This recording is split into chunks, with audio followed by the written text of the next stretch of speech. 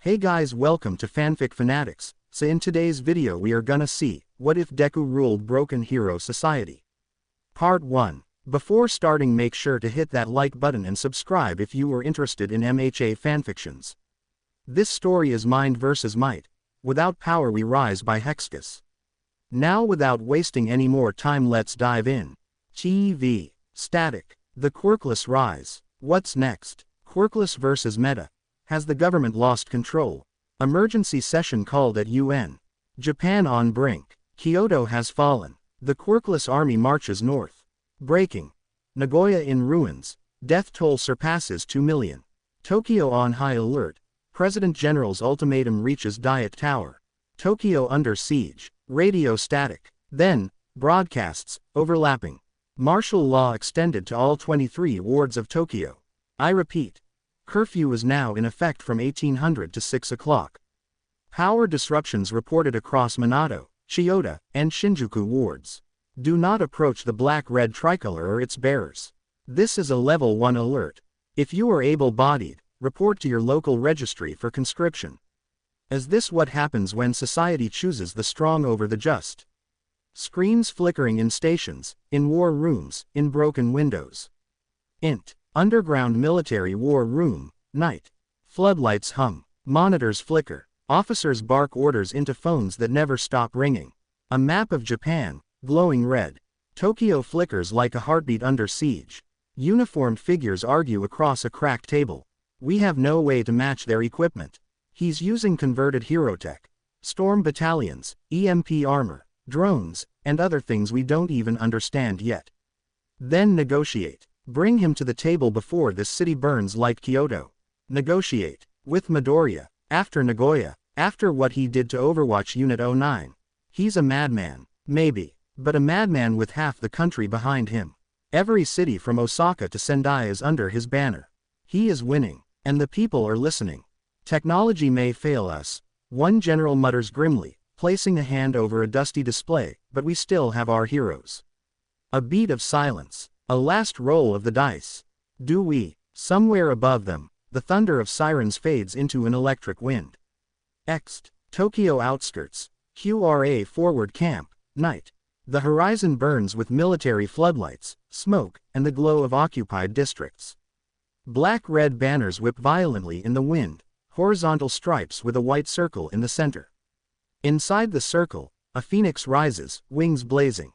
The tricolor of the Quirkless Revolutionary Army. Rows of soldiers stand like statues, armored in recycled exo-rigs and shock gear. Behind them, tank columns carved from unknown tech rumble quietly. Before them stands a lone figure on an obsidian dais, backlit by firelight and surveillance drones. A long black coat flutters over his frame, the high collar lined in a matte crimson. A respirator covers his lower face, faint steam hissing out with every breath. Tubes snaked down his collar. The mask wasn't just armor. It was a scar. From beneath his hood, one eye burned. The other, brilliant, emerald flickers beneath the shadow of his hood. The man who once dreamed of saving lives, now commands legions. He breathes in the smoke of a dying empire. Izuku Midoriya, the President General. He lifts a metallic fist. The wind stops howling. The silence, almost reverent. And then he speaks. Brothers. Sisters, outcasts, tonight, the old world ends. They called us freaks, told us we were broken, called us dangerous when we fought back, called us pathetic when we didn't.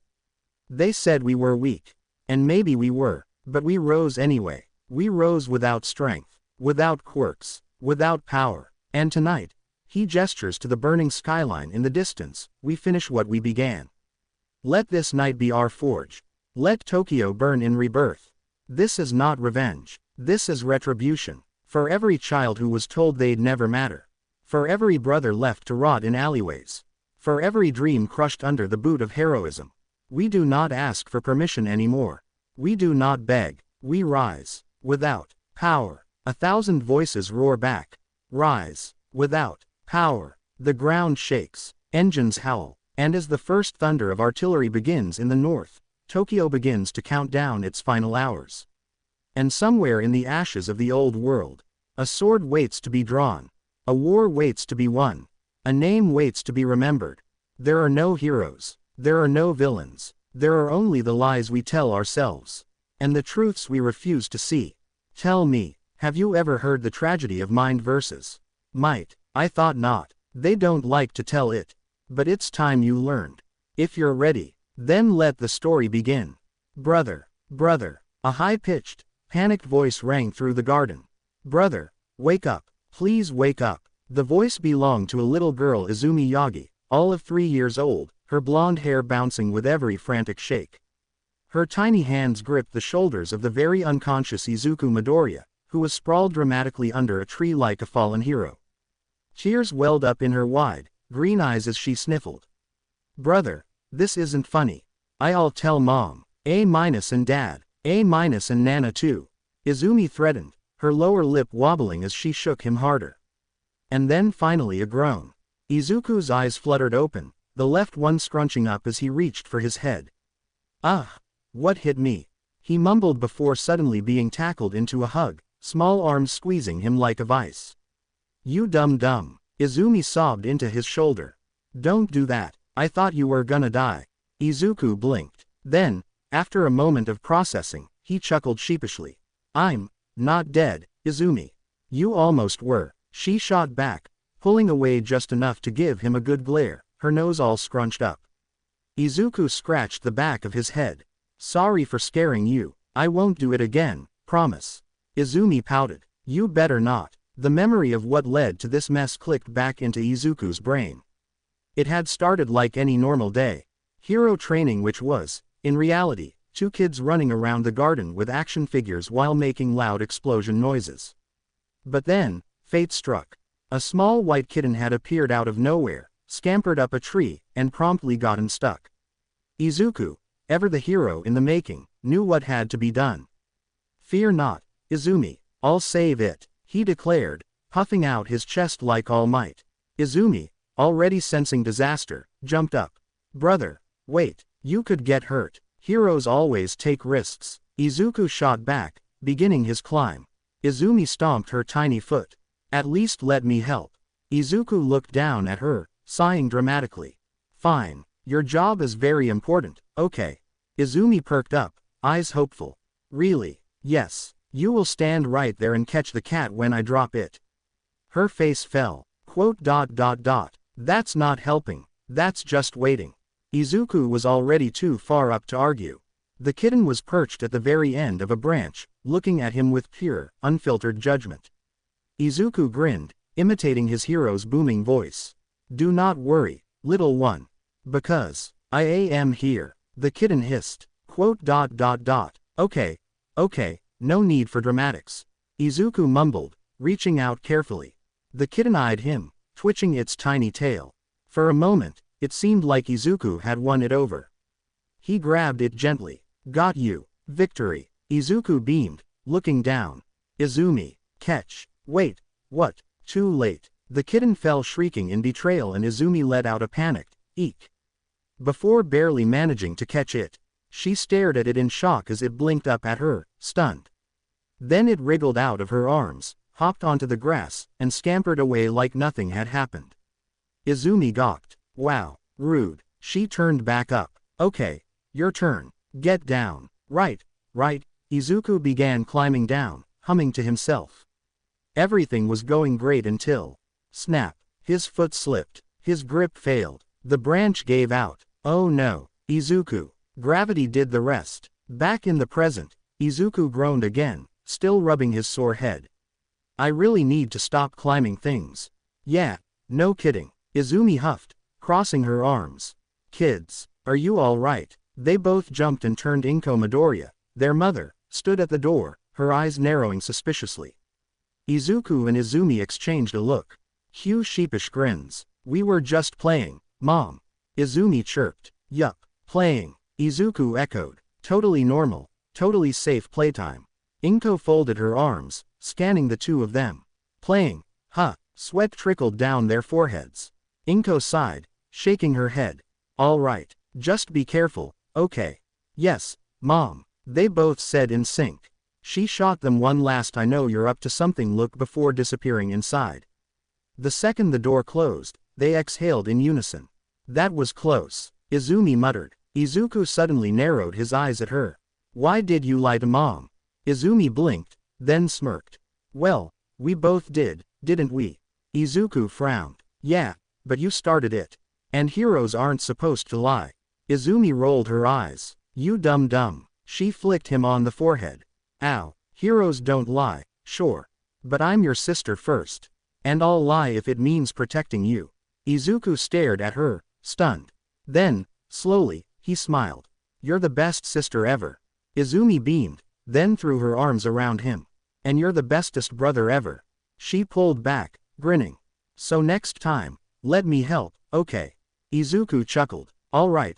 Izumi lifted her hand, holding out her pinky. Promise. Izuku stared at it for a moment before linking his pinky with hers.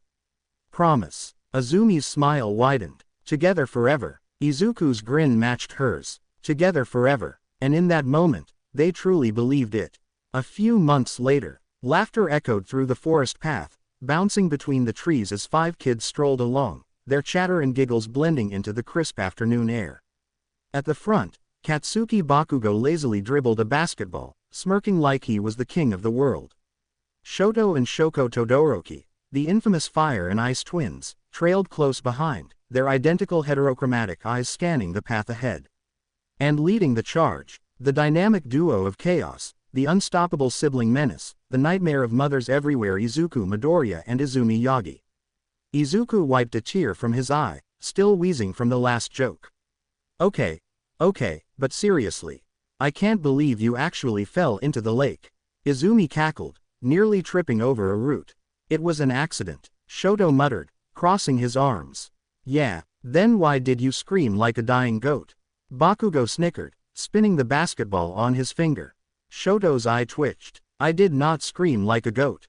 It was kind of a goat sound. Shoko giggled. Shoto turned to his twin, scandalized.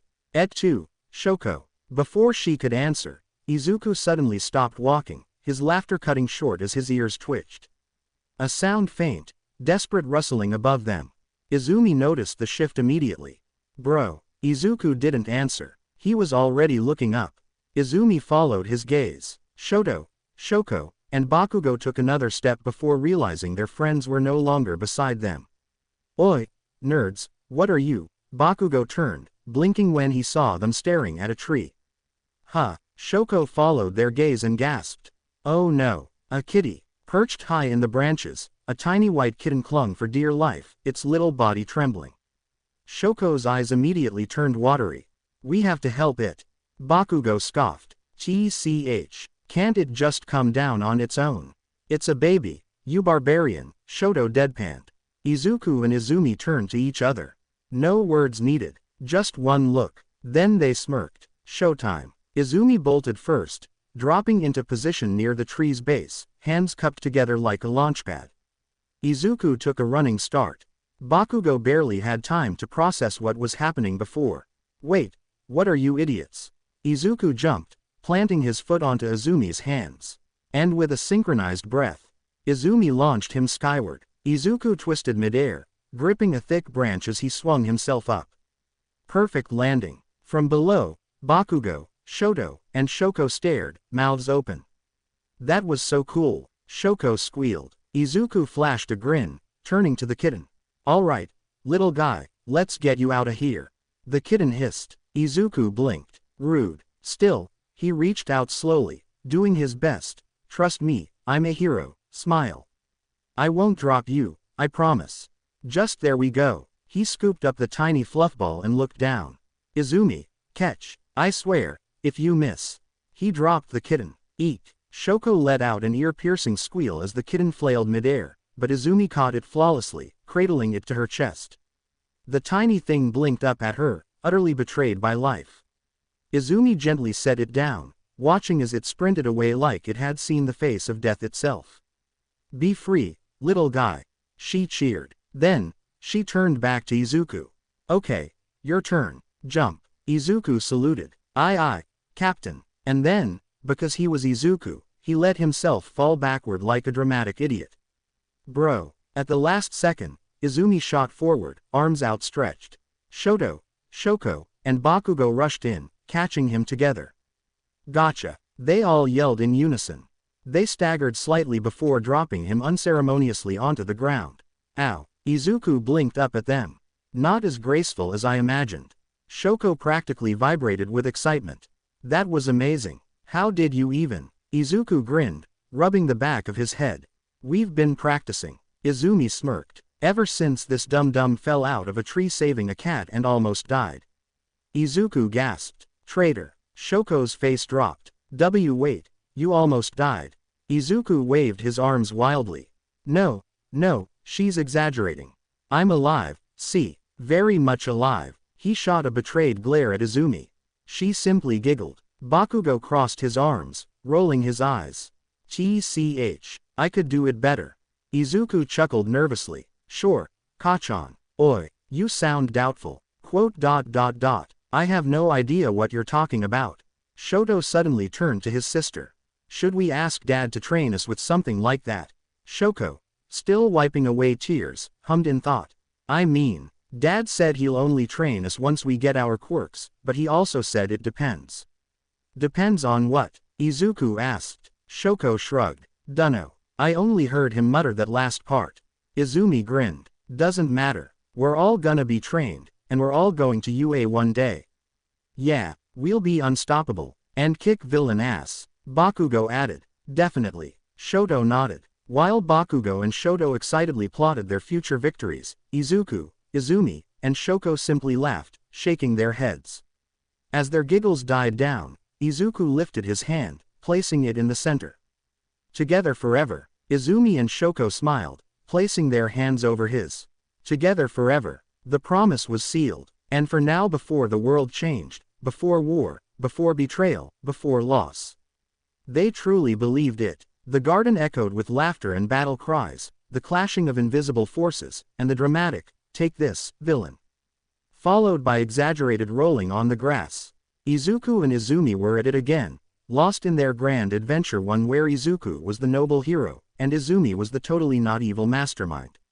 They dashed between trees, capes made out of towels flapping behind them as they launched their next attack on each other. But just as Izuku prepared his final move, which totally wasn't just a jumping tackle. Kids, a familiar voice interrupted their battle. Both siblings skidded to a stop, breathing heavily as they turned to see Toshinori Yagi, their father, walking toward them in his usual deflated form. We have guests. Come say hi, Toshinori called before heading back inside. Izuku and Izumi exchanged a look. Shrug. And then they sprinted. Inside, they skidded into the living room, their feet barely keeping up with their momentum. The moment they entered, they spotted two unfamiliar faces. One was a tall man with light brown hair, glasses, and a friendly smile. He was dressed casually but carried himself with confidence. But the real mystery was the tiny girl clinging to his pant leg. She had golden blonde hair, bright blue eyes, and a dress so pink it almost made Izuku blink. Toshinori grinned. Kids, this is David Shield, an old friend of mine. The man knelt down, smiling warmly. You must be Izuku and Izumi, right? Izuku, ever the polite one, beamed. Yes, sir. Hi, Izumi added, grinning ear to ear. David chuckled before nudging his daughter forward. This is my daughter, Melissa. He looked down at the tiny blonde, who tightened her grip on his pants. Say hi, sweetheart. Melissa froze, eyes darting between the two grinning kids in front of her. Hi, she whispered, voice barely above a squeak. Izuku and Izumi exchanged another look. Their grins widened. Poor Melissa. Shy kids didn't stand a chance against them. Come on. Izuku grabbed one of her hands. Let's go play heroes and villains. Izumi grabbed the other. Wait. Melissa gasped as she was suddenly dragged toward the garden, her feet barely keeping up. David blinked. Should we? Toshinori sighed, shaking his head fondly. Nope. It's too late. She's been claimed. David chuckled, watching his daughter's panicked expression disappear into the backyard.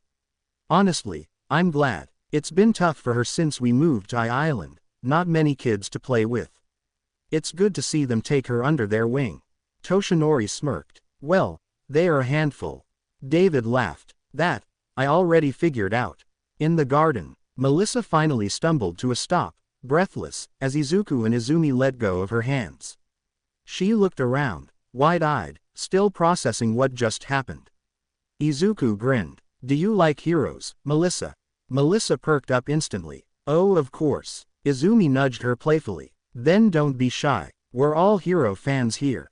Izuku clapped his hands. All right, we're playing. Melissa, you get to pick. Do you wanna be a hero, or the villain? Melissa hesitated for half a second, but then, her lips curled into a smile. It had been so long since she got to do something like this. Since she got to just be a kid. Hero, she declared, standing up straighter. Izuku and Izumi grinned. Then let's do this. And just like that, the afternoon was filled with chaotic joy. Melissa running through the grass, giggling as she chased Izumi down. Izuku dramatically collapsing after being hit by a super move, and the three of them rolling around in the dirt, faces red from laughter. By the time they finally collapsed onto the grass, sweaty and covered in a ridiculous amount of dirt, they were still laughing. Melissa sighed, staring at the sky, a content smile on her face. It's been a long time since I had this much fun. Izuku and Izumi glanced at each other, then grinned. Of course, Izuku said with a chuckle. Fun is our middle name. Izumi sat up, dusting off her hands. Hey, Melissa, do you wanna be a hero when you grow up? Melissa's eyes shone. Of course, I wanna help people, just like my dad. Izuku suddenly sat up, eyes alight with excitement. Then it's decided. Melissa blinked. What? Izumi pumped her fist. You'll be on our hero team when we grow up. Melissa gawked. Hero team. Yep. Izuku grinned. We'll be the greatest hero team ever. Izumi turned to Melissa, tilting her head. So, what do you say? Melissa's breath hitched. Her heart swelled. She had spent so much time alone. So much time wishing she could make friends like this. Her eyes watered, and she quickly wiped her face. Sorry. She sniffled. Izuku panicked. What's wrong? Did we say something bad? Melissa shook her head, smiling through her tears. No, I'm just happy. Izuku and Izumi exchanged a glance, then grinned. So, you're in? Izumi asked, holding out her hand. Melissa took a deep breath, then placed her hand on top. I'm in. Izuku placed his hand over hers, grinning ear to ear. Then together forever. Melissa's heart soared. She nodded, smiling wide. Together forever. And they truly believed it. The kindergarten playground was alive with activity, kids screaming about hero teams, others engaged in the high-stakes drama of the jungle gym, and a particularly intense argument over who got to be All Might in a pretend battle. But none of that mattered to Izuku Midoriya and Shoko Todoroki. They were on a mission. In the sandbox, Shoko sat hunched over, tongue sticking out in concentration, as she carefully patted a tiny sandcastle model using one of the plastic molds.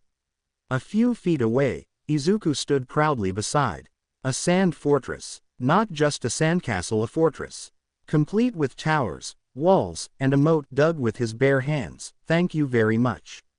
It was almost as tall as him, and somehow, it was structurally sound despite being made of literal sand. I finished, Izuku announced, throwing his arms up like he had just won an Olympic event. Shoko barely glanced up from her own work, nodding absently. Cool. Then she actually looked. Her jaw dropped. Her plastic sand mold fell from her hands. What the heck? Shoko shrieked, eyes wide. Izuku beamed. Cool, right? Shoko, still stunned, walked over, staring up at the behemoth of a castle like it had personally insulted her tiny sandcastle's entire family line. How did you do that? Izuku simply tapped his temple, grinning. All in here. Shoko slowly turned back to her own sandcastle, which was barely the size of her shoe. Carefully, she lifted the plastic mold away, revealing a crumbling heap of sadness. Her shoulders slumped, her eyes watered, and then it collapsed entirely. Shoko let out a tiny, heartbroken noise. Izuku immediately panicked. Wait, it's okay. We can fix it. He hurried over, crouching down beside her. Shoko wiped at her eyes furiously. It's not fair. Yours is so big. I thought mine was good. Izuku frowned, then gently placed a hand on her shoulder. Hey, you're not bad at it. You just need to practice. Shoko sniffled, looking at him. Really? Izuku nodded enthusiastically. Yeah, So let's build one together. That way, you'll get better. Shoko blinked a few times. Then her eyes lit up. Together. Izuku grinned. Together. Just as they were about to start, a voice called out. Izuku. The two turned to see Izumi, standing near the playground fence, waving with both their backpacks slung over her arms. Mom's here. Izuku looked between his sister and Shoko, a small frown forming. I guess it'll have to wait, he muttered. Shoko tilted her head. Can't you stay a little longer? Izuku shook his head. Nah, we're going to the doctor. They're gonna check Izumi and me to see what our quirks are. Shoko's eyes widened. Oh, my dad's taking me and Shoto to see ours soon too. Izuku's frown immediately disappeared. Really? That's so cool. Shoko smiled, nodding. We'll tell each other about it later, okay? Izuku grinned back. Of course. He waved before running toward Izumi, who promptly threw his bag at him like an overenthusiastic baseball pitcher. He barely caught it. Bye, Shoko. Izumi called out, waving. Bye. Shoko waved back, her small hands still a little dusty from the sand. As Izuku ran off, she looked at the half-built sandcastle, still sitting there in the sandbox. She smiled. Next time, they'd build it together. And for now, she truly believed it. The doctor's office was bright, sterile, and far too cold for comfort. The faint hum of the fluorescent lights buzzed overhead as Inko Midoriya sat anxiously, her twins nestled on either side of her. Izumi, swinging her legs, had an excited sparkle in her eyes. Izuku, however, sat still, gripping the edges of the chair as if expecting a villain to pop out from behind the desk. The doctor, an older man with strange, reflective glasses, adjusted his papers before finally speaking. So, what's the news, doctor? Inko asked, her voice calm, but her fingers twisting the hem of her dress. She had a feeling, an odd, twisting, gut-wrenching feeling that something was about to go terribly wrong. The doctor barely spared her a glance. Well, first of all, congratulations. Inko exhaled a breath she hadn't realized she was holding. Your little girl here has quite the powerful quirk. Izumi beamed, bouncing slightly in her seat. Izuku turned to look at her, and when their eyes met, he grinned, giving her a thumbs up. Awesome, Izumi, he whispered, his excitement genuine. The doctor continued, unfazed.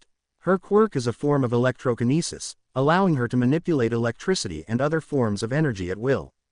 The full extent of her abilities is still unknown, but with proper training, she could become incredibly strong. He pushed his glasses further up his nose. Izumi's eyes sparkled. I have electricity powers. Like zoom zap pow. The doctor gave a slow nod. Something like that. Inko sighed in relief, her heart swelling with pride. But then the feeling returned. The tightness in her chest. The nagging sense that something was still off. Something was still wrong. The doctor cleared his throat, glancing at the other child in the room. Now, for your son. Izuku stiffened. His fingers dug into his jeans. A deep, twisting dread settled in his stomach. He already knew. He didn't know how, but he knew. The doctor adjusted his glasses again, completely unfazed by the weight of the words he was about to say. I'm sorry to inform you, but he is quirkless. Silence. The room froze. Izumi whipped her head toward her brother, eyes wide with disbelief. She saw the exact moment the shock hit him like a bullet. Izuku's mouth hung slightly open, but no sound came out. His green eyes so full of warmth and life just moments ago were wide, unblinking, and empty. He felt his heartbeat in his ears. Quirkless, quirkless. But, he was supposed to be a hero. He was supposed to train, grow stronger, save people. He was supposed to stand next to Izumi. He was supposed to stand next to Kachan, Shoto, Shoko, Melissa. No, no, this had to be a mistake. That's all from my part, the doctor said casually, as if he hadn't just torn apart a little boy's world with a few words. You may leave now. The walk out of the office was eerily quiet. Izumi clutched her mother's hand, sneaking nervous glances at her brother, who walked mechanically, his head lowered, his eyes dull. Even the air felt heavier. Izuku barely heard anything. The world around him was muted, distant, like he was hearing everything through water. Quirkless. His mind kept repeating it, over and over. Quirkless. Like it was some sort of curse. Quirkless. Like it meant less. Quirk. A hand grabbed his shoulder. Izuku flinched, blinking rapidly as he was yanked from his thoughts. Izumi stood in front of him, brows furrowed, her usual bright grin replaced with something more serious. It doesn't matter. Her voice was firm. Izuku looked at her, confused. It doesn't matter that you don't have a quirk, she repeated, her grip on his shoulder tightening. I know you can still be a hero. I know you. You won't give up. We made a promise, remember? Izuku just stared at her. We promised we'd be the greatest heroes when we grow up. Quirk or no quirk, she leaned in, squinting. Or were you planning to break that promise? Izuku sucked in a sharp breath. Break the promise? No, never. He forced a small, shaky smile. Never. Azumi's grin returned, full force, as she thrust out her hand, pinky extended. Then prove it. Izuku stared at her hand. Hesitation. His fingers twitched. Did it really not matter? Would he really still get to stand beside them? Could he really still? No, he couldn't think like that. He wouldn't think like that. He reached forward, their pinkies linking. Together forever. They smiled. Inko watched from behind, her own smile thin, but hopeful. She wanted to believe them. She needed to believe them. But as she watched the two children clutch onto each other like lifelines, something in her gut told her. The world would never let it be that easy. Inko watched them, her own heart heavy. She wanted to believe, too. She wanted to believe that Izuku would be okay. That his heart wouldn't break over this. That his dreams wouldn't wither. That this society wouldn't tear him apart. But as she looked at her son, at that forced little smile, at the tiny cracks in his bright green eyes, she felt that nagging doubt. And as the words left their lips, together forever, a promise once filled with certainty, now wavered with doubt, and they truly believed it. Or did they? It had started with excitement. Pure, innocent excitement. Shoto, come to the dojo. Their father's words had set their little hearts racing. For as long as they could remember, Endeavor had been a looming presence in their lives, untouchable, larger than life, second only to All Might.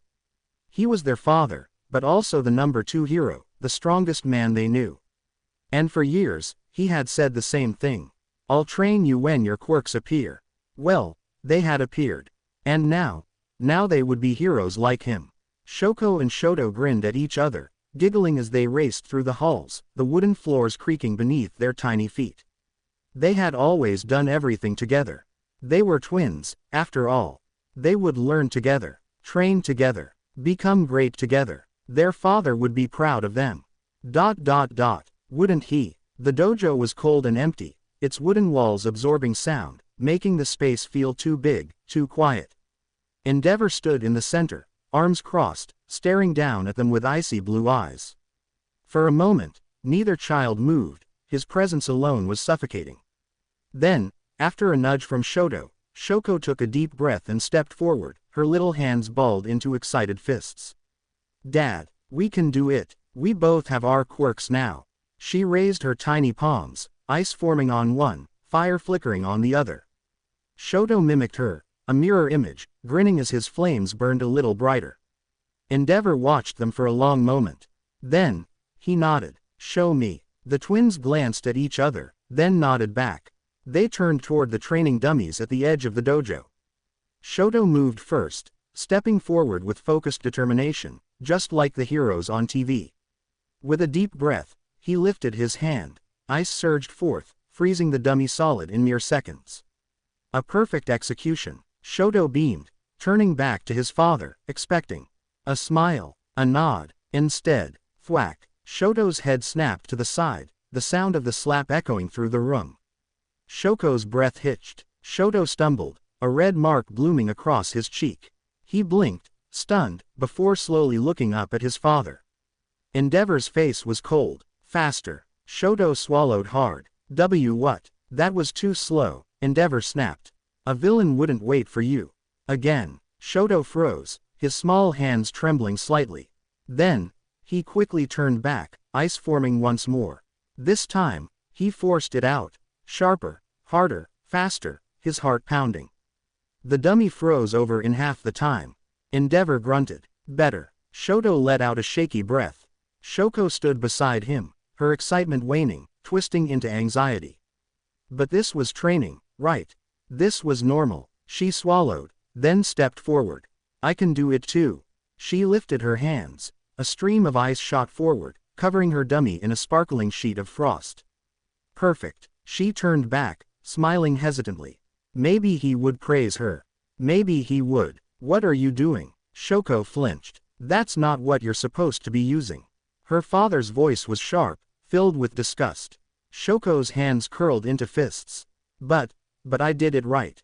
No. Endeavor took a step forward, towering over her. You have fire. You will use fire. Shoko's breath hitched. Fire. She liked her ice better. It was gentle, it was calm. Fire felt different, but she didn't argue. She lifted her other hand. A flame flickered to life. Endeavor watched her closely, his jaw tight. Then, hit the target. Shoko hesitated. Her flame flickered. Endeavor's face darkened. Now, she gasped. Then quickly threw the fire forward. It hit the dummy weakly, barely enough to singe it. She turned back, nervous, waiting for his reaction. Pathetic. The word cut. Her stomach twisted. I can do it again. No, I've seen enough. Shoko's eyes burned. She wanted to say something, to argue, but she felt so small under his gaze. Shoto stepped forward, his tiny body tense. Don't talk to her like that. Endeavor's gaze snapped to him. Shoto straightened, forcing his voice to be stronger. She did good. For a moment, there was silence. Then, the hand came down again. Thwack. Shoto crumpled, his vision flashing white. Shoko screamed. Endeavor didn't even look at her. You do not talk back to me. Shoto gasped, clutching his cheek, his head spinning. Endeavor turned back to Shoko. Do you understand? Shoko nodded so fast her neck hurt.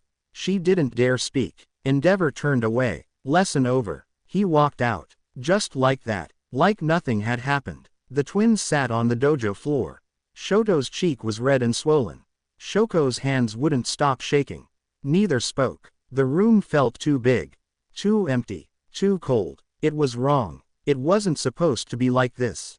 Shoto clenched his fists. His chest burned, something hot and ugly growing inside him. This was training. This was normal, right? He stared at the ground. I hate him. Shoko flinched. Shoto's jaw tightened. He's not a hero. Shoko swallowed hard. She wanted to say something, to disagree, to remind him. He's our dad. But the words never came. Because, deep down, she wasn't sure if she believed them. Instead, she whispered, so quietly, she wasn't sure if he even heard her. Maybe we just have to get stronger. Shoto didn't answer. The twins sat there, in the cold and empty dojo, the bruises already forming, outside and within. They were still just children. But something inside them had already begun to break. And neither of them knew how to stop it. Katsuki Bakugo had always been special. He knew this, even before he got his quirk. People liked him. He was loud, he was strong, and most importantly, people listened to him. That's just how things were. And then his quirk appeared. It was like something out of a movie, fire and fury bursting from his hands, the explosions crackling like fireworks. The moment it happened, the adults had gasped, their eyes shining with something strange, something that made his chest swell with pride. Incredible. What a powerful quirk. This kid's gonna be something great someday. Katsuki had grinned, watching the way the other kids stared. Some with awe, some with fear, but all of them with respect. That's when he realized, this is power. From that moment on, everything shifted. The world wasn't just fun and games anymore. It was a ladder. And quirks. Quirks determined who climbed it. He wasn't stupid. He saw it all around him. The kids with flashy, strong quirks. They were at the top. They were the ones everyone flocked to, praised, admired. The ones with boring, weak quirks. They were lower, lesser. And the ones with no quirks at all. They were nowhere, invisible, nothing. Bakugo wasn't about to be nothing. He was climbing to the top. And no one, was going to stop him. Daycare was different now. Before, it was just a place to play and be loud. Now, it was a place to prove himself. Bakugo stormed into the playground, hands sparking excitedly, ready to show off his latest trick. He was gonna catch on. A voice, familiar, excited. Bakugo blinked, turning. Izuku and Izumi. The two rushed toward him, grinning like they hadn't seen him in years. Which, okay, it had been a while. He snorted, crossing his arms. What, you nerds miss me or something? Obviously. Izumi huffed. Where have you been? Izuku nodded eagerly. Yeah, we haven't even seen Shoto or Shoko either. At that, Bakugo paused. Now that he thought about it, yeah. The twins had been missing for days now. That was weird. Huh. Bakugo frowned. They're not sick or anything. Izumi shook her head, her expression shifting slightly. I heard Mom talking to their mom on the phone. She hesitated. Their dad decided to transfer them to another school. Izuku froze at the reminder. His face fell, shoulders slumping, like someone had sucked all the air out of him. What? Izumi frowned. Yeah, it was really sudden. Bakugo scowled. That's weird. Why would they? I don't know, Izumi admitted. But she didn't finish, and Bakugo didn't need her to. Because suddenly, he did know. Shoto and Shoko's dad, Endeavor. That guy was always weird. Bakugo had seen him a couple times. Big, loud, serious, but something about him always felt off. Shoto never talked about him. Neither did Shoko. And now, they were just gone. Something about that didn't sit right. TCH. Bakugo kicked at the ground, annoyed at how weird this felt. Whatever. They'll probably be fine. But Izuku wasn't fine. He stood there, still staring at the ground, his fingers twitching slightly. Now I'll never get to build my sandcastle with Shoko. Bakugo blinked. And then, he laughed. PFF'd. What? Izuku looked up, confused. Bakugo just grinned, shaking his head. You're sad about a stupid sandcastle.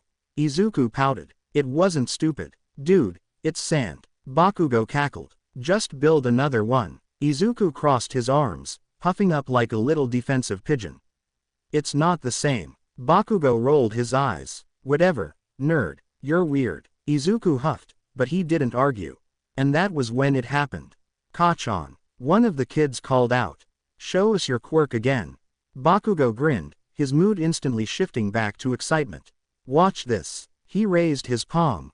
Boom. A small explosion burst from his hand, crackling like firecrackers.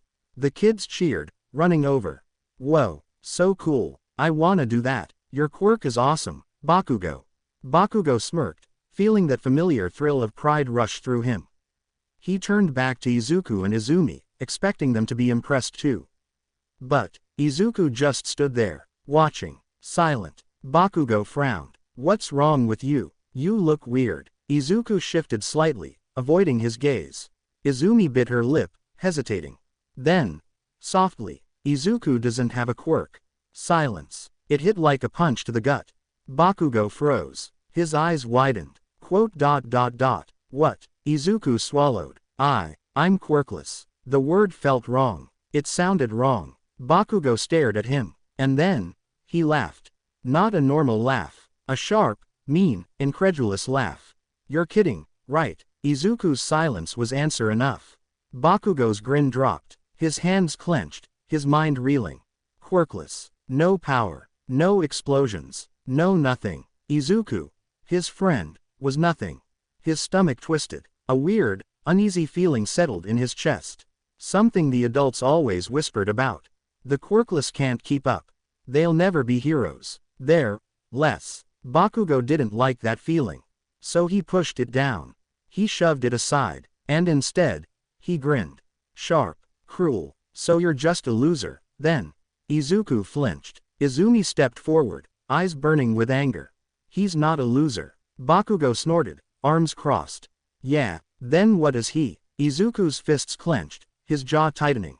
I can stand up for myself, Izumi. She turned to him, surprised.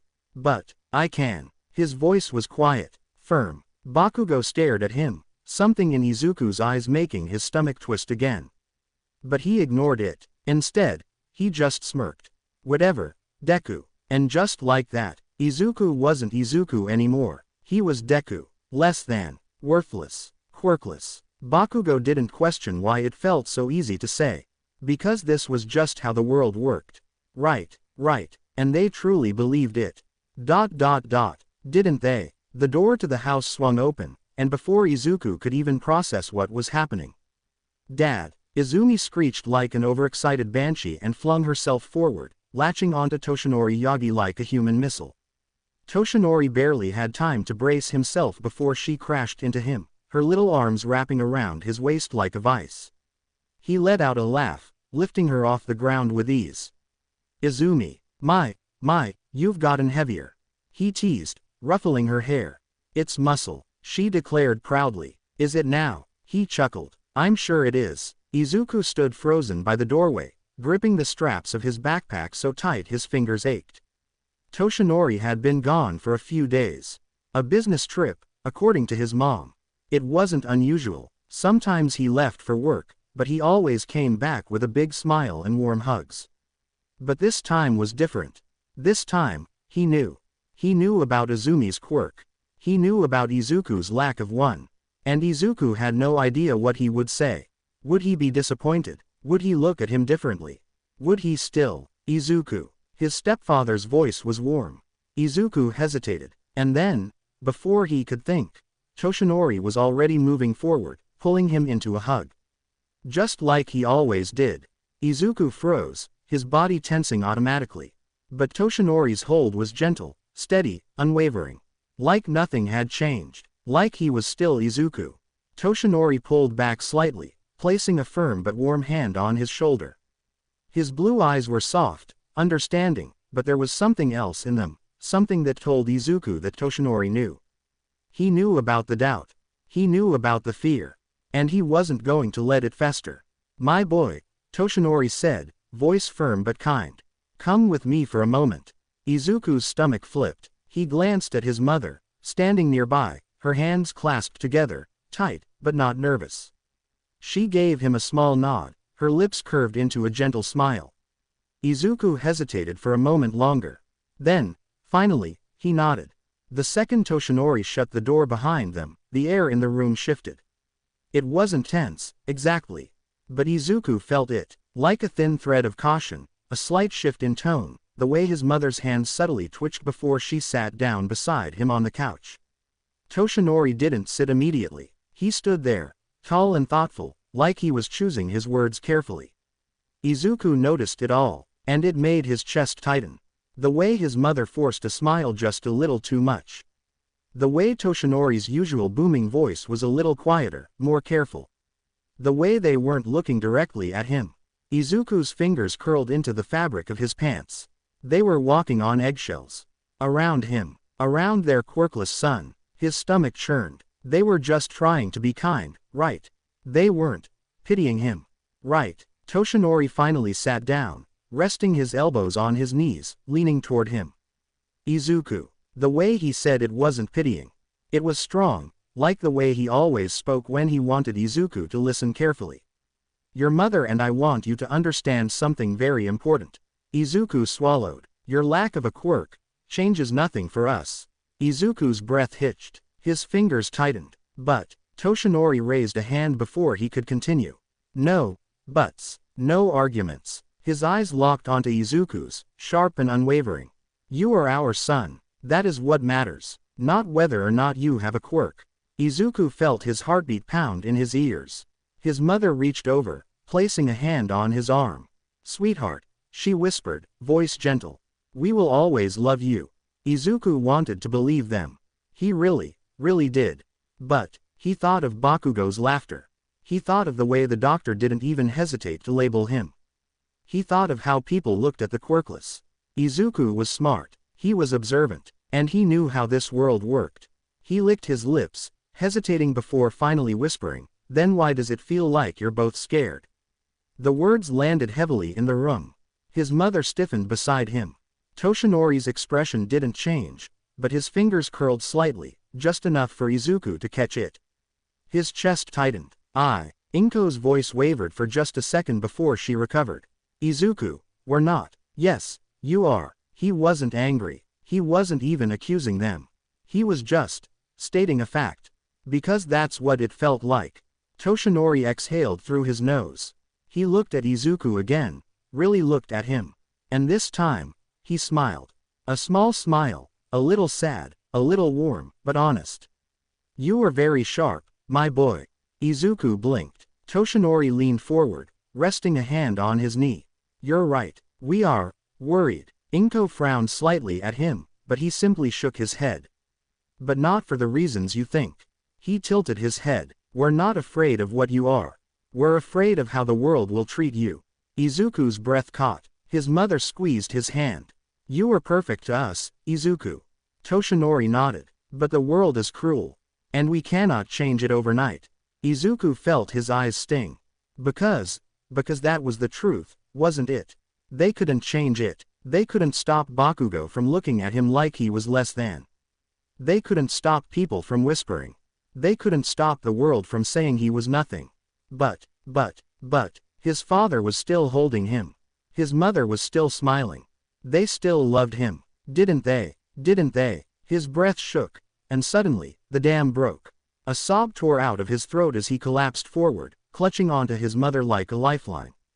She immediately wrapped him in her arms, rubbing his back, whispering nonsense, comfort, warmth. Toshinori placed a firm, steady hand on his back. And for a moment, just a moment, Izuku let himself believe them. And then, a new pair of arms wrapped around him from behind. Izuku gasped, head snapping up. Izumi. His sister buried her face into his back, holding him just as tight. I knew you were sad, she whispered, voice thick with unshed tears. I hate it when you're sad. Izuku sniffled. Why, you were spying. Duh. And for the first time that day, he laughed. It was small. It was broken. But it was real. And for now, just for now, it was enough. The house was quiet, not silent. Never silent, but quiet enough. Izuku stood alone in the dimly lit hallway, the glow of the house phone's screen reflecting in his green eyes. His fingers hovered over the keypad, his chest tight with unease. His thoughts were a storm, but at the center of it all, one thing remained clear. Shoko. Something wasn't right. The sudden transfer. No warning. No goodbyes. And their father. Endeavor. Izuku wasn't stupid. He saw patterns. He saw things people ignored. And from the little things Shoko and Shoto never said, he had his suspicions. But this was too much. He had to be sure. He had to know she was okay.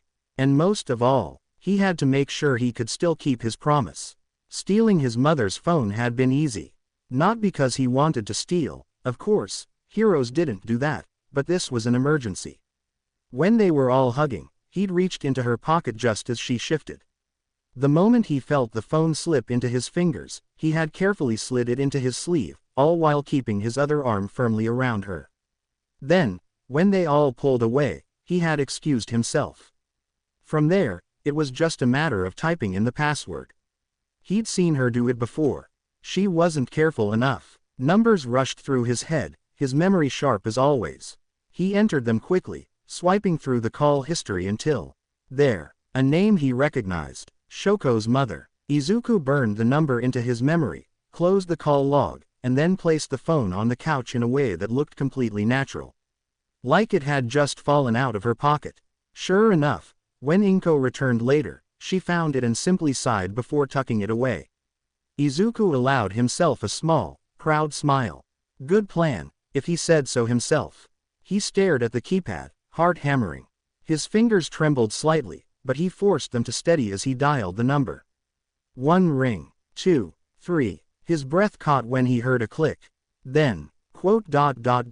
Hello, a small voice, familiar. Izuku's heart leapt. Shoko. There was a beat of silence. Then, Izuku. She sounded surprised, relieved, happy. Izuku grinned. Yeah, it's me. How did you? Doesn't matter. He cut in quickly, his voice rushing with excitement. I wanted to see if you were okay. You disappeared, and He hesitated. Shoko was quiet for a moment. Then, I missed you. Izuku felt his chest tighten. I missed you too. For a moment, the weight on his shoulders eased. The tension unraveled, and just for a second, it felt like nothing had changed. They were just two kids, talking on the phone, giggling, happy. Izuku told her about his day, about how Izumi had almost burned the toast again, about how Kachan was still loud and obnoxious. Shoko laughed softly. She told him about how her new school was big and strange, how Shoto barely spoke, and how she had been practicing her ice when no one was watching. It was innocent. It was hopeful, but they both knew the truth. Hey, Shoko. Izuku's voice dropped slightly. He hesitated. Then, he forced himself to say it. I don't have a quirk. Silence. It stretched between them, long and unspoken. Then, I know. Izuku blinked. Izumi told me before we left, she admitted. I didn't want to say anything. I thought maybe you'd be sad if I brought it up. Izuku swallowed, gripping the phone tighter. Are you sad? She asked quietly. He opened his mouth, then closed it, then opened it again. I don't know. Shoko was quiet for a moment. Then, you're still you. Izuku's breath hitched. Huh, you're still you, Izuku. Her voice was soft but sure. You're still the one who helps me build sandcastles. You're still the one who laughs at dumb jokes. You're still my friend. Izuku felt his eyes burn. Shoko, I don't care about quirks. A beat of silence. Then, I wish my dad didn't care either. Izuku froze. He had suspected it. He had felt it. And now, he knew. Is he hurting you? He asked, voice barely above a whisper. Shoko didn't answer right away. But she didn't deny it. He's training us. Training. Izuku's fingers tightened. Shoto's angry all the time now. Her voice wavered. He doesn't talk to me like before. He's different. Izuku's chest ached. Because he knew what that meant. Shoto was hurting. Shoko was hurting. And there was nothing he could do. Not yet. But one day, he would. I promise you, he whispered, his voice filled with quiet, unshakable determination. One day, I'll make sure you're safe. Shoko's breath hitched. Izuku. And we're still building that sandcastle together. Shoko let out a soft, watery laugh. Deal. The line went quiet. Then, Izuku. Yeah, together forever. His heart clenched. But still, he smiled. Yeah, together forever. Time moved forward, and so did they. The years that followed were a delicate balance of change and consistency. Izuku never got his quirk. But that didn't stop him. It didn't stop Izumi either. They remained close, despite their differences, despite the way their paths seemed to diverge, despite the way the world tried to pull them apart. They wouldn't let it, not when they had each other. Izumi's quirk flourished. By the time she was 6, she could generate electricity with ease, enough to light up an entire room if she wanted. By 7, she was learning fine control, practicing the way currents flowed through her fingers, experimenting with how she could charge objects or repel them. It was thrilling, and their parents were proud. But their parents were proud of Izuku, too. Because even without a quirk, he grew. While Izumi trained her body, Izuku trained his mind. He threw himself into books, blueprints, schematics, anything he could get his hands on. At first, it was simple. He liked building things. He liked taking things apart, understanding how they worked. But then, his interest grew deeper.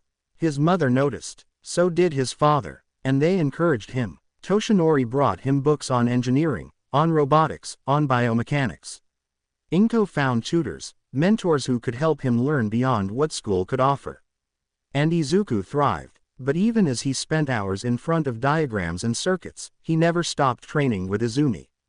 They still had the same dream. Izuku still wanted to be a hero. And if his body wasn't his strength, then his mind would be. The air in the private training room was thick with concentration and challenge. It wasn't child's play anymore. It wasn't just imitation games, swinging wooden swords, or pretending to be heroes. This was real. Sweat dripped down Izuku's brow as he darted to the left, barely dodging a small, controlled burst of electricity from Izumi's fingertips.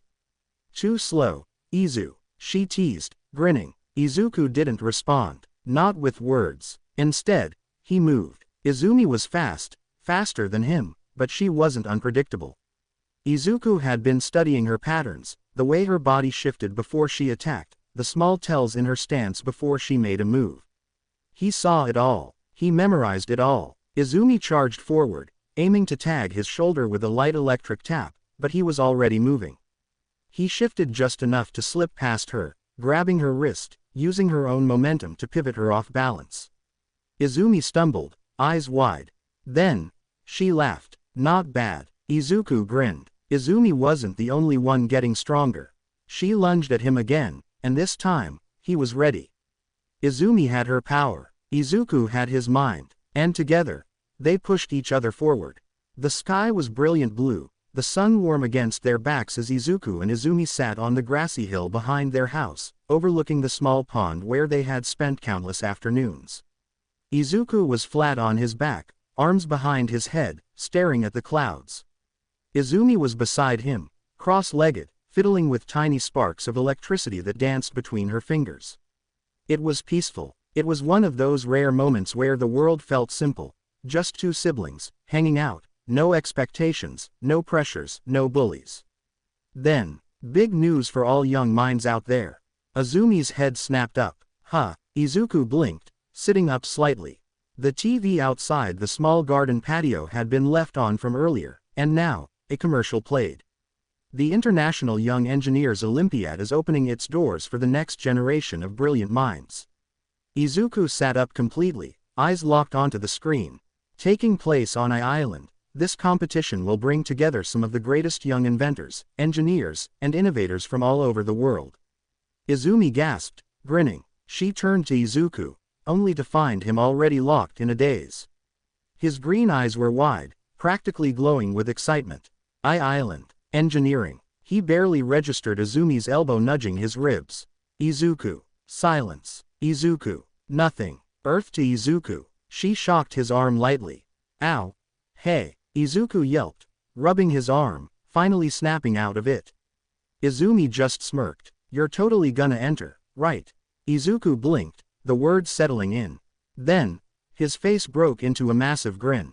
Oh my god, I have to enter, obviously. Izumi rolled her eyes. This is, like, your dream. Plus, you'd get to see Melissa again.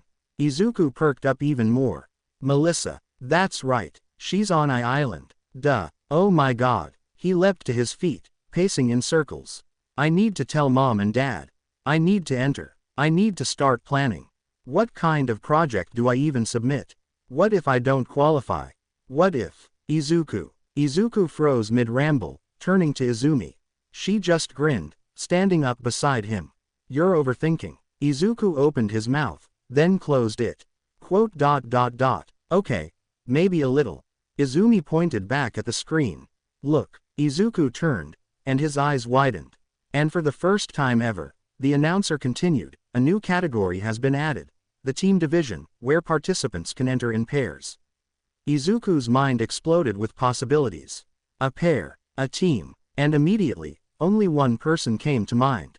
Melissa, his sister in quirklessness. Izumi grinned, nudging him again. Now you definitely have to enter. Izuku didn't hesitate. I'm calling mom and dad.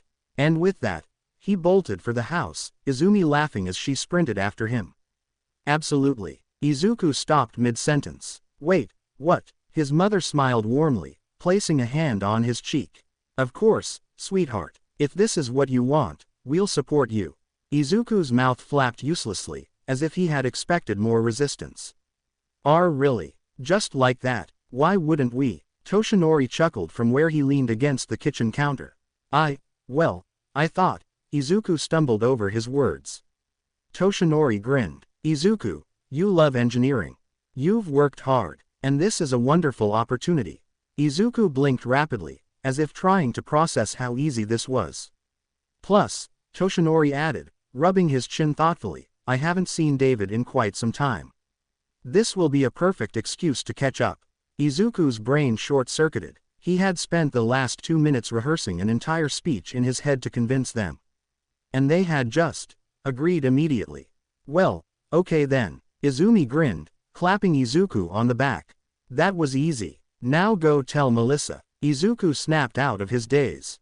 Melissa, right, yes. Without another word, he scrambled to grab the house phone. The phone rang twice before it picked up. Hello. Izuku's heart jumped at the familiar voice. Melissa. A small pause. Then, Izuku. Izumi, standing beside him, snickered. She sounds as excited as you.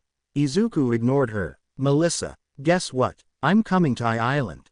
You are. Yeah. For the Young Engineers Olympiad. And, get this, there's a team category. We can enter together. Melissa gasped. Together. Yes. Izuku grinned. We can show everyone what quirkless inventors can do. Melissa was silent for a moment. Then, let's do it. Izuku grinned, practically bouncing on his heels. Okay, we need a team name. Something strong. Something that means something. Melissa hummed in thought. Something about us. Something that represents what we can do. Izuku tapped his fingers against the table, mind racing. Then, it clicked. What about Team Phoenix Gear? Melissa paused. Phoenix. Izuku nodded, excitement bubbling in his chest. Yeah, a phoenix rises from the ashes, right? Just like us. No matter what people say, no matter how much they think we can't do something, we'll prove them wrong. We'll rise higher. Melissa was silent for a moment. Then, she smiled. I like it. Izuku grinned. And, gear, because, well, engineering. We build, we create, we make things better. Melissa let out a soft laugh. Phoenix Gear. I love it. Izuku pumped his fist in the air. Yes, Team Phoenix Gear is officially in business. Melissa laughed, and on the other side of the room, Izumi just shook her head with an amused sigh. Two nerds. Two absolute nerds. But Izuku didn't care, because this wasn't just about an Olympiad. It wasn't just about winning. It was about proving that no one, quirkless or not, could define their limits. The moment they stepped off the plane, Izuku's world exploded into color and movement. Towering structures of glass and steel stretched toward the sky, reflecting the sunlight in a way that made the entire city glow. The streets were alive with activity, with people of all backgrounds walking about, some on foot, some riding on floating platforms, others testing out prototype gadgets in designated testing areas. Giant screens displayed new inventions, digital banners floated in the air, and the entire city buzzed with a futuristic hum. It was nothing short of magical. Izuku stood frozen, mouth hanging open in complete awe, eyes darting across every piece of technology he could spot. This is amazing. Izumi finished for him, practically vibrating with excitement. Izuku, look at that. Is that a flying skateboard? A real one. Izuku whipped his head around, eyes nearly bulging out of his skull. It is. Oh my god, look at the propulsion system. They must be using some kind of high-density graviton stabilizer. Toshinori chuckled, watching his children lose their minds over the marvels of Island. Brings back memories, doesn't it, Inko?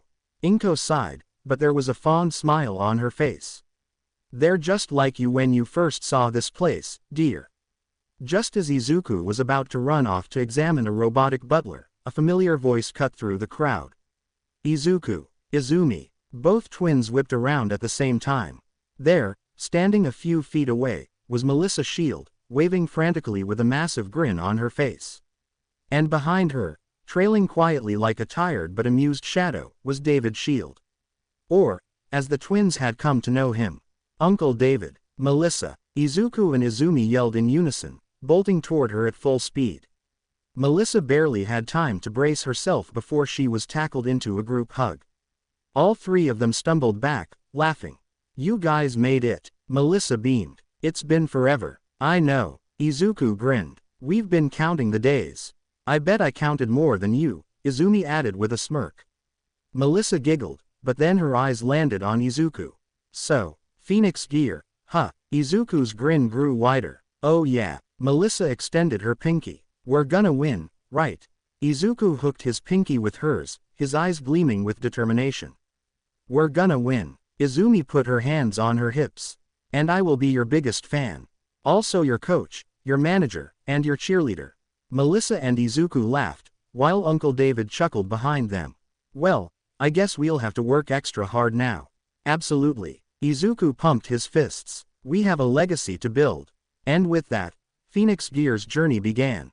The hardest part, deciding what to build. For days, Izuku and Melissa debated, brainstormed, scribbled ideas, filling their notebooks with half-baked concepts, wild designs, and experimental blueprints. What about a self-repairing exosuit? Too advanced. A smart prosthetic limb that can adapt its grip.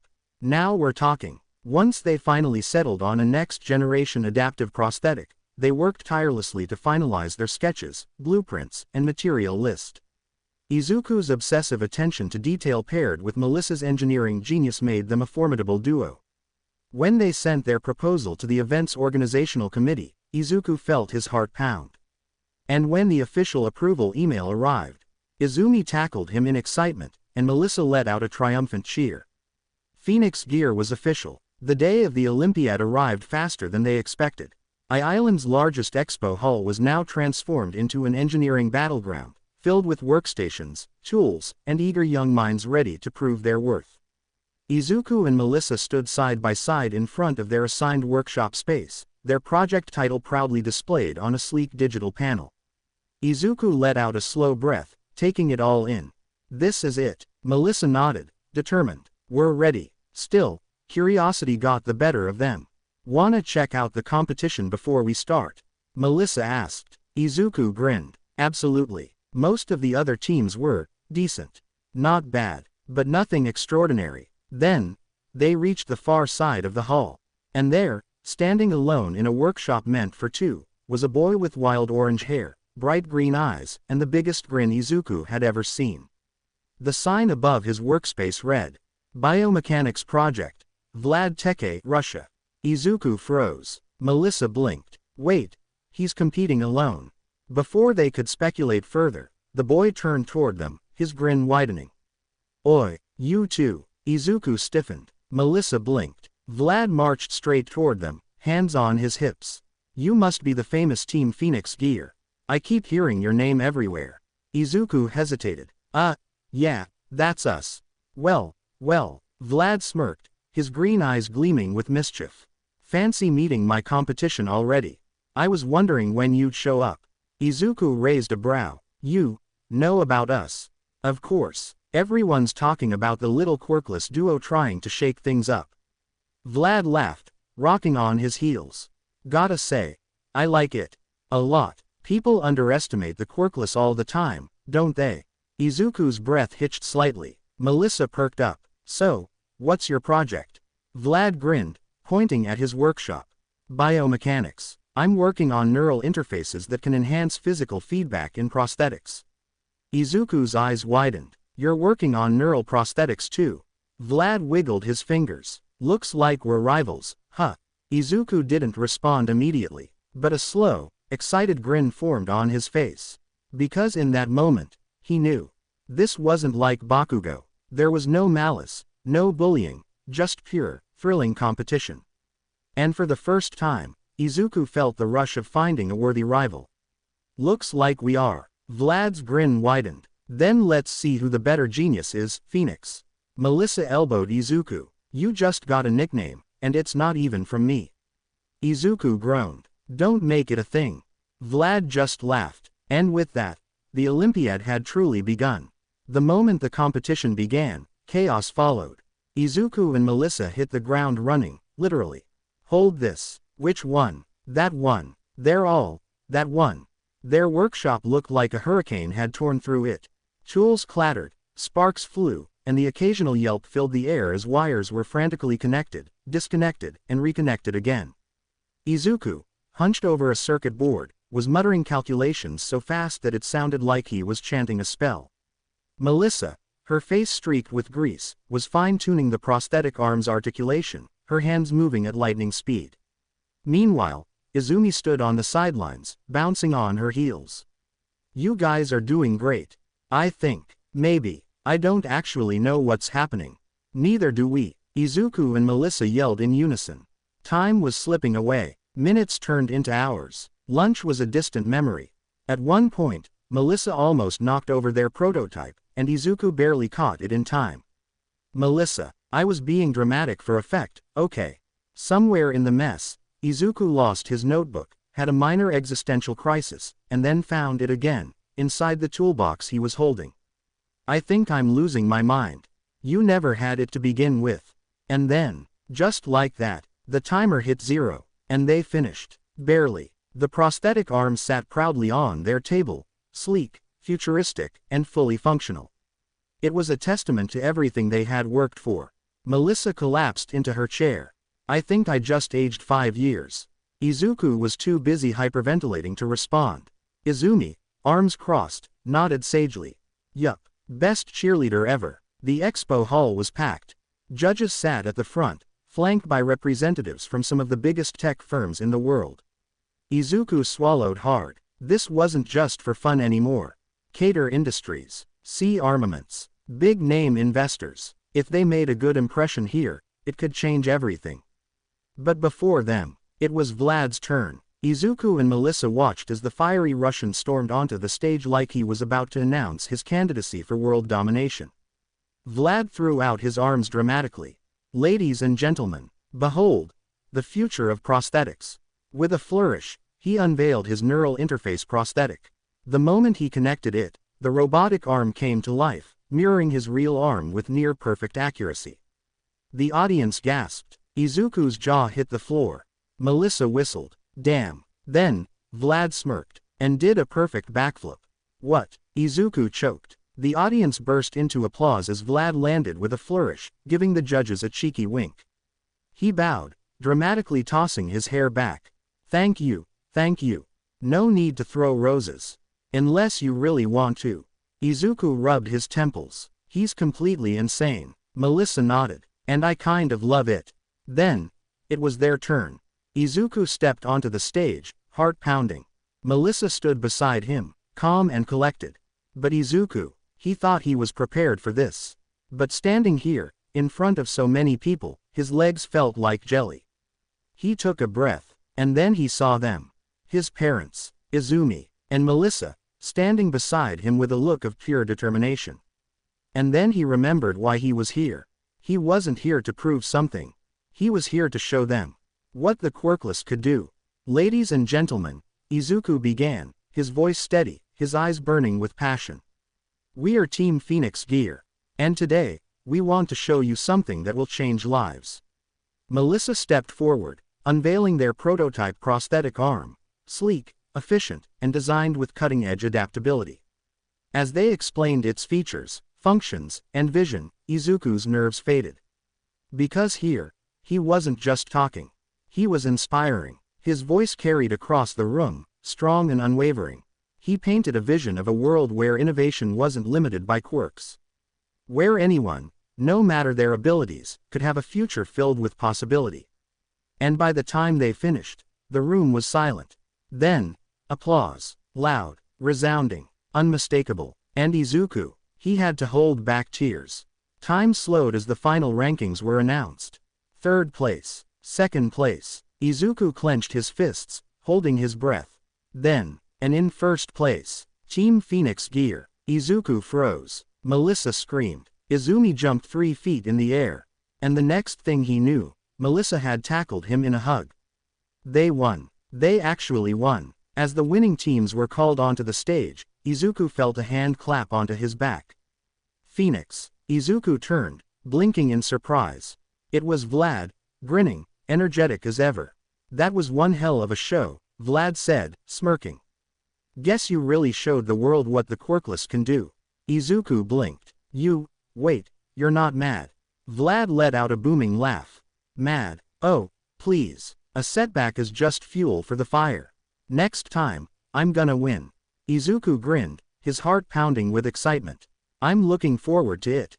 Vlad smirked. That's the spirit. Then, he leaned in, lowering his voice. Just between us, though. Izuku raised an eyebrow. Vlad's grin widened. I'm quirkless too. Izuku's breath hitched. Vlad just winked. And just like that, the world felt a little bigger. A little brighter. And for the first time in his life, Izuku knew, he wasn't just fighting this fight alone. As soon as the ceremony ended, Izuku bolted off the stage, the weight of victory and relief still settling in his chest. And standing right where he knew she would be, Izumi, bouncing in place with pure excitement. Izuku barely had time to react before she crashed into him, arms wrapped around his shoulders in a tight hug. You were amazing, she gushed, squeezing him tighter. Like, seriously, I've never seen anything so cool in my life. Before he could respond, he was engulfed again, this time by Toshinori and Inko. You did incredible, son. Toshinori's voice was warm, proud. I knew you could do it. Inko kissed his forehead, eyes glistening. Izuku, still overwhelmed, laughed breathlessly. Thanks, Mom. Dad. Izumi grinned up at him, eyes practically sparkling. You're like, famous now. I bet everyone's talking about you. You're gonna be a legend. Izuku snorted. Let's not get ahead of ourselves. Nope. Too late. I already made it official. Izuku just shook his head fondly.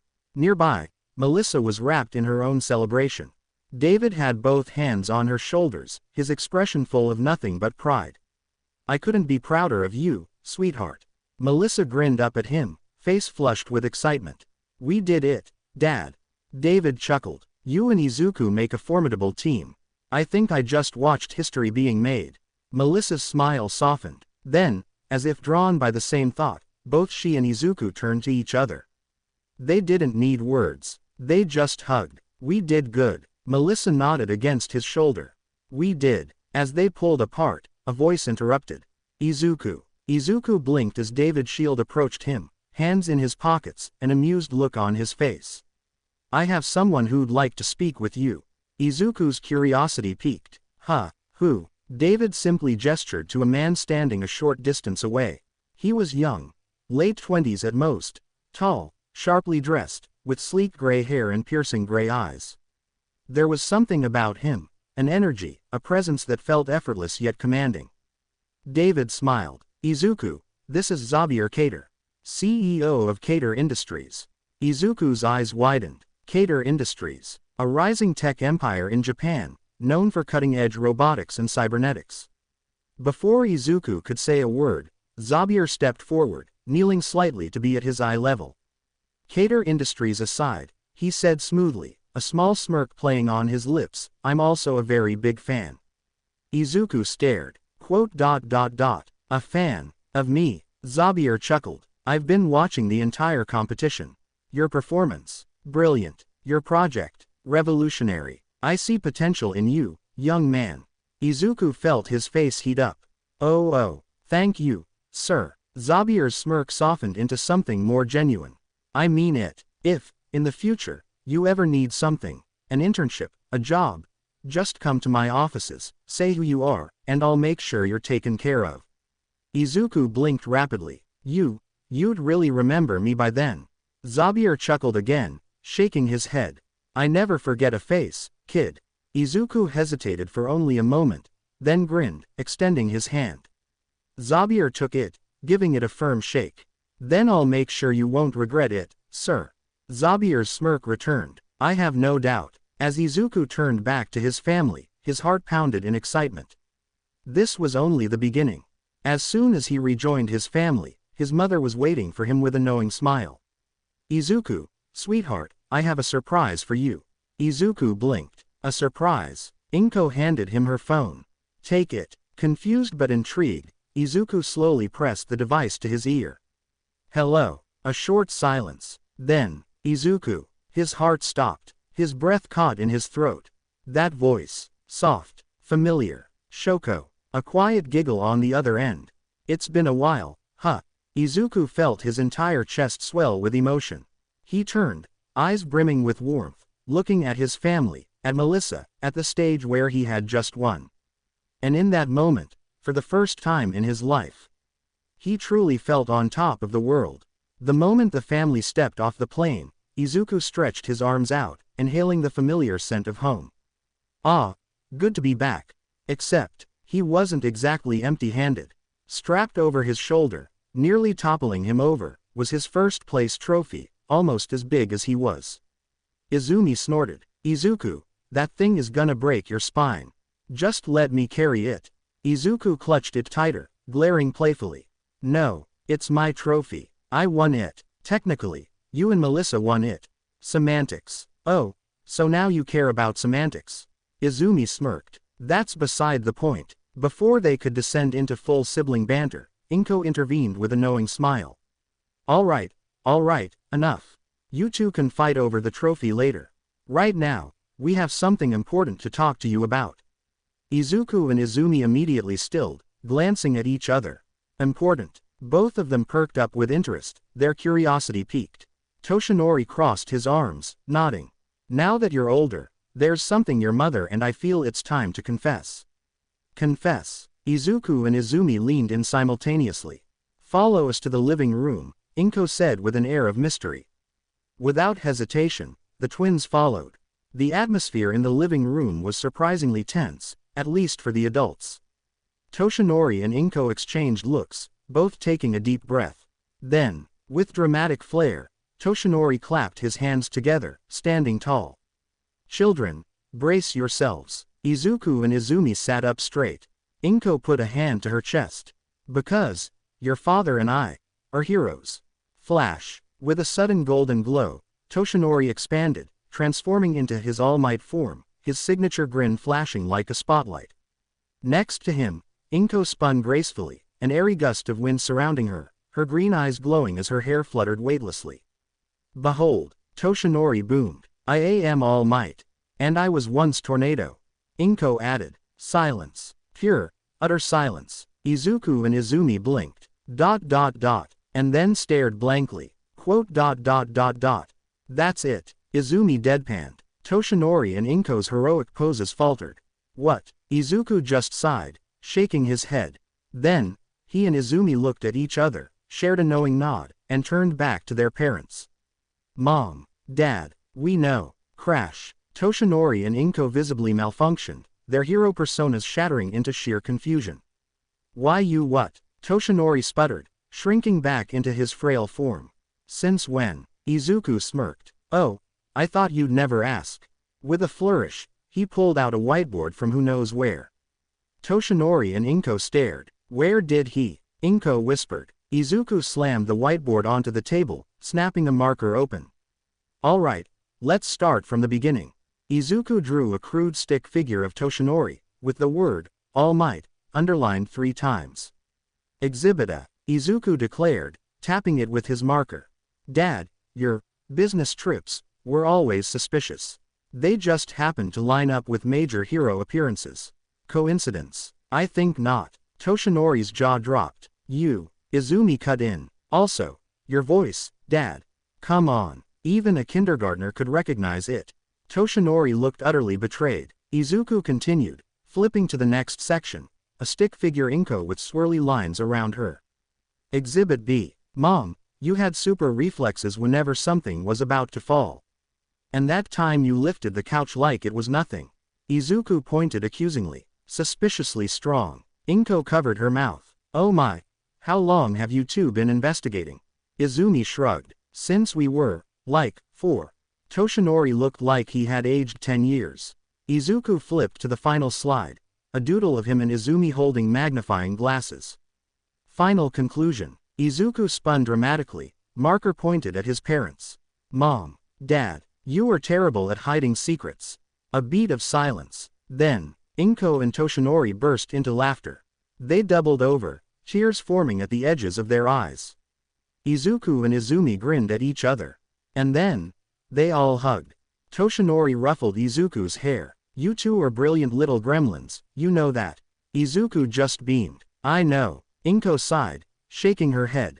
We really thought we were being so careful. Nope, Izumi said cheerfully. More laughter, more warmth. And in that moment, Izuku felt like nothing could go wrong. For now, life was good.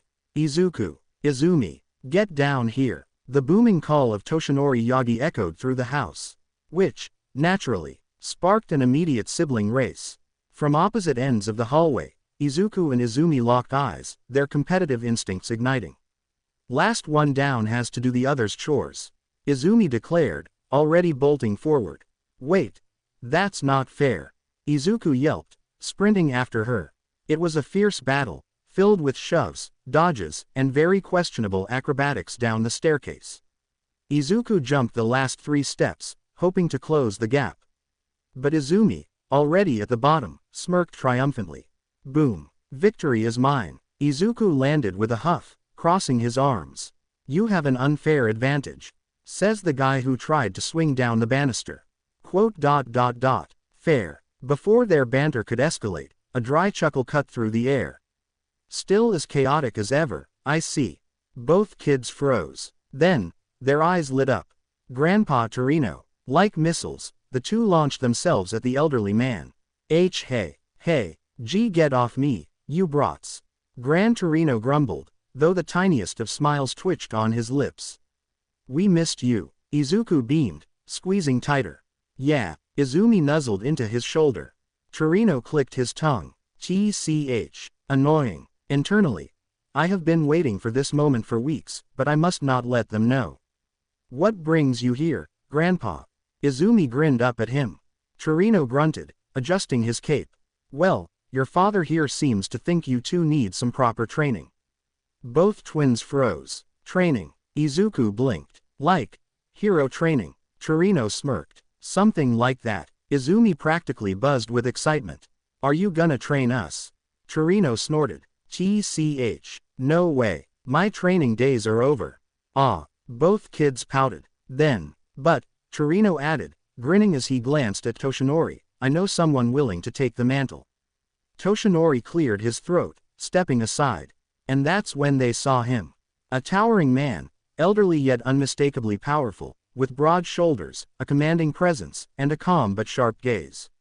His stance was solid, not as if he was merely standing there, but as if the ground itself was supporting him.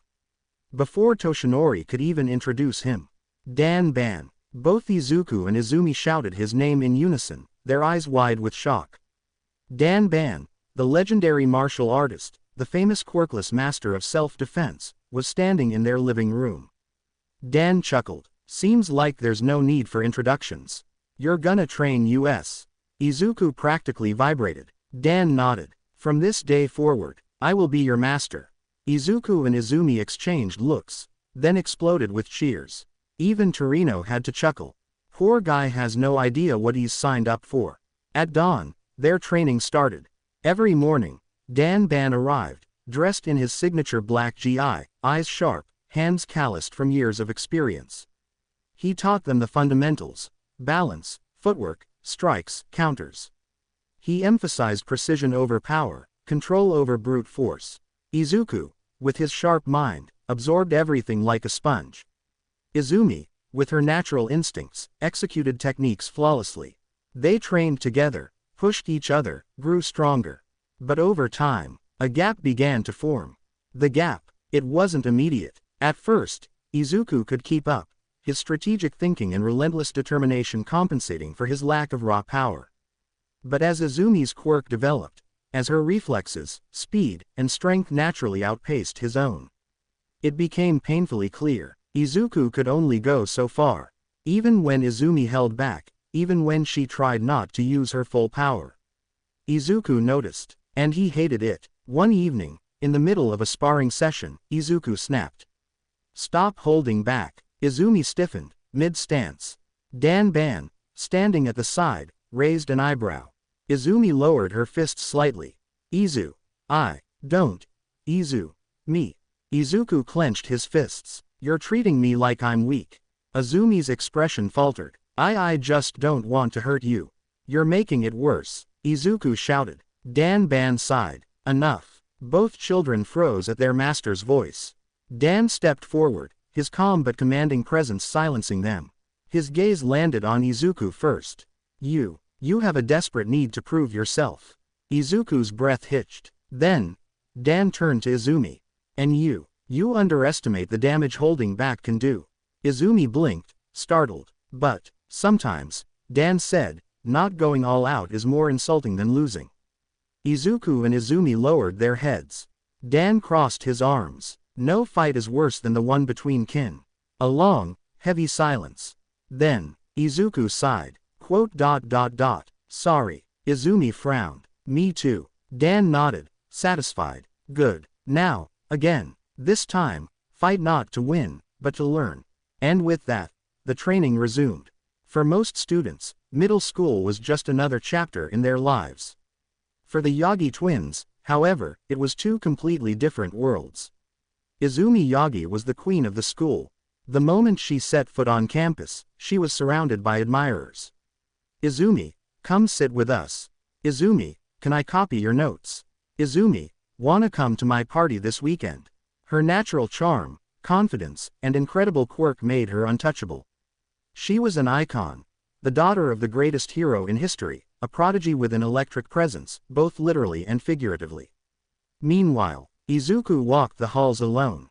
Despite being one of the top young minds in Japan, despite winning multiple national and international awards in engineering, mathematics, and physics, none of it mattered, because he was still quirkless. And that was all anyone saw. The teachers ignored him. The students whispered about him. Even in competitions, where he should have been celebrated, there was always a sense of dismissal, like he was a freak occurrence rather than a genius. And worst of all, his childhood friend had become one of his worst enemies. Izuku had just returned from another victory. First place in the prefecture's latest engineering competition. Another gold medal, another certificate, another reason to feel proud. Yet, as he walked through the halls, clutching his latest award, he felt it before he even saw them. The heat of a small explosion. The shadows closing in. A familiar, cocky voice. Well, look at what we have here. Izuku stopped. He turned slowly, and there, as expected, stood Bakugo Katsuki and his two goons. You just can't help yourself, can you, nerd? Bakugo sneered, popping small crackling sparks in his palm. The two lackeys flanked him, grinning. Look at him, the number one nerd of the school. Izuku sighed, clutching his award tighter. What do you want, Kachan? Bakugo ticked. TCH. Don't call me that, we ain't friends. Izuku rolled his eyes. Trust me, I figured that out years ago. The lackeys snickered, but Bakugo's grin widened. Oh, don't get smart with me, Deku. Before Izuku could react, Bakugo shoved him, not enough to knock him down, but enough to make him stumble. What's the matter? Bakugo tilted his head mockingly. No smart comeback, no statistics about how a quirkless freak like you is actually capable. Izuku straightened, and for the first time, instead of backing away, instead of taking the hit, he stood his ground.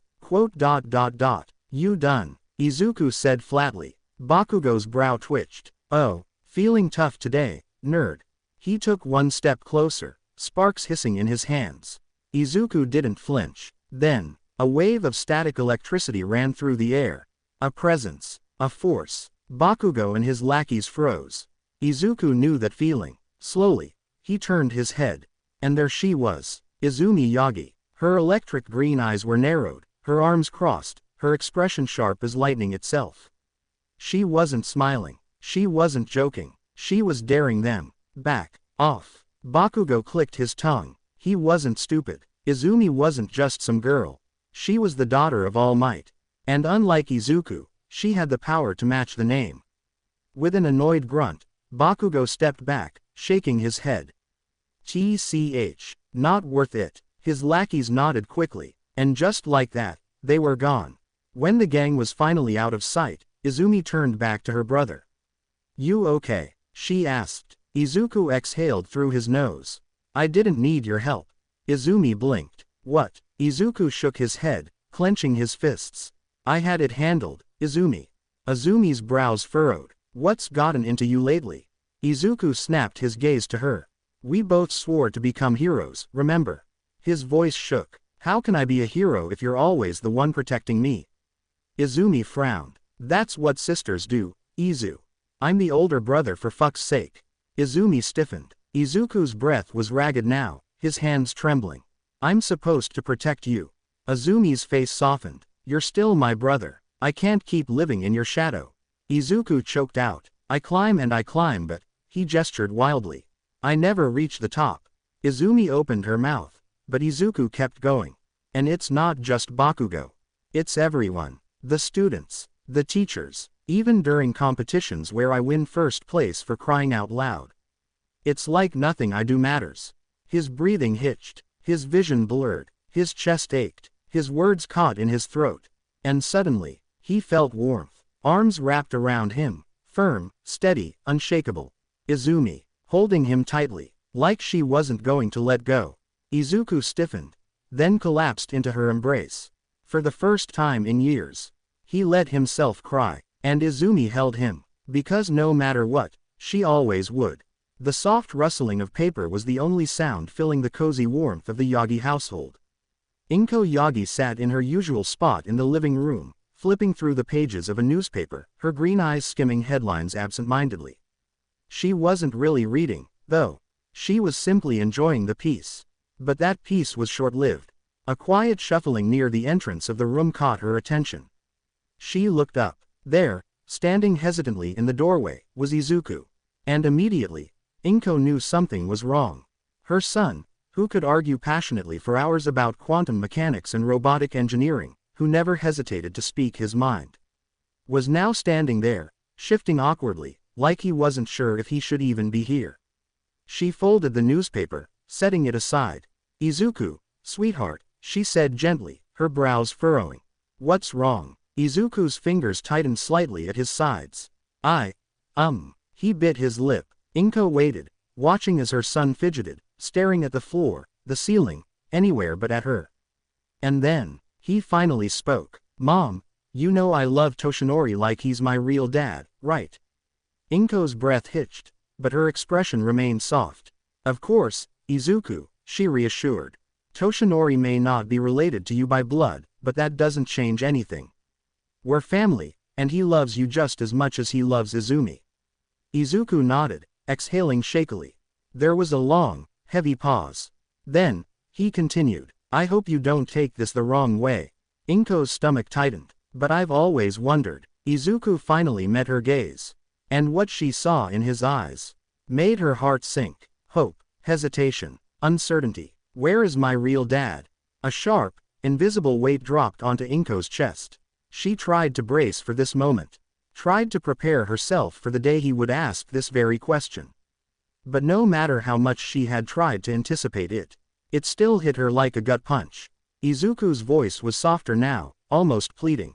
"Where is Hisashi Midoriya?" For a long time, Inko didn't speak. She just stared at the little boy who wasn't so little anymore. At the boy who had his father's eyes. At the boy who deserved the truth. She swallowed hard, forcing her voice to remain steady. "Come sit with me, sweetheart." Izuku hesitated before stepping forward, sinking onto the couch beside her. Inko took a deep breath. And began. "Your father, Hisashi Midoriya, was." Her lips pressed together, her hands folding in her lap. "He was a businessman." Izuku listened intently. "We met when I was still active as Tornado. Back then, your mother wasn't just, well, a mother. I was a hero. I fought crime, saved people, same as your father does now." A faint, distant smile ghosted her lips. "We met by accident, actually. I crashed into his office during a fight." Izuku blinked. "You what?" Inko chuckled softly. "It's not as cool as it sounds. I was fighting a villain, got thrown through a window, and landed in the middle of his desk. Papers everywhere. Ruined his coffee." A small laugh escaped Izuku, despite himself. "What happened next?" "Well, I apologized, of course." Inko tilted her head slightly, reminiscing. "I offered to pay for the damages, but he just laughed and said something like, 'Well, it's not every day a beautiful woman crashes into my life. Might as well make the most of it.'" Izuku made a face. "That's corny." Inko smirked. He was corny. Her smile was nostalgic now. "We kept running into each other. At first, it was always coincidental, but then, it wasn't. We started seeing each other on purpose." Izuku could hear it in her voice. The affection, the love, even after all these years. "We were happy," Inko whispered. For a time, Izuku noticed her hand tremble slightly. She clenched it into a fist. And then, the warmth in her eyes dimmed. Her voice grew quieter. "Then, I found out I was pregnant." Izuku stiffened. Inko took another shaky breath. "Your father was so excited. He was the one who chose your name, you know. He said if we had a boy, he wanted to name him Izuku. If we had a girl, he wanted Izumi." Izuku felt his throat tighten. "He was supposed to come back," Inko whispered. A cold chill crawled down his spine. "What do you mean?" Her hands curled into her lap. "He had a business trip. Said he'd only be gone for a little while." Her lips pressed into a thin line. "But he never came back." Izuku's breath hitched. Inko's eyes glistened, her fingers gripping the fabric of her pants. There was a villain attack. The room suddenly felt colder. His meeting was in the same area as the attack. By the time the authorities arrived, there was nothing left. The entire district was decimated. There were no survivors. Izuku felt his stomach drop. You think he... Inko closed her eyes. I don't know. His body was never found. But after that day, he was just gone. The silence was deafening. Izuku sat there, processing the weight of his mother's words. He wasn't sure how to feel. Sad, angry, conflicted. Some part of him, the child inside him that had always imagined his father as some distant figure, someone who had simply chosen not to be there, had never even considered this possibility. That he might have been taken away. That he might have never even had a choice. Izuku swallowed. Mom. Inko turned to him, her green eyes full of sorrow. Izuku hesitated. Then, he hugged her. Tightly. Inko froze for a moment before slowly wrapping her arms around her son. She felt his small hands grip her back, as if trying to anchor himself. I'm sorry, Izuku, she whispered. I wish I had more answers for you. Izuku didn't respond. He just held onto her. And somewhere deep inside him, a seed of doubt planted itself in his heart. Because if his father was really gone, why did it still feel like something was missing? The streets of Musudafu were alive with the usual hum of daily life. Cars passed by, people walked along the sidewalks, and the soft chatter of conversations filled the air. Yet, Inko Midoriya barely noticed any of it. Her mind was elsewhere, still lingering in the past, still caught in the emotions of a conversation that had shaken her more than she had expected. Where is Hisashi Midoriya? She sighed, wrapping her coat a little tighter around herself as she walked. It had been a few days since Izuku had asked about his father. And though she had done her best to stay strong, to answer honestly, the truth was, resurfacing those memories had left her exhausted. Not because she regretted them. No, there was no regret in loving Hisashi, in loving the man she had known. But because no matter how painful those memories were, they paled in comparison to the pain her son faced every single day. Inko was not blind. She was not oblivious. She knew how this world worked. A world that celebrated quirks and forgot about those without them. A world that saw her son, her brilliant, passionate, extraordinary son, as lesser. She knew she couldn't protect him forever. And that terrified her. Still, she found comfort in the fact that Izumi was always by his side. Izumi, her fierce, stubborn, loving little girl. Izumi, who would never let the world break her brother. But even so, Inko worried, because the gap between them would only widen. She could see it already. Izumi, growing stronger, brighter, stepping further into the light of her legacy. While Izuku, no matter how hard he climbed, was forced to remain in the shadows. How long before it became too much? Before the world forced them apart? Before Izuku? No, she shook her head, forcing the thought away. Instead, she let herself think of the past. Of when she first found out she was pregnant with Izumi. Izuku had only been a few months old, and she had been frantic. 2 babies. At the same time. How am I going to do this? But she had, with the help of Toshinori, the friend who had stepped in when she had no one. The man who had loved her and her son without hesitation. The man who had given Izuku a father when fate had stolen the first one away. He had supported her when she chose to step down as a hero, so she could raise their children.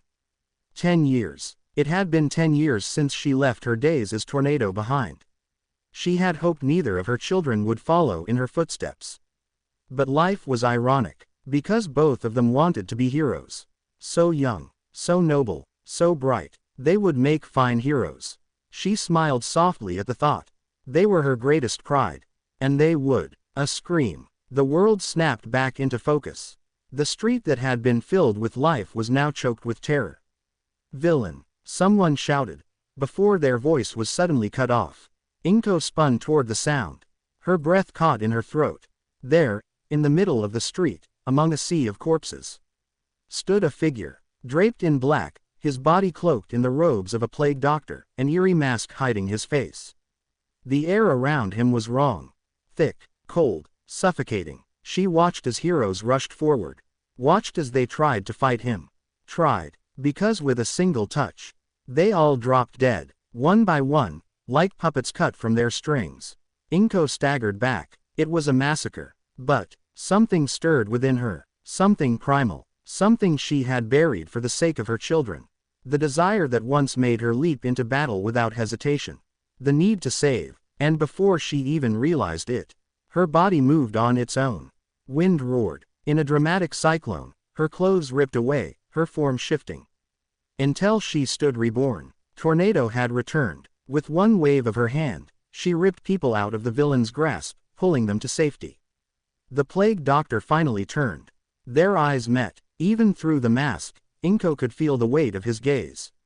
She clenched her fists. You will go no further. The villain tilted his head. Then, he moved. Too fast. But Inko's reflexes were still sharp. She dodged, twisting away, the air around her howling. The fight began, and for what felt like hours, she held her ground, dodging, striking, blocking, saving. But she was not in her prime. And it only took one single mistake. The moment she felt his hand graze her cheek, she knew it was over. A whisper reached her ears. Fear not the touch of death, for it has always been with you. Her body froze, her vision blurred, her limbs went cold, her eyes began to close. And in that moment, her mind wandered, to Toshinori, to Izumi, to Izuku, to everything she was leaving behind. She had wanted to be an example to her children, wanted to show them what it meant to be a hero. And in a cruel, twisted fate, she supposed she would, because this was what it meant. She could only whisper an apology to her children. I'm sorry, I'm so sorry. And then, everything went black. A television screen flickered in a quiet living room. The anchor's voice was low, heavy with grief, a stark contrast to the usual cheerfulness of daytime news. It is with deep regret that we report the loss of former pro hero Tornado, real name Inko Yagi, who was killed during an attempt to stop an unknown assailant. The villain had already taken the lives of several heroes before Tornado stepped in, allowing enough time for reinforcements to arrive. Though she fought valiantly, she ultimately succumbed to the killer's touch. The broadcast shifted to footage of the aftermath. A street painted in blood, the remains of a battle that should have never taken place. Her sacrifice prevented further casualties and forced the villain into retreat. The nation mourns the loss of a hero, a mother, and a beloved figure in the pro-hero community. A photo of Inko appeared on the screen, one from her prime, when she was still an active hero. She was smiling brightly, her green hair whipping in the wind, her cape billowing behind her like a storm. The news anchor continued. The Imperial Palace has announced a formal bounty for any information leading to the capture of the assailant. Law enforcement urges anyone with knowledge of the incident to come forward. A long, solemn pause. Then, the final words. On behalf of this station, and all of Japan, we extend our condolences to the family of Tornado and all those affected by this tragedy. The camera faded to black, and the world moved on. But for the Yagi family, time stopped. Bloody Wednesday. That was what they called it. The day Inko Yagi died. But with her so much more was lost. A mother, a wife, a friend, and for the twins, an entire world. The sky was gray, fitting. The wind that once seemed to dance with Inko's laughter was now still. And before the gathered crowd lay a casket, a symbol of finality, a truth they still couldn't accept. All Might Toshinori Yagi sat beside it. He was in his buffed state, a form meant to inspire hope. Yet his face was unreadable. Was it the pain of losing his wife? Or the strain of holding this form for too long? Even those who knew him couldn't tell. Heroes came and went, offering their condolences, their words of sorrow, their promises of justice. Toshinori nodded, thanked them politely. But his eyes were elsewhere. They were on a boy with green hair. Inko's boy. Izuku and Izumi stood among the crowd. People approached them, offering hugs, soft smiles, empty reassurances. Heroes, children of heroes, celebrities, all of them came to pay respects. And the twins smiled, a fake, polite thing. Because that was what they were supposed to do. What their mother would have wanted. But inside, Izuku felt like he was crumbling. Each smile, each word of comfort, was like a hammer to his ribs. Mitsuki Bakugo was inconsolable. She threw herself at the casket, gripping the wood as though she could pull Inko back. You damn idiot, she sobbed. Why did you do it? Why did you have to go in? Her voice cracked, raw with rage and grief. You promised we'd grow old together, you damn idiot. Her husband, Masaru, tried to gently pull her back but Mitsuki didn't budge. Her tears soaked the casket, her fingernails dug into the polished wood. I swear, she whispered between sobs. I swear on my life, Inko, we'll find him. We'll find him, and we'll send him straight to hell.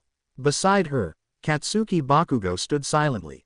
No cocky grin, no mocking smirk, just quiet respect. Izuku barely recognized him. For so long, Katsuki had been a storm, a constant force of arrogance and fire.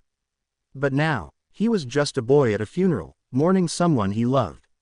Izuku didn't know how to reconcile the two versions of him. So, he didn't try. A tall figure stood among the mourners. Izuku's gaze sharpened. Endeavor. The man stood silent, arms crossed, his gaze lowered. And yet, Izuku didn't see Shoto or Shoko with him. His jaw tightened, his hands curled into fists. It had been years since he'd seen them. Years, he hoped he would see them here. But they weren't, and Endeavor he didn't even look at him.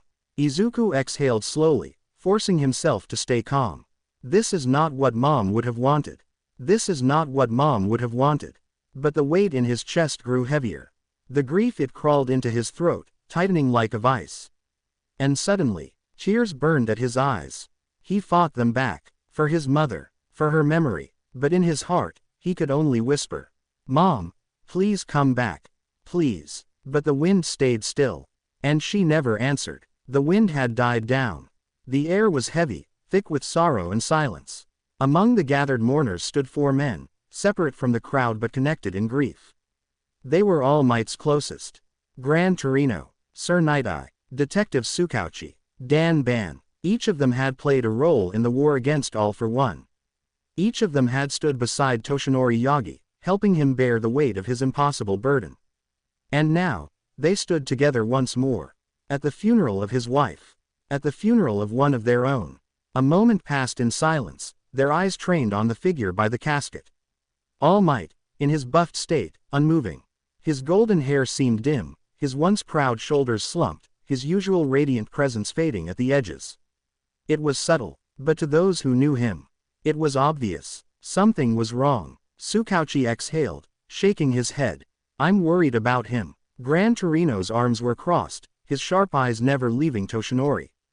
That's an understatement. Night-Eye's gaze was calculating, his expression unreadable. He doesn't look right, Tsukauchi continued. And I don't mean in the, his wife just died, kind of way. Something else is off. The others didn't disagree. Torino's eyes narrowed. He's thinking. Night-Eye sighed. And whatever it is, it can't be good. He never thinks straight when his emotions are in the way. They all knew this too well. Night-Eye adjusted his glasses, voice grave. I have a hunch it relates to the children. Dan Ban, who had been quiet until now, turned his head slightly. What makes you say that? Night-Eye paused, his lips pressing into a thin line. Call it a gut feeling. His fingers tapped lightly against his arm. Having the power to look into the future has made me trust my instincts more. Dan let out a quiet breath. Hard to argue with that. Tsukauchi glanced around the sea of mourners. Has anyone seen the children? Gran Torino sighed, rubbing the bridge of his nose. They've been gone for a few minutes now. Probably needed some air. Dan crossed his arms, his gaze drifting toward the distant tree line. They're tougher than they look. His voice was steady, confident. They're strong, but they need time. Night-Eye nodded. Time heals some wounds, but others. No one finished the thought. Because they all knew. Some wounds never heal. Dan's gaze flickered to the distance, to the vanishing point where the horizon met the sky. Time. Yes. Time would tell. Time would decide. Would those children succumb to their pain? Or would they rise like a phoenix? The night air was cold, but Izumi Yagi's blood was boiling. She ran, her feet pounding against the pavement, pushing herself further and further away from the crowds, from the funeral, from the empty condolences. She needed space. She needed air. She needed to scream. She didn't stop until she reached a secluded alleyway, hidden from the prying eyes of mourners and cameras. And finally, she let it out. Her breath hitched as her entire body shook with rage. Damn it! She punched the wall, electricity sparking violently from her fingertips. Damn it! Damn it! Damn it. Her mother, her kind, beautiful, strong mother was dead. Ripped away. Gone. And the bastard who did it, he was still out there. Still breathing. She could still hear her mother's voice in her head. She could still see her smile. But she would never hear it again. She would never feel her warmth again. Tears streamed down her face as she trembled, clenching her fists so tightly her nails dug into her palms. Her whole body crackled with power, a storm barely contained. I'll find him, she screamed to the empty night. I'll find him, and I'll kill him. I'll make him pay. Her voice echoed through the alleyway. It was a promise, a vow, a declaration of war. That's not what a hero does. Izumi froze. The voice was calm, almost lazy, yet sharp. She whipped around, but there was no one there. Then, a presence. Above her, she looked up. There, perched on the alley wall like a cat, was a man. Dressed entirely in black, his long dark hair hung loose, framing sharp red eyes that watched her closely.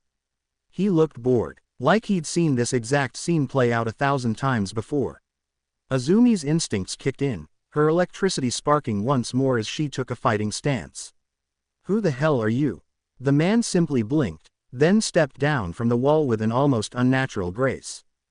Don't worry, he said. I'm a hero. Name's Eraserhead. Eraserhead. The name rang a bell. She had heard it before from Izuku. One of his long quirk analysis rants. The man who could erase quirks just by looking at someone. A quirk that could turn the strongest hero into a powerless civilian. Izumi remained tense. Eraserhead stuffed his hands into his pockets. A hero seeks to bring someone to justice, he said, voice flat. Not cast it on their own. Izumi's jaw tightened. Why not? She demanded. We're already entrusted with people's lives. Why shouldn't we decide who's worthy and who's not?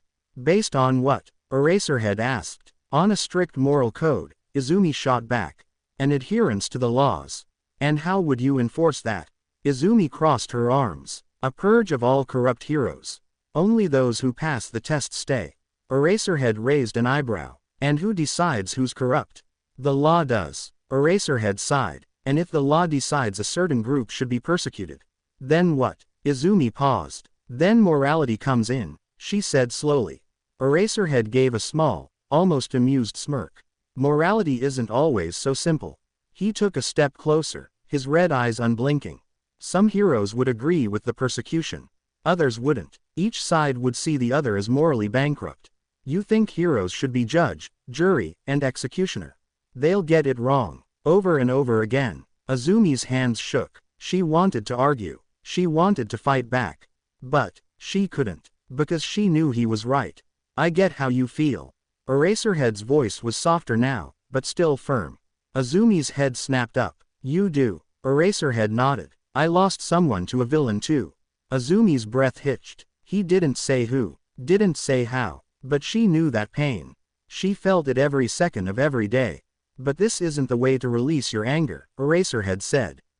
Izumi clenched her fists. Then what is? Eraserhead sighed, rubbing the back of his head. You still have living, breathing people you love, right? Izumi hesitated. Then slowly, she nodded. Eraserhead met her eyes, his gaze steady. Then protect them. Love them. That's the best thing you can do. Izumi swallowed. She thought about Izuku. She thought about how people treated him. How they mocked him, shunned him, belittled him. How the world had already decided he was worthless. Her hands curled into fists. He wasn't. He wasn't. She knew what she had to do. She had to protect him. She had to shield him. From the cruelty of this world. From the people who would never accept him. From the villains who would take advantage of him. She was strong. She was powerful. And she would use that power to protect the only family she had left. No matter what. Eraserhead sighed, seeing the shift in her eyes, but not fully understanding it. Go home, kid, he muttered. You've got people waiting for you. Izumi exhaled slowly, her storm simmering down, but it didn't disappear. Not fully, she nodded. Yeah, I do. And as she walked away, a new thought solidified in her mind. Justice wasn't just about law and order. Justice was about power, and she would wield it for the ones she loved. No matter what it took. The world was too loud. Too many voices. Too many people. Too many well-meaning condolences that meant nothing. Izuku Yagi needed air, he needed space. So, like his sister before him, he slipped away from the funeral crowd, ducking past mourners and familiar faces until he found himself in the gardens behind the cemetery. A small, secluded place. Quiet, safe. He let out a slow breath, pressing his back against a tree, staring blankly at the sky above. His fingers curled into his dress pants, his whole body tense. He wanted to cry, he wanted to scream, but he couldn't, because he had to be strong. That was what everyone expected of him, wasn't it? He was the oldest. He was his father's son. He was Izumi's brother. If he let himself break, then what would happen to them? What would happen to his sister? His father? His family? His breath shook in his chest. He clenched his fists. He had to ring. A vibration in his pocket. His phone. Izuku frowned and pulled it out. His heart clenched when he saw the name flashing across the screen. Melissa Shield. He accepted the call instantly. Before he could even say anything, a familiar voice rang through the speaker. Izuku. His throat closed up at the concern in her tone. How are you? How's Uncle Might? How's Izumi? Izuku took a slow breath, forcing himself to steady. He had to sound okay. I'm fine, he said. A beat of silence. Then, don't lie to me. Melissa's voice was gentle but firm. Izuku, your mom just. You can't be fine. His chest tightened. His fingers dug into the fabric of his pants. He swallowed. I have to be strong. No, you don't. His breath hitched. Melissa sighed on the other end. You don't have to carry this alone. Izuku's grip on his phone tightened. She continued, her voice quieter now. I'm sorry we're not there. Dad tried, but all flights were grounded because of the convention in New York. We couldn't get out in time. Izuku shook his head, even though she couldn't see him. It's okay. You don't have to apologize. I do, she said softly. I should be there. Another silence. Izuku swallowed the lump in his throat and forced a small, shaky smile. I'm just glad you called. A voice called out on Melissa's end, and she sighed. I have to go. Izuku nodded, even though she couldn't see. Right, of course. But Izuku, Melissa's voice was firm. If anything happens, if you ever need to talk, call me, okay? Izuku bit his lip, his chest aching, but he forced himself to nod. Yeah, I will. Promise. He hesitated. Then, softly, promise. Click. The call ended. Izuku stared at the blank screen. His hands shook. His entire body shook. But he couldn't fall apart. He couldn't. He had to be strong. Strong for Dad. Strong for Izumi. Strong for himself. His mother wouldn't have wanted him to fall apart. She would have wanted him to keep moving forward. He had to be strong. He had to be. You don't have to be alone. Izuku froze. His breath caught in his throat. Because that voice, he knew it. Slowly, his head snapped up. And from the bushes nearby, a figure stepped forward. A girl with long, uneven bangs, a scarred face, and sharp gray eyes. Older than the last time he saw her. Taller, thinner, different, but still the same. Still Shoko Todoroki. She stood there, shifting slightly on her feet, rubbing her arm nervously. Her voice was quiet, hesitant. Hey. A small, awkward laugh. It's been a while. Izuku stared. For the first time since his mother died. He felt like he could breathe. Before Izuku could react, before he could even process that Shoko Todoroki was standing right in front of him. She hugged him. It wasn't hesitant. It wasn't awkward. It was warm, tight, a desperate embrace, as if she had been holding it in for years. Her voice was muffled against his shoulder, but he heard it clear as day. I'm sorry for your loss. Izuku's breath caught in his throat. For a moment, he didn't know what to say. Didn't know how to react. But then, slowly, his arms came up, wrapping around her in return. Thanks, Shoko, he whispered. The words felt small, insufficient, but she just nodded against him. She understood. When she finally pulled back, Izuku blinked and asked, How are you here? I didn't see you with Endeavor at the funeral. Shoko hesitated, rubbing her arm. I kind of snuck out, she admitted. Izuku blinked. Then, despite himself, despite everything, he chuckled. Sneaking out, didn't take you for the rebellious type. Shoko gave a small, lopsided smirk, a shadow of something that might have been a real smile. Guess I learned from the best. Izuku was about to tease her more, but then he saw it, or rather he noticed. His eyes traced her face. The scar on her left cheek. It had been there for years, he knew that. But still, his hand moved on its own, fingers grazing the damaged skin. What happened? Shoko's body tensed. Her eyes darted away. Izuku's breath hitched. That's when he saw it. The bruises on her arms. Some old, some fresh. His chest tightened with something that felt an awful lot like rage. That man. That son of a bitch. His grip tightened, his body pushing up to stand. Shoko's eyes widened. Izuku, I'm going to find him. His voice was low, dangerous. I'm going to find him and... No. Shoko grabbed his wrist. Her fingers tightened. Don't do it. Her voice was urgent. It'll only make things worse. Izuku's body stiffened. His fists shook. He was angry. He was furious. He wanted to march right up to Endeavor's mansion, kick down the door, and make him pay for what he had done. But this wasn't about him. It was about Shoko. Izuku forced himself to breathe in, then out. His rationality slowly returned. His hands uncurled, but his voice was firm when he said, "Then I'll get strong." Shoko blinked. What? Izuku turned to face her, his green eyes blazing. "I swear to you, Shoko, I will get strong enough to protect you. Strong enough to kick that bastard's ass. Strong enough to bring the man who killed my mother to justice." His voice trembled, but his resolve did not. "I swear it." And then, another voice. "I swear it too." Izuku and Shoko both turned. Standing a few feet away, eyes puffy from crying, was Izumi. Her expression was hard, resolute. "Is there room for one more?" she asked. Before they could answer, she darted forward, wrapping her arms around them both. "I missed you too, Shoko." Shoko stiffened at first, then melted into the embrace. Izuku let out a small, choked chuckle. "Even if there wasn't room, you'd make your own space, wouldn't you?" Izumi smirked. "Of course." She pulled back slightly, looking at them both. Her next words sent a chill down Izuku's spine. "I'll protect all those I love. No matter the means. No matter the cost." Izuku's breath hitched. Shoko tensed. But before he could say anything, before he could think, Izumi just smiled, and the storm in her eyes raged on.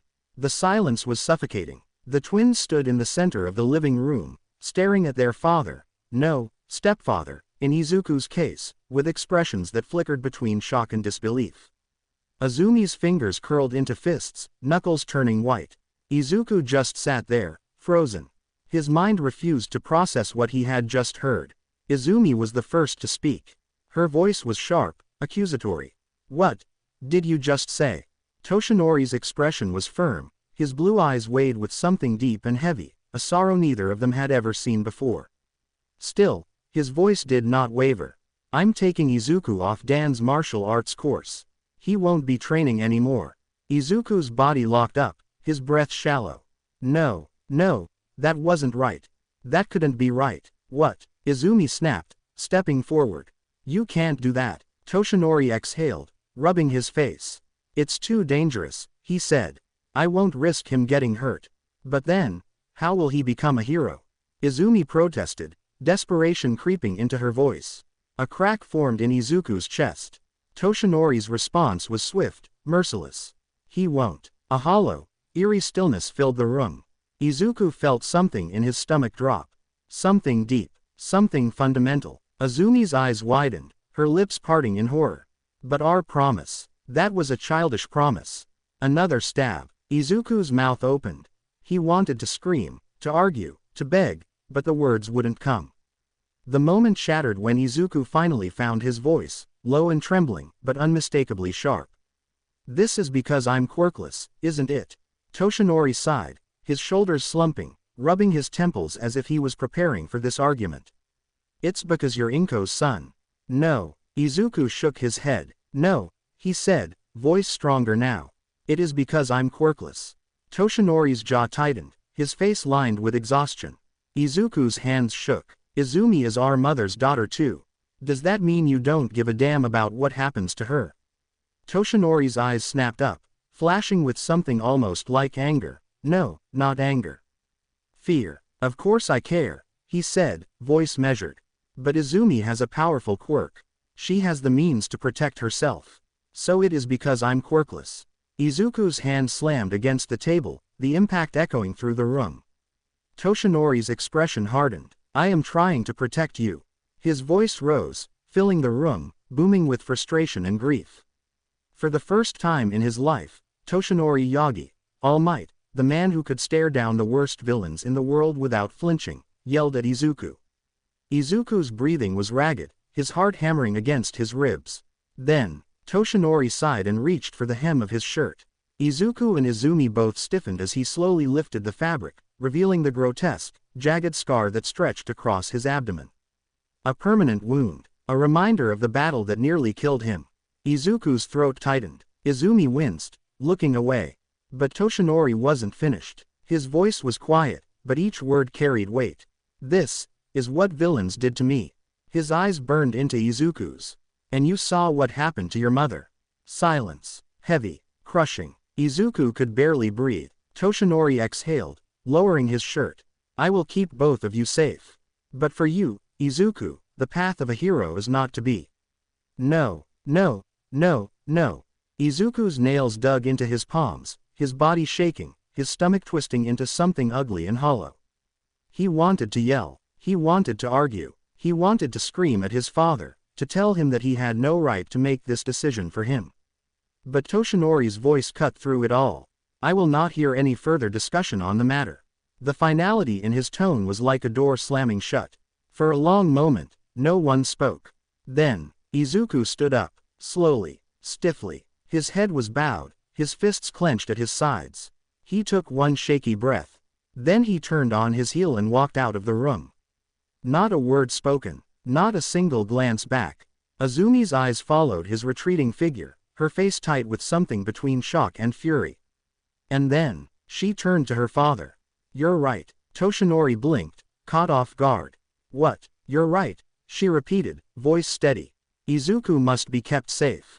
Toshinori softened, relieved that at least one of them understood. Then Izumi's lips curled into a cold, humorless smile. Which is why I'll stand beside him. Toshinori's relief vanished. Izumi's voice sharpened, eyes blazing. If he can't attend Dan's classes, then neither will I. And before Toshinori could react, before he could argue, she turned on her heel and followed Izuku. Leaving Toshinori alone in the room, staring at the empty space his children left behind. The air in All Might's agency was thick with tension. The four men sat around the conference table, but only one was leaning forward, scowling furiously. You're a damn fool, Toshinori. Gran Torino's voice cut through the room like a blade, his wrinkled hands slamming against the table. Do you even realize what you've done with your blatant favoritism? All Might, still in his buffed form, kept his hands folded in front of him, eyes downcast. It's not favoritism. Dan Ban exhaled sharply, leaning back in his chair. That doesn't matter. His voice was calm, but there was disapproval in his sharp eyes. What matters is how it looks to Izuku. You're a hero, Toshinori, but you're also a father. And right now, your son thinks you've abandoned him. All Might flinched. I'm protecting him. His voice was tight. That's my job. No, Night Eye interjected, adjusting his glasses with a cool, calculating gaze. Your job is to guide him. To prepare him, not to alienate him. Gran Torino shook his head. He's a kid, Toshi. A kid who just lost his mother. You think he'll just accept this? That he'll just sit down and let it go? All Might exhaled, running a hand through his golden hair. Izuku is stubborn, he muttered. Just like me, just like Inko. He'll keep fighting until it kills him too. His hands curled into fists. And I will not let the last piece of Inko die. Silence. A heavy, unbearable silence. Then, Gran Torino scoffed. The last piece of Inko. Toshinori, listen to yourself. Izuku is not some relic of Inko's memory. He's his own person. All Might's jaw clenched. Night Eye tapped his fingers against the table. You say you won't let your children be taken from you, and yet you still plan to let Izumi become a hero. All Might didn't flinch. Izumi will be safe. Gran Torino scoffed again. Safe? What the hell are you talking about? All Might finally lifted his head. She has a powerful quirk. His voice was calm, as if stating something undeniable. And she will inherit one for all as well. The room exploded. Gran Torino shot to his feet. What? Night Eye's brows snapped together. You're making a decision like that already. Dan Ban's gaze narrowed, but he remained silent, watching. Gran Torino slammed his hand against the table again. Then give it to Izuku. He snapped. There. Problem solved. All Might exhaled slowly. It's not that simple. Gran Torino narrowed his eyes. Bullshit. All Might stood, turning toward the large window of his office, his gaze fixed on the sprawling city of Tokyo. His voice was measured, but there was a weight to it that silenced the room. One for All has accumulated an immense amount of energy over the decades. So much so that even I, who have spent years mastering it, can no longer control it completely. He turned back to face them.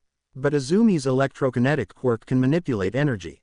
She won't just inherit One for All. She'll be able to wield it far better than I ever could. His expression softened, just for a moment. With both her quirk and One for All, she may not be invincible, but she will be the strongest of them all. Gran Torino collapsed back into his chair, rubbing his forehead. So that's it. You're giving her your power because she's stronger. Because she's the safer bet. All Might didn't answer. Because deep down, he knew the answer. Night Eye's gaze hardened. And what about Izuku? All Might's shoulders squared as he looked back out the window. There must always be a symbol of peace. His voice was low, almost like a whisper. But there must also be people to enjoy that peace. No one spoke. No one interrupted. All Might breathed in. I did not spend my life fighting for this ideal just for both my children to continue this never-ending war. One of them must be free of it. One of them must live. His voice dropped. Izuku's talents are better used elsewhere. Dan Ban finally spoke. You mean engineering? All Might nodded. He made a prosthetic arm at the age of 10. He's brilliant, far beyond his years. That is where his future lies. Night Eye's eyes glinted behind his glasses. And if he decides to make weapons for heroes, or the quirkless, All Might exhaled. Good. Gran Torino stiffened. You'd be okay with that? All Might's fists tightened. Yes. Let others take up the fight. But not him. His blue eyes hardened, gaze never leaving the city below. It cannot be him. The training room was silent, save for the ragged breathing of Izuku and the steady, controlled breaths of Izumi. Izuku lay flat on his back, staring up at the ceiling, his lungs burning from exertion. Another loss. Again. Always. He knew the outcome before they even started. Izumi was too fast, too strong, too naturally gifted. Even when she wasn't using her quirk, her body simply moved better, instinctively, effortlessly. It wasn't something she had to fight for, it was just who she was. Izuku, on the other hand, had to fight for everything. He had spent his entire life clawing forward, trying to prove himself, trying to make up for the one thing he didn't have. But no matter how much he studied, how hard he trained, how much he planned, it never felt like enough. Not against his peers at school, who mocked him for daring to dream. Not against his father, who had already given up on him. Not against Izumi, who was holding back, always holding back. And now, it was finally starting to catch up to him. He felt it, that crushing weight, that whisper in his mind, telling him that everyone had already decided his worth. And that maybe they were right. Izumi's hand entered his vision, reaching out to help him up. You okay, Zuku? She asked, voice light, as if she hadn't just wiped the floor with him again.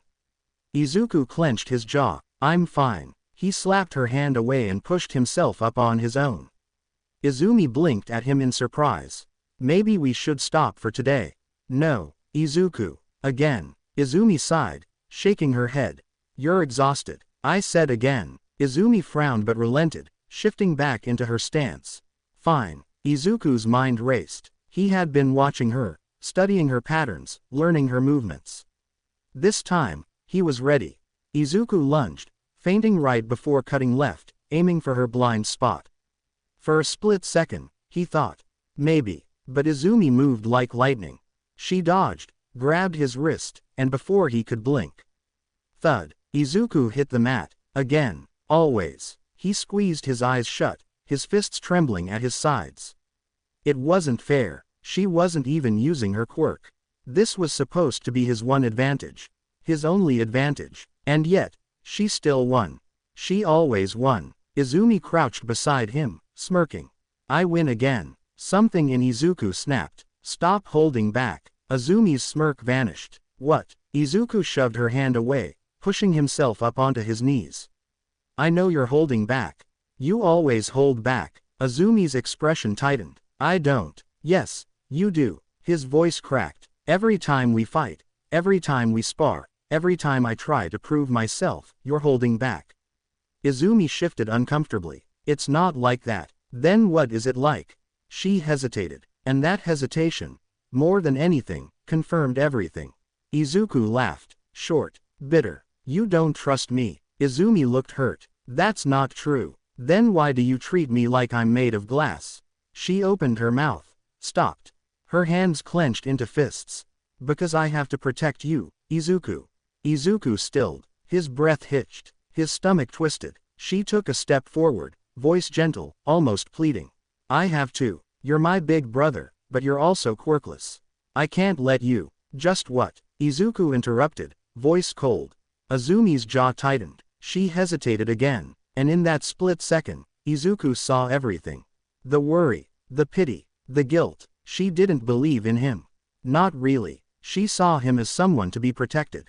Not someone who could stand beside her. Not as an equal. Izuku let out a breathless chuckle. Izumi's face fell. Izuku, I get it now. His voice was flat. She reached out, but he stepped back. Thanks for the match, Izumi. He turned away. But I'm done for today. He walked out of the training room without looking back. Izumi stood there, hand still half raised, eyes wide. She wanted to fix this. She wanted to say something. But the words never came. Because deep down, she knew he was right. She didn't trust him, not in the way he wanted. And for the first time, she realized. Maybe she never had. The house was quiet, save for the distant hum of the city outside. The kind of quiet that made everything feel heavier. Izumi's feet dragged against the wooden floor as she made her way to the living room, her mind still reeling from the fight with Izuku earlier. His words kept replaying in her head, over and over, like a tape stuck on loop. You don't trust me, she scowled. That wasn't true, but why had she hesitated? Why hadn't she just said no? Before she could untangle the knot in her chest, she realized she had reached the living room. Her father, Toshinori Yagi, All Might, the symbol of peace, stood in the center, his usual towering form stiff with an unfamiliar tension. For a moment, she barely paid attention, still too wrapped up in everything else. Izumi, her father's voice came, firm yet soft. She blinked, barely registering his words, nodding absent-mindedly. Sit. It wasn't until then that Izumi noticed his expression. There was no trace of his usual warmth. No pride, no light-hearted grin, only something grim. She sat down. What is this about? All Might sighed, running a hand through his hair, as if trying to find the right words. I need to tell you something. Something I should have told you long ago. For the first time, Izumi focused. She sat up, her bitterness giving way to curiosity. My quirk. It isn't originally mine. Izumi blinked. What do you mean? I wasn't born with it, Toshinori admitted. Her breath hitched. You were quirkless.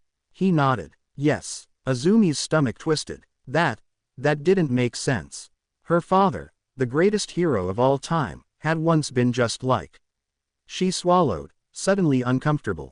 Then how did you? It was passed down to me. He paused, eyes shadowed. By my master, Nana Shimura. Izumi's brows furrowed. Passed down. Quirks don't work like that. Most don't, All Might agreed.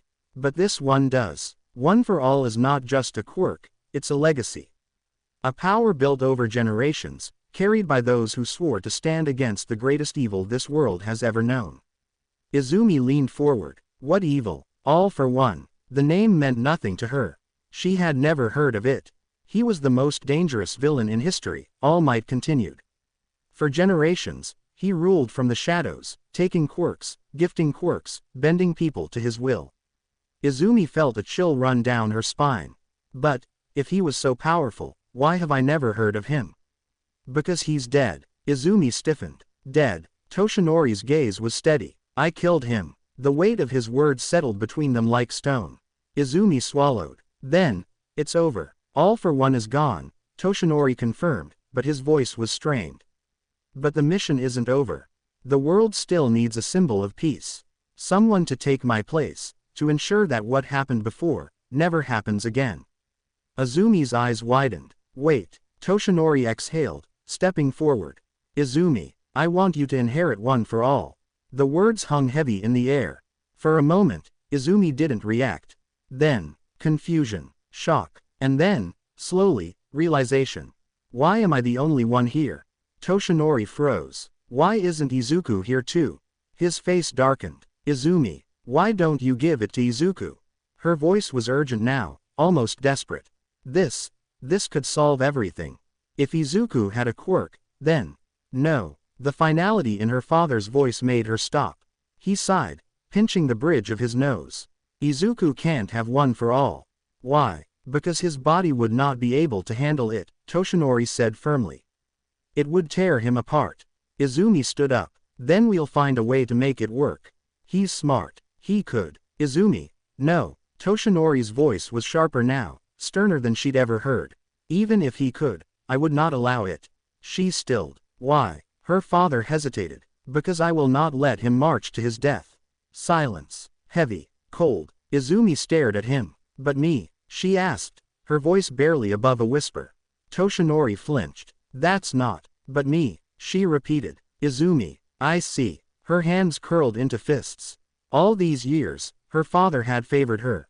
She had always known it, felt it, but she had told herself it wasn't true.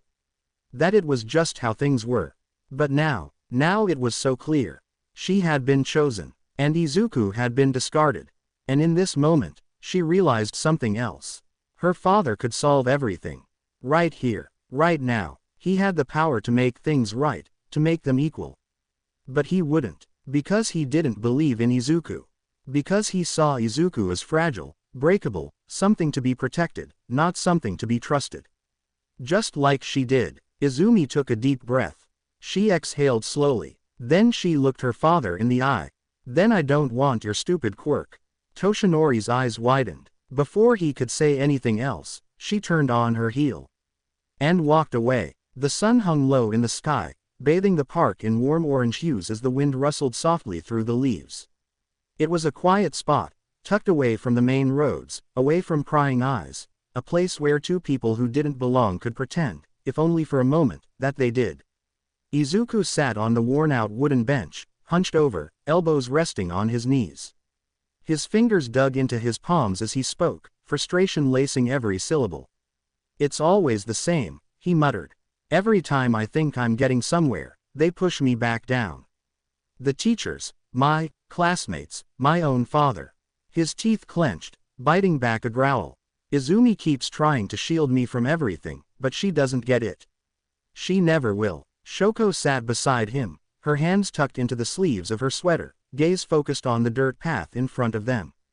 She listened, letting Izuku spill everything he had been holding in. She treats me like I'm made of glass, he scoffed, shaking his head. Like if she lets go for even a second, I'll just break. He exhaled, fingers trembling in his lap. And Dad, he stopped. The word felt wrong on his tongue. Toshinori acts like he's protecting me, but he's just keeping me caged. He's already decided I can't be a hero, that I can't do anything worth a damn, so why even bother trying? Shoko glanced at him. She could see it. The weight, the exhaustion, the bitterness eating away at him. Izuku had always been smart, always worked harder than anyone she knew, but it didn't matter. Not to them. And the worst part, she understood. She knew what it felt like to be told what you were supposed to be, what you were allowed to be. To be trapped in expectations that you never asked for. She shifted slightly. Have you told them? She asked softly. Izuku let out a humorless laugh. What's the point? He ran a hand through his hair, frustration leaking into every movement. They won't listen. To them, I'm just weaker, lesser. Even when I prove them wrong, they just find some way to push me back down. A moment of silence. Shoko stared at the ground, then at Izuku's clenched fists. She wanted to tell him that it wasn't fair. That he shouldn't have to fight so hard just to be seen, that he deserved better. But the words, the right words, wouldn't come. They never did, because what could she say? She had spent years learning how to keep quiet, how to be small, how to not be noticed. She had spent years watching, waiting, enduring. She had spent years being told who she was supposed to be. And Izuku, he wasn't like her. He was still fighting, still trying to prove himself. She wasn't sure if that made him brave or foolish. Maybe both. You're not weak, Izuku, she finally said, her voice quiet but firm. You never were. Izuku stilled, his shoulders tensed, like he wanted to believe her but couldn't. Tell that to them, he muttered. Shoko frowned, hesitating before slowly reaching out, placing her hand over his. I just did. Izuku blinked. Her hand was small, cold, careful, like someone who had never been given the chance to reach out before.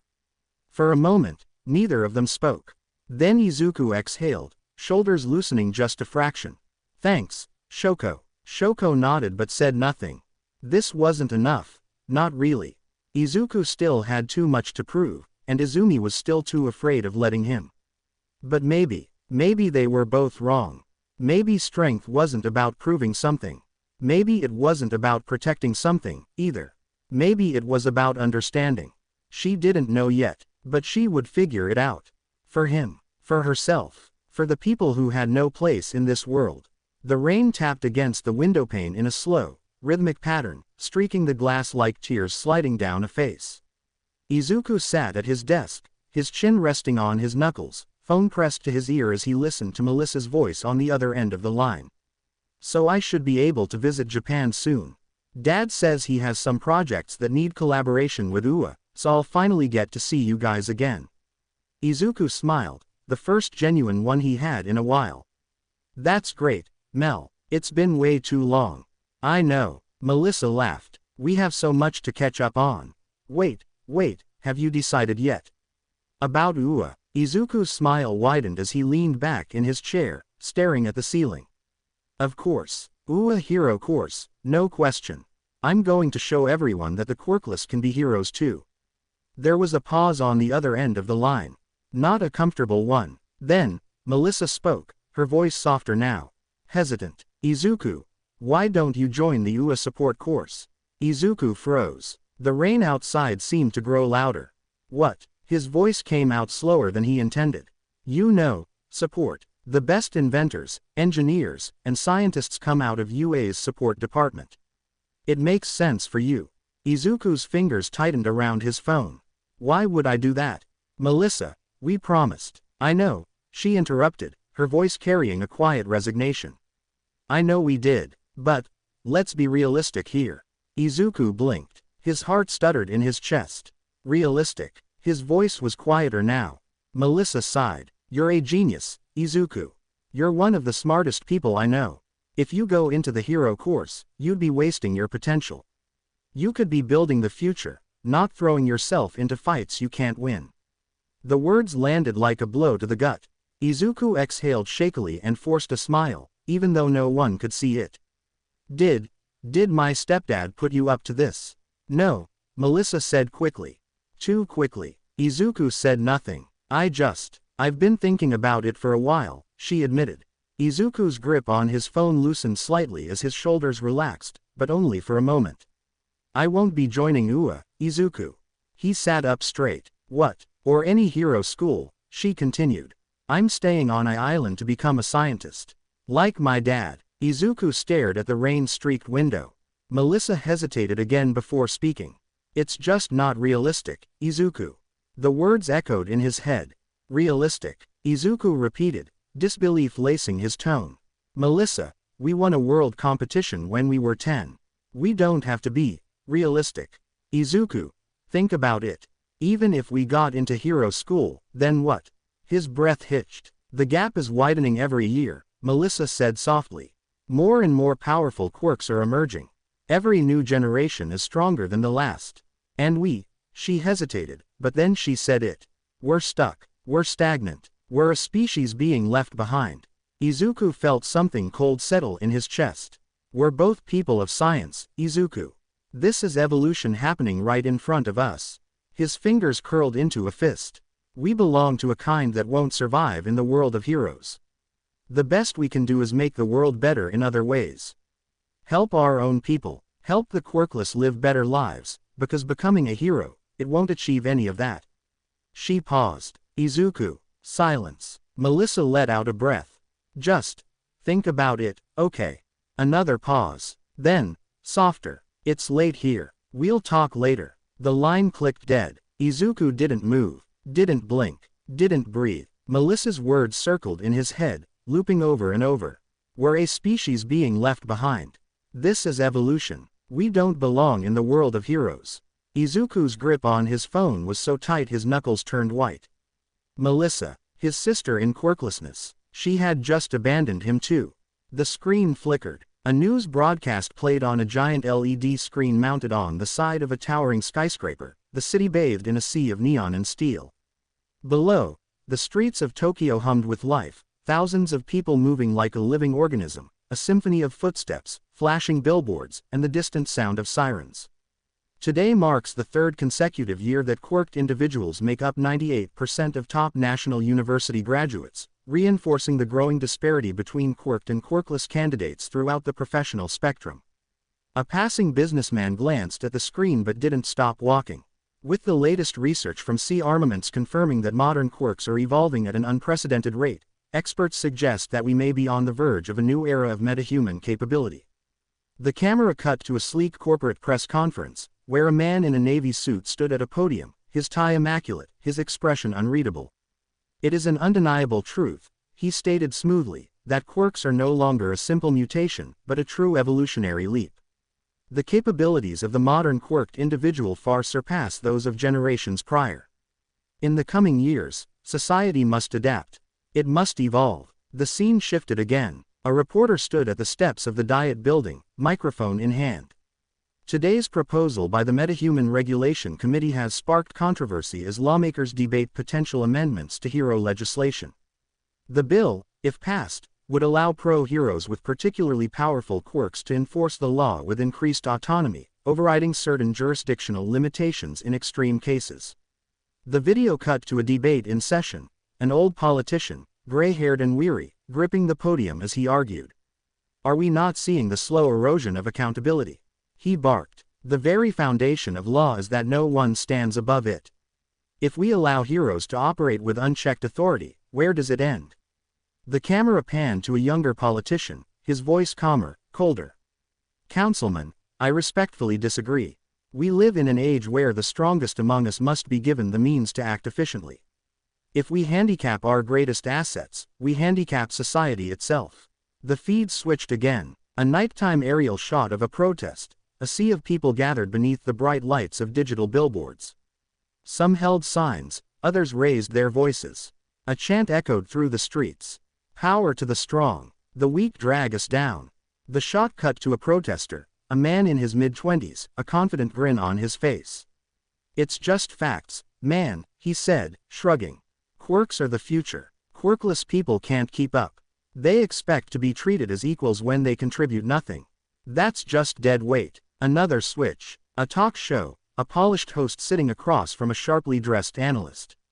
But what about those who argue that quirkless individuals are being left behind? The host prompted, leaning forward. The analyst smirked. Left behind, he echoed. Look, I sympathize, really. But life isn't fair. It's not about being left behind, it's about keeping up. The world is changing. The strong will rise, and the rest will simply have to adapt. A final cut. A home security camera feed. Blurry, grainy. A narrow alley, a dimly lit street. Two figures, a teenage boy, unarmed, backing away as three older teens with glowing hands closed in.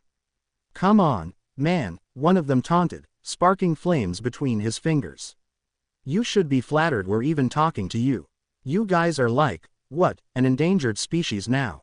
A punch. A body hitting the pavement. The video feed froze. And then, darkness. The city pulsed on, oblivious. The world kept turning, evolving, shifting. And those who couldn't keep up were being left behind. The classroom was buzzing with anticipation. The air felt thick with excitement as the students of Aldera Middle School sat in their seats, barely containing their energy. The teacher, a lanky, Middle-aged man with thinning hair, smirked as he waved a handful of papers in front of the class. All right, settle down, he said, though he made no attempt to actually enforce it. As you all know, in a few months, you'll be taking your aptitude exams to decide what high school you'll be applying to. But, come on, he chuckled, we all know you guys want to be heroes, anyway. The students erupted into cheers as the teacher flung the papers into the air, letting them flutter down like confetti. Some students even flared their quirks in excitement. A boy at the back of the class ignited sparks from his fingers, a girl with bird-like wings flapped them into light, and another student levitated their chair slightly off the ground. Even Izumi joined in, sending tiny arcs of golden electricity crackling between her fingers as her usual crowd of admirers, mostly girls, though a few boys lurked nearby, gushed over her. Izumi-chan, you're so cool. You're totally gonna be the next symbol of peace. You have to go to UA, right? You'd be a shoo-in. Izumi laughed sheepishly, shrugging as she rubbed the back of her neck. I mean, I guess. It's the best school, right? Among the noise, two voices stood out. The absence of their enthusiasm was just as noticeable as the loudest cheers. Bakugo, reclined in his chair, feet propped up on his desk, arms crossed over his chest, a familiar cocky smirk tugging at his lips. And Izuku, leaning back in his chair, arms folded, staring at the chaos with bored disinterest. Then came the voice that cut through the celebration like a sharp knife. Ha, you extras actually think you got what it takes. Bakugo's lazy drawl echoed through the classroom, silencing several students. Let's be real here, all of you are just stepping stones on my way to the top. There's no point in getting excited when none of you stand a damn chance. His lackeys snickered on cue, while the rest of the class muttered among themselves, exchanging uncertain glances. Then, someone snorted, "Oh, please, we all know Izumi could kick your ass."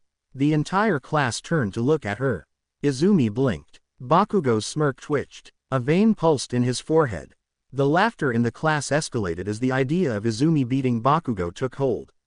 Izumi shrugged. Well, I dunno about that. Like hell she could. Bakugo snapped, standing up from his chair, sparks crackling from his palms. Oh, come on, man, another boy snickered. We've all seen them train, and let's be real, she's way stronger than you. More laughter. Bakugo's entire body stiffened. His fingers twitched. He could already hear the whispers. The murmurs. The doubt. Then, what about you, Midoriya? Izuku blinked. The teacher was looking at him now. You probably won't be heading into the hero track, huh?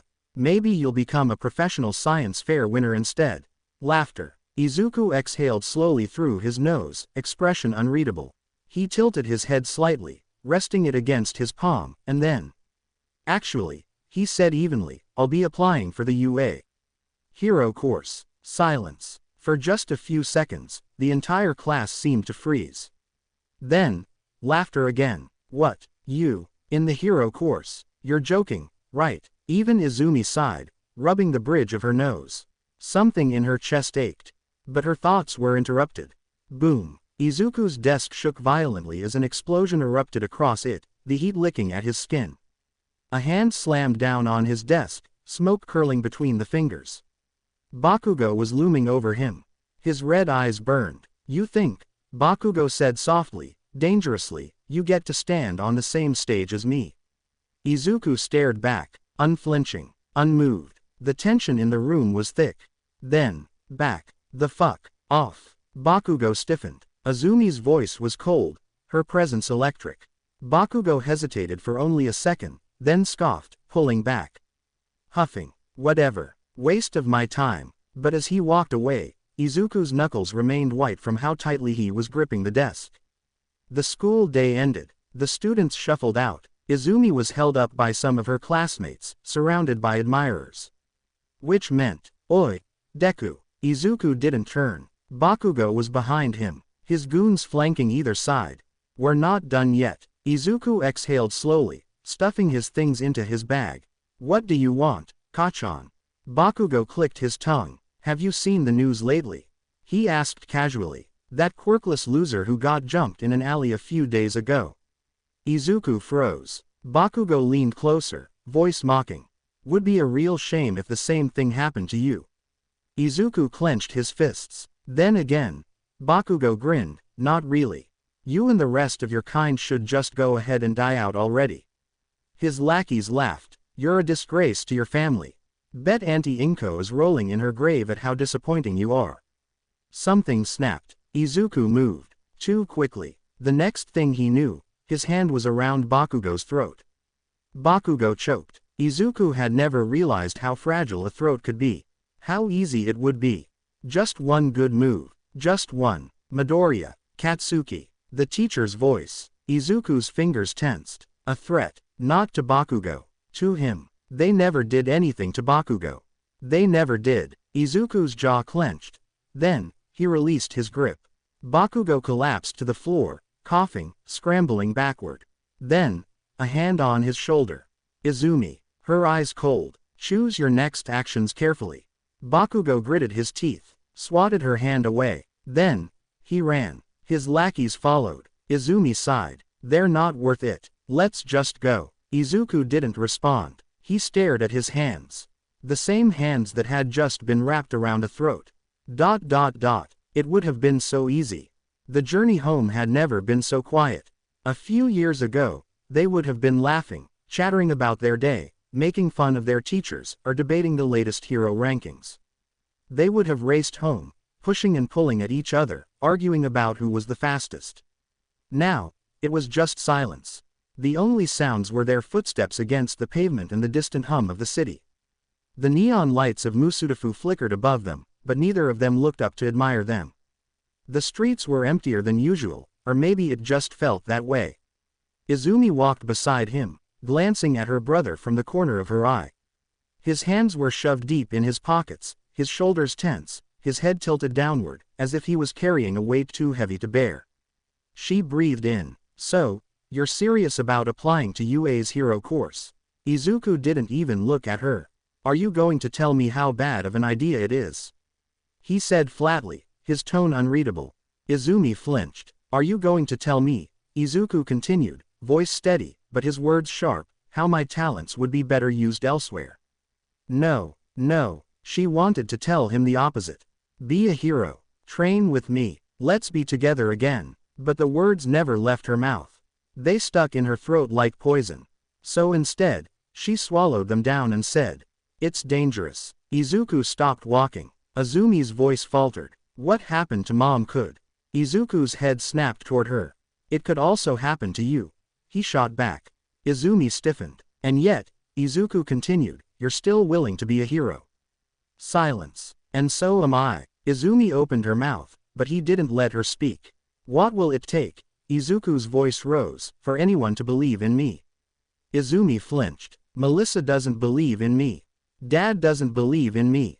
No one does. Izuku's voice cracked, his breath coming in short bursts. His fists clenched at his sides.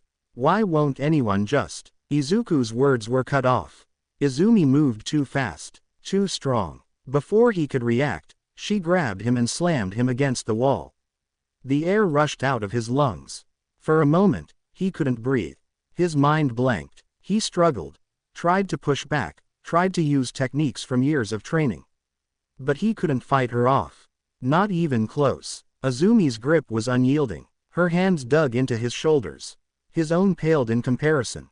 Izuku stared at his sister, stunned. I needed you to see, Izumi said quietly. Her violet eyes were heavy with something dark, something painful. There are people out there stronger than me. Stronger than you can even imagine. People who wouldn't have hesitated to kill you just now. Izumi released him. Izuku collapsed to the ground. He gasped, sucking in air, hands pressing against the cold pavement. Izumi took a step back, watching him, her expression strained. I'm doing this for your protection, Izuku. Izuku's breath was uneven. For your own good. Izuku gritted his teeth. You can still help people. Izumi smiled, as if offering him an olive branch. Join the support course. You're a genius. Way smarter than me. You could become my assistant. We could still save the world together. Izuku looked up at her. From his position on the ground, her smile looked almost macabre. Her hand reached out to him. Izuku slapped it away. Am I just a fucking pet to you? Izuku hissed. Azumi's eyes widened. I'm so fucking tired. Izuku's voice was low, shaking, of people telling me how to live my life because it's for my own good. Has anyone ever stopped to consider what I want? What my dreams are? Azumi's hands curled into fists. I will become a hero. Izuku stood up. I will become a symbol for the quirkless. He took a step forward, towering over her. No matter what you or anyone else says, I don't need your protection. I will bring change to this world, even without you. The air between them shifted. For the first time in their lives, they weren't on the same side. Izumi stared at him, expression unreadable. Then, are you really that adamant about getting yourself killed? Izuku didn't answer. Are you really that selfish that you can't consider the worries of the people who love you? Izuku's jaw clenched. Fine. Azumi's voice was shaking. Fucking fine. She stepped back. If you're that eager to go see Mom, I won't stop you. Izuku's heart stopped. But when you find something too much for you to handle. Her voice cracked. Don't come running to me for help. Silence. Then, and when you die, I won't cry for you. The words hit like a bullet. Izuku's chest tightened. His breath hitched. But then, he snorted. A bitter, hollow laugh. That's fine by me. Izuku's green eyes hardened as he looked at his twin. After all, you're no sister of mine. Azumi's entire body stiffened. Her breath caught. Her hands trembled. Izuku turned. And then, he left. The streets were quiet this late at night. Musudafu's outer districts were far less lively than the neon-lit heart of the city. Streetlights flickered dimly overhead, their glow stretching out into the empty roads like fading ghosts. A cold breeze passed through, rustling the leaves of a lone tree growing through the cracks in the pavement. Izuku walked alone. He could have taken the short route home. But he didn't want to see anyone. His mind replayed his conversation with Izumi, over and over, like a record stuck on repeat. I will not cry for you. And his own words, cutting through the air like a knife. You're no sister of mine. He exhaled sharply, shoving his hands deep into his pockets. Damn it, he muttered under his breath. He felt guilty for saying that. But at the same time, she never really listened. No one listened. They all thought he was weak. That he was lesser. That he needed protection. Izuku whispered, eyes glancing down at the cracked pavement. I just want to prove them wrong. A sudden rumble from behind him cut through his thoughts. Izuku froze. A shadow stretched across the alley ahead of him, twisting unnaturally under the dim streetlight. Slowly, he turned around. A figure oozed from the darkness. A viscous, shifting mass of slime, two bulging cartoonish eyes sitting atop its body. Its slimy form bubbled and sloshed as it dragged itself onto the street. Perfect. The creature grinned, its voice gurgling like sludge down a drain. A meat shield. Izuku's heart pounded. A villain. His muscles locked. He had no weapons, no escape, no. Think. The thing was liquid. That meant hitting it would be pointless. Its eyes. Izuku's hand shot to his backpack. With a sharp inhale, he hurled it straight at the villain's eyes before leaping out of the way. The creature shrieked, stumbling back. You little brat. Then, booming laughter. Both Izuku and the sludge villain froze. The air shifted. A massive shadow landed between them, sending cracks through the pavement. A towering figure. Golden hair. Red and white hero attire. Fear not, citizen. The villain gasped. Izuku stared. All Might, your days of evildoing are over. And with one punch, the force of impact ripped the villain apart. The sheer shockwave sent Izuku stumbling back as the villain's sludge-like form splattered across the alley. For a moment, there was silence. Then, All Might let out a satisfied chuckle, scanning the remains before spotting an empty soda bottle on the ground. Before Izuku could even blink, All Might moved with impossible speed, gathering the unconscious villain into the bottle and sealing it shut. Well then, All Might hummed, dusting off his hands, time to hand this guy over to the police. He was about to leap away, when a small voice stopped him. Dad. All Might froze. Slowly, he turned. A few feet away, standing beneath the dim streetlight, was Izuku. Eyes wide, hands trembling, staring right at him. Izuku. All Might's voice sharpened, his usual booming tone dropping. What on earth are you doing here? You should be heading home. And, where's Izumi? Izuku shifted uncomfortably, rubbing his arm. We had a fight. All Might sighed. That won't do. Siblings shouldn't fight. Especially since Izumi needs to be with you to protect you. Izuku flinched. His hands curled into fists. There it was again. Hey, Dad. Izuku's voice was quiet. All Might's eyes softened slightly. Yes. Izuku breathed in. Can I really not become a hero? The world stopped. All Might stared. The question hung between them, heavy and suffocating. A question that had been asked before. A question he had already answered. But standing here, facing his son, looking into those pleading, desperate green eyes, it felt so much harder. He didn't want to do this again. He didn't want to be the one to take away his son's hope. But he couldn't, wouldn't, cower. He had made his decision. And he would stand by it. All Might inhaled. Then, he looked Izuku in the eyes. And snuffed out the last flame of hope. No. The word hit like a bullet. You cannot. You will not. And you must not become a hero. Izuku stared. His body went numb. His heart felt like it had been ripped from his chest. All Might continued. It was never meant for you. The words were final. A death sentence. All Might sighed, voice softening slightly. Izuku, he said, you are a brilliant young man. You have a full life ahead of you. If you give it some thought, I know you'll find something else, something truly great, that you're meant to do. Izuku didn't answer, didn't even blink, just stood there, hollow. All Might looked at him for a moment longer, then turned away. Now, if you'll excuse me, I need to hand this villain over before my time in this form runs out. He crouched down, preparing to jump. Don't be late getting home, all right? All Might called over his shoulder. Dinner will be served punctually. And then, with one mighty leap, he was gone. Izuku stood alone. The wind whistled. His breath hitched. His hands shook. Slowly, his fingers uncurled. There, in his palm, was the tiny spark of hope that had been left in his heart. Snuffed out. The night was cold. A still, unnatural cold that sank deep into Izuku's bones. He walked numbly through the dimly lit streets, his feet moving on autopilot. His mind was distant. Everything had crumbled. He thought back to what Melissa had said. To what his father had said. To what his sister had said. No, you cannot. You will not. And you must not become a hero.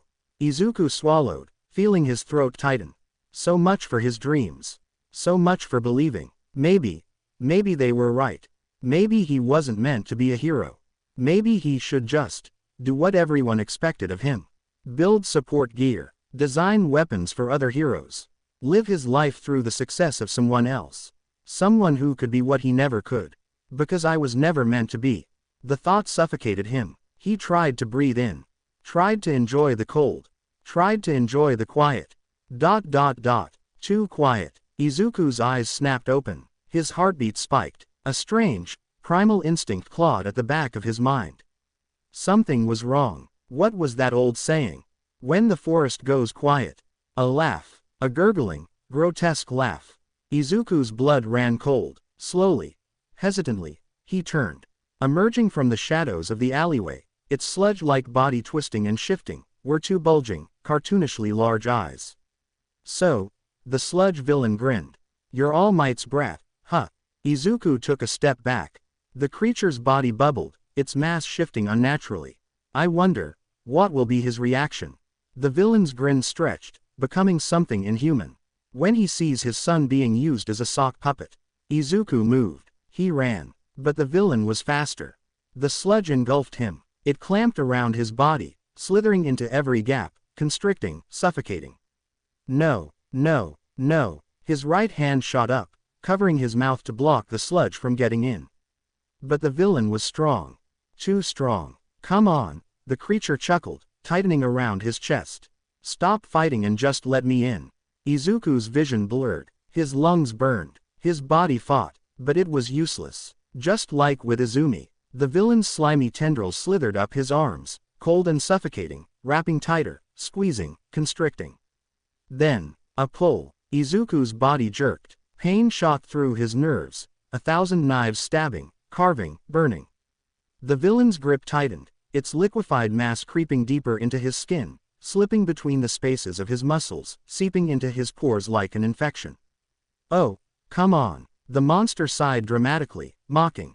Laughing. Bored. Just hurry up and fucking die. And then, a cruel, twisting rip. Flesh tore. Bone snapped. Tendons snapped like violin strings stretched too tight. Plucked. Severed, recoiling back into his body like the snapped cables of a collapsing bridge. The pain. Fuck. His vision white hot. His nerves on fire. His throat ripped apart in a scream so raw, so deep, it felt as if his very soul was being torn from his body. His right arm. His fucking arm. Gone. Blood. His blood. So much blood. It spurted from the stump where his arm had been, spraying across the alley like some grotesque, crimson fountain. His body convulsed, trembled, crashed against the pavement, writhing in agony. But nobody came. The streets were empty. No one heard. No one listened. No one cared. His vision flickered. Pain exploded through his skull, burrowing deep like white-hot nails drilling into his brain. The villain laughed. There we go. Much better. Now. The sludge surged, forcing its way into his mouth. His nose. His throat. A vile pressure pushed against his lips, thick and writhing, the consistency of half-dissolved meat and clotted sewage water. It slid in, worming its way past his teeth, past his tongue, past his gag reflex, an unnatural violation of everything human. Izuku choked. The burning sludge poured down his throat, scalding, acidic, thickening in his esophagus like wet cement clogging a drain. His body convulsed violently, his instincts screaming for oxygen, but every desperate breath only sucked in more of the creature, forcing it deeper into his lungs. And then, collapse. His lungs imploded, crushed under the weight of the invading mass, his ribs shuddering and caving inward like crumbling pillars of a sinking building. The taste. God. The taste. Rotten flesh and chemical rot. It was like swallowing death itself. His body convulsed, twitched, jerked. His veins burned. His throat bulged and stretched, distended beyond its limit, as the sludge forced its way inside, replacing, consuming, becoming him. He could feel it slithering. Deep inside, coiling around his organs, filling his stomach, burrowing into his muscles, seeping into his bloodstream. He tried to scream. Nothing came. He tried to fight. His body wouldn't listen. His mind screamed, shattered, fractured. And then, the stench hit him. Thick, putrid, a nauseating cocktail of bile, blood, and rot. It filled his nostrils, his sinuses, his very soul. The scent of a garbage dump that had been left to stew under the sun for weeks, mingling with something far, far worse. Death. Not fresh death. No, the kind of death that had been left to rot. Maggot-riddled, bloated, discolored. And now it was inside him. Replacing him. Drowning him. Taking everything he was. Darkness. His senses fractured. His vision blurred at the edges, consumed by shadows creeping inward. His ears rang. His head felt light, detached, like it was floating away from his body. His thoughts. Scattered. Fading. So this is it, huh? His mind drifted. I wonder if Izumi will keep her promise. Will she really not cry? Ironic. All my life, I've had some of the strongest people in the world trying to protect me. Shutting down my dreams. Telling me what's best for me. And yet, here I am. Dying. Alone. In an alley. Because of a villain that escaped from the #1 hero. So much for protection. So much for being a hero. Hero. What does that even mean? All those kids at school. Bakugo. His classmates. They would all become heroes. Even after what they did. Even after they told him to die. So that's what it meant. To be a hero. It was a word. A rotten word. Fuck the heroes. Fuck the quirks. They can't save anyone. They can't change the world. Melissa was right. Everything was turning black. If only he had been given a chance. Boom. Explosion. A deafening shockwave tore through the alley. The sludge surrounding him ripped apart, splattering against the walls in steaming chunks. Izuku hit the ground, hard. His chest heaved. He gasped, desperate, ragged. His vision was blurred. Blood and sludge coated his face, dripping into his eyes, mixing with his own tears, stinging, blinding. He tried to move, tried to breathe, tried to think. A shadow loomed over him. Tall, imposing, a dark figure, dressed in a suit, watching, waiting, unshaken. The air was heavy. The pressure was overwhelming. The world was spinning. The man stepped forward. His voice was deep, smooth, commanding. "Do not worry, child." Izuku's pulse pounded. His breath was ragged. His mind was slipping. The man kneeled, staring down at him. "The heroes may not have come tonight." Izuku's body shook. The world faded. The last thing he saw was the man's hand reaching toward him. And the last thing he heard. "But fret not." The darkness swallowed him. "I am here." The alley was eerily quiet, save for the steady hum of police radios and the soft crunch of boots on debris-littered pavement. Detective Tsukauchi stepped into the blood-splattered scene, his eyes scanning every inch of the alleyway. The smell of iron filled the air, thick and suffocating, mingling with the faint odor of something far worse. Tsukauchi's face was grim as he surveyed the chaotic mess before him. "This is a damn bloodbath," he muttered under his breath, stepping carefully over what remained of the scene. The signs of violence were unmistakable. There was blood everywhere, on the walls, the ground, pooled beneath the littered debris. Whatever had happened here had been brutal. Too brutal for any typical criminal behavior. This wasn't just a mugging gone wrong. This was pure destruction. "Detective," one of his officers called out, his voice tight with concern. Tsukauchi turned and saw the officer pointing toward a dark corner of the alley. A chill ran through the detective's spine. He followed the officer's gaze, squinting into the dimness, and his heart sank. In the corner, half obscured by a heap of discarded trash, lay what appeared to be a hand. Bloodied, torn, the sleeve of a school uniform clung to it, stained dark with blood. Tsukauchi's stomach tightened. "Shit," he whispered, taking cautious steps forward, his gloved hands reaching out as he carefully examined the scene. He noted the hand was no longer attached to its owner. No, it was an arm now, severed at the shoulder. It had been ripped, torn, dissected. His eyes traced the sleeve. He recognized it immediately. The fabric, the design, it was a student's uniform. The realization sent a cold shudder down his spine. "It's a child," Tsukauchi said, the words falling from his lips like a death sentence. He stood frozen for a moment, his hand resting on his brow as he breathed in sharply. His stomach churned at the grim implications. "A damn kid," he muttered, more to himself than anyone else. His mind raced, the image of a mutilated child flashing behind his eyes. Who could do something so horrendous? Who would tear apart something so innocent? Turning back to his officers, Tsukauchi's voice dropped, the gravity of the situation weighing heavily on his shoulders. "Get all the schools in the area on the line," he said, his voice steady despite the storm of emotion swirling inside. "Radio to all the schools. Have them contact the parents, find out if any kids are missing." He paused, his eyes narrowing as he looked around the scene again. The sludge monster was still at large, somewhere, lurking in the shadows of the city. If it hadn't killed this child already, it certainly wouldn't hesitate to strike again. One of his officers scrambled to relay the orders, his voice ringing out in the dark, but Tsukauchi stayed focused. His eyes lingered on the severed arm, and his heart sank further as the realization began to settle like a weight in his chest. A child. It was a child, and that meant, as his officers continued their work, Tsukauchi couldn't shake the image of that school uniform from his mind. It was a uniform he had seen on too many faces. Faces he had seen in the schoolyards. Faces he'd seen in the classrooms. Faces of kids barely into their teens, full of promise, full of potential. For a moment, the weight of what had just happened, the raw violence, the brutality, hit him with the force of a blow. He closed his eyes briefly, steadying himself. In the distance, the sound of sirens grew louder as more units began to arrive. But Tsukauchi knew that no matter how many heroes rushed to the scene, nothing would bring this child back. Nothing would undo the horror that had been done. The streets of Musudafu felt quieter than ever now. The sirens wailed, but they felt so far away.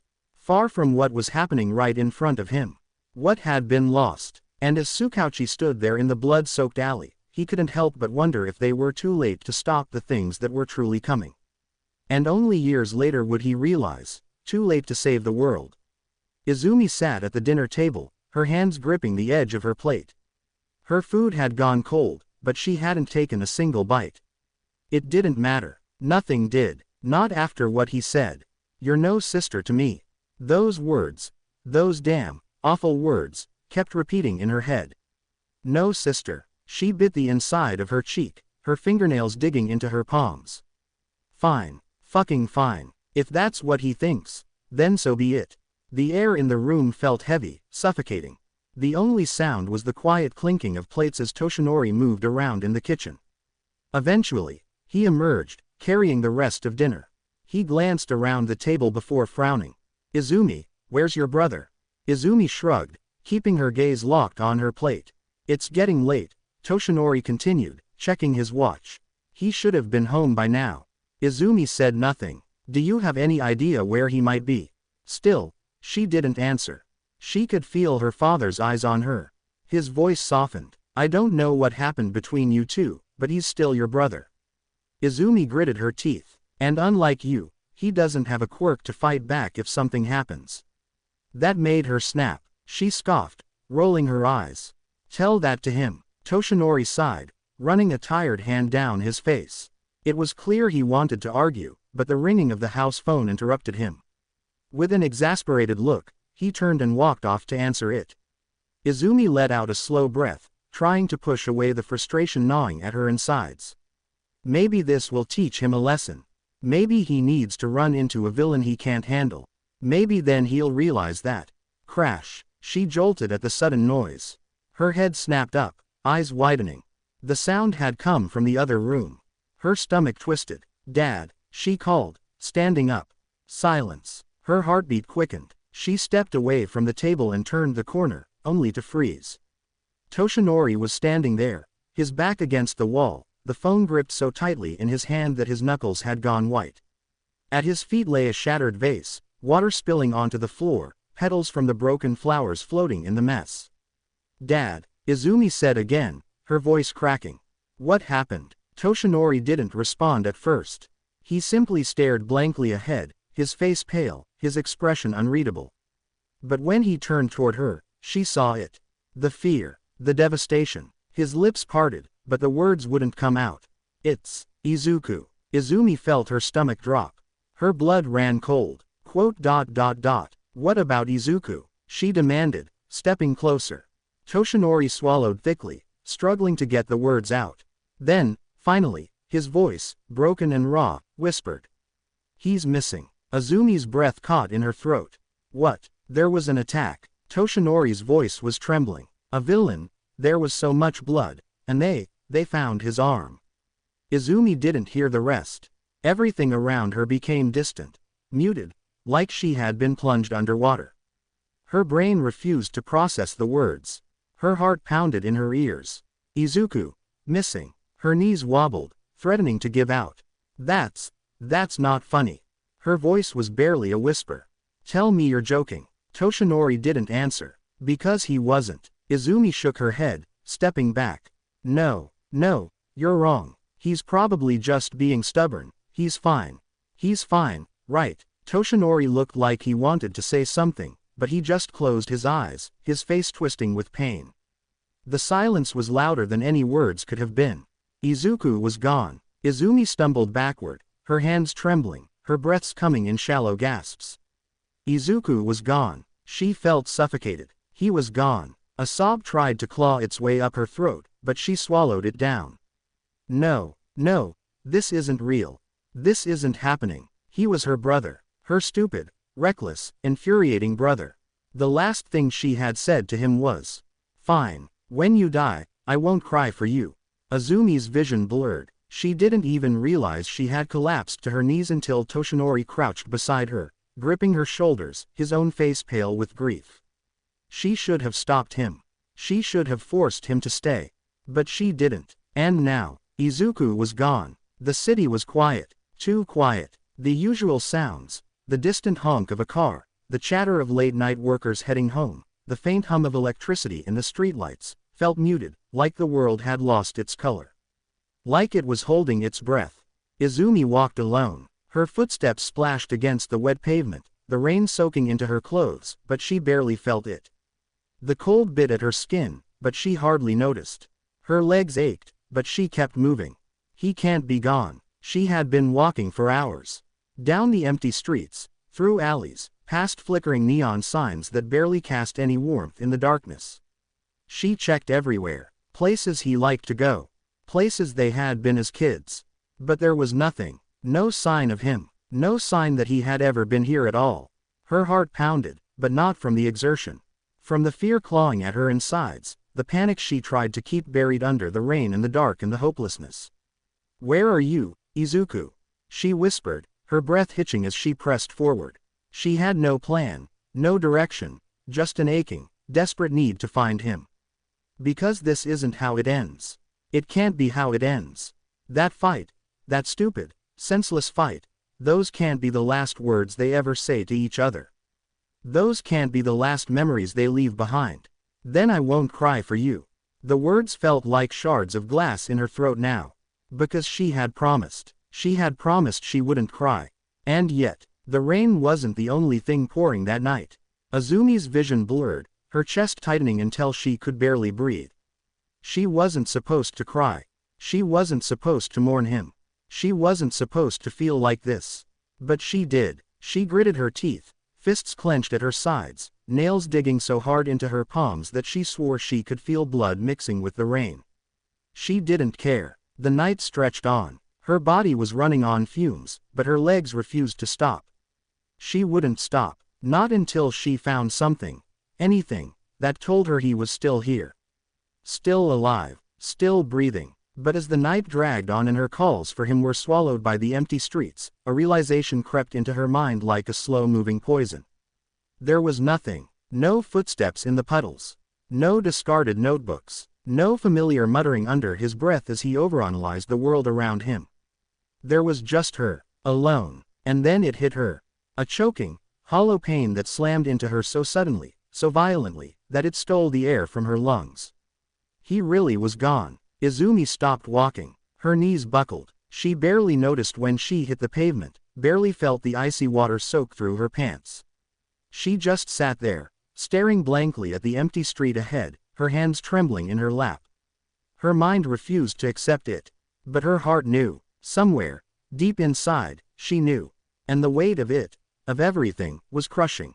Izuku, her brother, gone. She tipped her head back, letting the rain hit her face as her breath shook. And even though she swore she wouldn't cry, the sob ripped from her throat before she could stop it. The station was quiet, too quiet. The hum of the fluorescent lights above did little to cut through the oppressive silence that had settled between them. The room was cold, unfeeling, like the world itself had frozen in anticipation of the inevitable. Izumi sat next to Toshinori, her hands clenched into fists so tight that her nails dug into her palms. She could still hear the rain from outside, the slow, steady drip of water against the window pane. It was mocking her. The whole world was mocking her. She wanted to scream. Toshinori sat beside her, his shoulders tense, his face unreadable. But Izumi could see the cracks. His fingers twitched against his knee, his breathing was just a bit too shallow, and his gaze was hollow, a man bracing for the worst. He already knew. They both did. But that didn't make this any easier. The door creaked open. Izumi barely looked up as Detective Tsukauchi stepped inside, his usual firm and professional demeanor replaced by something heavier. Something broken. She had known him all her life, her father's closest friend, someone who had watched her and Izuku grow up. Someone who had always been a constant presence in their lives. But today, he looked like he had aged 10 years overnight. Toshinori straightened in his seat. "Naomasa," he greeted, voice low, tired. Tsukauchi didn't respond right away. His hands were shaking. That was the first thing Izumi noticed. The folder in his grip was trembling just slightly, and his expression, God, his expression. He swallowed, his throat bobbing as if trying to force the words out. The words that would destroy them. "The results just came in," he said finally, his voice quieter than she had ever heard it. "We confirmed the DNA match." A pause. A sharp, horrible, devastating pause. And then, "It's Izuku." It was strange, how silence could feel so loud. Something inside her shattered. Toshinori exhaled sharply, like all the air had been ripped from his lungs. His shoulders sagged, and for the first time since this nightmare began, he looked small. Defeated. A man who had fought battles beyond counting, who had stood against the greatest evil the world had ever known, and yet, in this moment, he looked powerless. Izumi couldn't breathe, couldn't think. Her ears were ringing, her vision blurred, and all she could hear was that one sentence repeating over and over in her head. It's Izuku. Her brother. Her brother was dead. Her body shook. Her mind raced, desperately grasping at something, anything that could make this make sense. No, it wasn't true. It couldn't be true. Izuku was stubborn, he was resilient, he had always found a way. He wasn't weak, he wouldn't just die. But the world didn't care. The universe didn't care. The evidence was in Tsukauchi's trembling hands. Cold, hard, unforgiving. Everything Izumi and Toshinori had done. Everything they had sacrificed. Everything they had broken in the name of protecting him. All of it, for nothing. She wanted to scream. She wanted to punch the wall until her knuckles bled. She wanted to run out into the night and keep looking, keep searching, because maybe, just maybe, if she looked hard enough, she would find him. Alive, but there was no point. Because Izuku was gone, and she never got to say sorry. She never got to tell him she loved him one last time. And now she never would. Her fingers dug into her thighs, her nails breaking the skin. Toshinori's breathing was shallow beside her, his massive form still, locked in some kind of quiet torment. And Tsukauchi looked like he hated himself. He cleared his throat, looking away, his hands tightening into fists as he spoke again. There will be an official statement later, but I wanted to tell you personally first. His voice was rough, broken. I'm sorry, I'm so sorry. Toshinori nodded stiffly, as if in a daze, but Izumi couldn't move. She couldn't feel anything, just an overwhelming, suffocating void where her heart used to be. Her vision swam as she stared down at her lap, her bloodied fingernails, her trembling hands. Izuku was dead, and the worst part, it was all her fault. The sky was gray and heavy, as if the world itself was mourning. Raindrops tapped against the canopy of umbrellas, a rhythmic, hollow sound that filled the silence of the cemetery. The air was thick with grief, the kind that settles into the bones and refuses to leave. Izumi sat next to the empty casket. There was no body, no one to lay to rest, no hand to hold one last time, no face to press against her own as she begged for forgiveness. Just a box of memories, and an arm, her brother's severed arm. That's all they had left of Izuku Yagi. Izumi's fingers twitched as she clenched them in her lap, her nails digging into her palms. She should be crying, but her eyes were dry. Her heart was too full of something else. Something ugly, hatred, not at the villain who had taken him. No, he was just a symptom, a disease allowed to fester. Her hatred was for them. The ones who came and spoke empty words. I'm so sorry for your loss, All Might. He was a brilliant boy, such a shame. If only a pro had been there sooner. If only we had known. If. The word echoed in her mind like a cruel joke. They knew, every single one of them. They all saw how Izuku was treated. How he was shoved aside, mocked, ignored, told time and time again that he was nothing. And now they mourned him. Now they stood here, heads bowed, dressed in black, pretending to care. She wanted to laugh, or scream, or burn this entire funeral down. Instead, she sat there, silent, gripping her hands so tightly her knuckles turned white.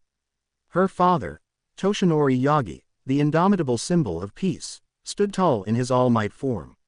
But Izumi knew better. He was struggling. She could see the tremble in his muscles, the way his breathing was uneven.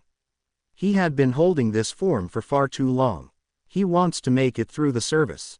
He wants to be strong for everyone else. For Izuku. For me. But what's the point? What's the point of heroes if they can't even protect the people who need them most? Izumi's eyes flickered over the crowd. They were all there. The greatest heroes of their generation. Endeavor, Hawks, Mirko, Edgeshot, Yukio, Best Jeanist. Where were they that night? Where were they when Izuku was screaming? Where were they when he was fighting for his life? Where were they when he was suffering all these years? The answer was simple. They didn't care. Not about him. Not about the weak. That was the truth of this world. Heroes only cared about who was worth saving. And Izuku Yagi had never been worth saving. Izumi exhaled shakily, her rage twisting into something colder, sharper, more certain. She remembered when she was 10 years old, standing beside her brother and Melissa on an island, watching as they worked on their project for the engineering Olympiad. Izuku was so small back then. But his eyes were always so bright. So full of hope. "Melissa, look at this," he had said, practically bouncing on his heels as he pointed to the blueprints. "If we adjust the output here and recalibrate the sensors, we can increase efficiency by 14%. Melissa had grinned, his partner in all things, and ruffled his hair. "I knew you'd find a way to improve it." He had been so happy back then. So sure that he could prove them all wrong. But the world crushed him before he ever got the chance. Izumi inhaled sharply, pulling herself from the memory. She turned her gaze back to the heroes in front of her. She had spent so long believing that heroes were meant to protect everyone. That they were supposed to be pillars of strength, the kind of people who would never abandon the weak. But they had abandoned Izuku. Because he was weak. Because he had no quirk. Her hands clenched. They shouldn't have left him to die. That wasn't what heroes were supposed to do. Heroes are supposed to protect the weak. But maybe the weak weren't meant to stand among them. Maybe the weak needed to be protected in a different way. Izumi's jaw tightened. Izuku had spent so long fighting to prove that he wasn't weak. That he didn't need her protection. That he could be a hero. But he was weak. She hadn't wanted to see it, but she saw it now. Izuku never should have been out there. He should have been safe. Sheltered. Protected from a world that would never accept him. Heroes couldn't protect people like Izuku. But she could. Izumi would. She looked at the empty casket, her heart like cold steel in her chest. This world needed to change. The weak should never be put in danger. If the heroes wouldn't change, then she would force them to. Because she was strong. And she would never let someone like Izuku die again. A hand on her shoulder. Izumi stiffened. For a moment, her rage blurred everything, the funeral, the heroes, the weight of everything pressing down on her chest. But then she saw the sad, familiar smile. Shoko. Izumi felt the tension in her shoulders lessen, but she didn't know what to say. What could she say? Because here, standing before her, was someone who had truly believed in Izuku. Someone who, unlike the rest of them, had never doubted him. Not once. Not like the heroes. Not like her. And yet, words weren't needed. Shoko simply pulled her into a hug. Izumi stiffened for a second, feeling her body tremble. The tears refused to come. But Shoko held her tighter. And then they did. She gripped Shoko's jacket like a lifeline, her breath shuddering, her vision blurred. Izumi Yagi, strong, unbreakable, untouchable, was crumbling. Tears spilled down her cheeks, silent but endless. She didn't sob. She didn't wail. But the tears wouldn't stop. For a few minutes, they stayed like that. Two children who had lost something irreplaceable. Then, finally, Izumi spoke. "I will avenge him." Shoko pulled back, her eyes widening slightly. Izumi's fists clenched at her sides. "I will make a world where he could have lived without worry." Shoko looked at her, taking in the steel in her words, the unwavering certainty in her voice. Then she nodded, her lips pressing into a thin, sad smile. A world where he could have been what he wanted to be. A third voice cut through their quiet. A world for all the people like him, and me. Both girls turned sharply. Standing there, hands clasped in front of her, was Melissa Shield. Her blonde hair was damp from the misty rain, her blue eyes filled with grief, but there was something else there too. Something resolute. Izumi felt something ease in her chest. "I'm glad you could come," she murmured, stepping forward. Melissa smiled, small and broken. "I had to," she said, turning toward the casket. "I needed to say goodbye." She stepped forward, placing her hand on the smooth, polished surface of the coffin. She breathed in. Then, finally, she exhaled and turned to Shoko. "I don't think we've met." She extended a hand. "Melissa Shield." Shoko took it gently. "Shoko Todoroki." Melissa nodded, smiling slightly. Then, finally, she turned to Izumi. "It seems," she said softly, "that we all agree." The rain dripped from the trees. The funeral continued around them, but in this moment, nothing else existed. Only them. Only the promise they were about to make. Melissa's fingers curled into a fist. "This world," she said, "must change. And there it was. 3 girls. 3 beliefs. 3 different paths. But at their core, they shared the same wound. And so, unknowingly, they stood at the beginning of something greater than themselves. A storm brewing. A revolution waiting to unfold. And a promise that, no matter what it took, this world would never be the same again. The funeral home's resting room was quiet. Muted voices drifted from the main hall, the weight of mourning pressing down on everything. Izumi sat stiffly in one of the worn-out chairs, arms crossed, fingers gripping her sleeves tightly. She hated this place. The walls, the dim lighting, the whispering of people who had no right to whisper about him. Shoko and Melissa sat beside her, each lost in their own thoughts. Melissa, ever the composed one, had her hands neatly folded on her lap, eyes distant.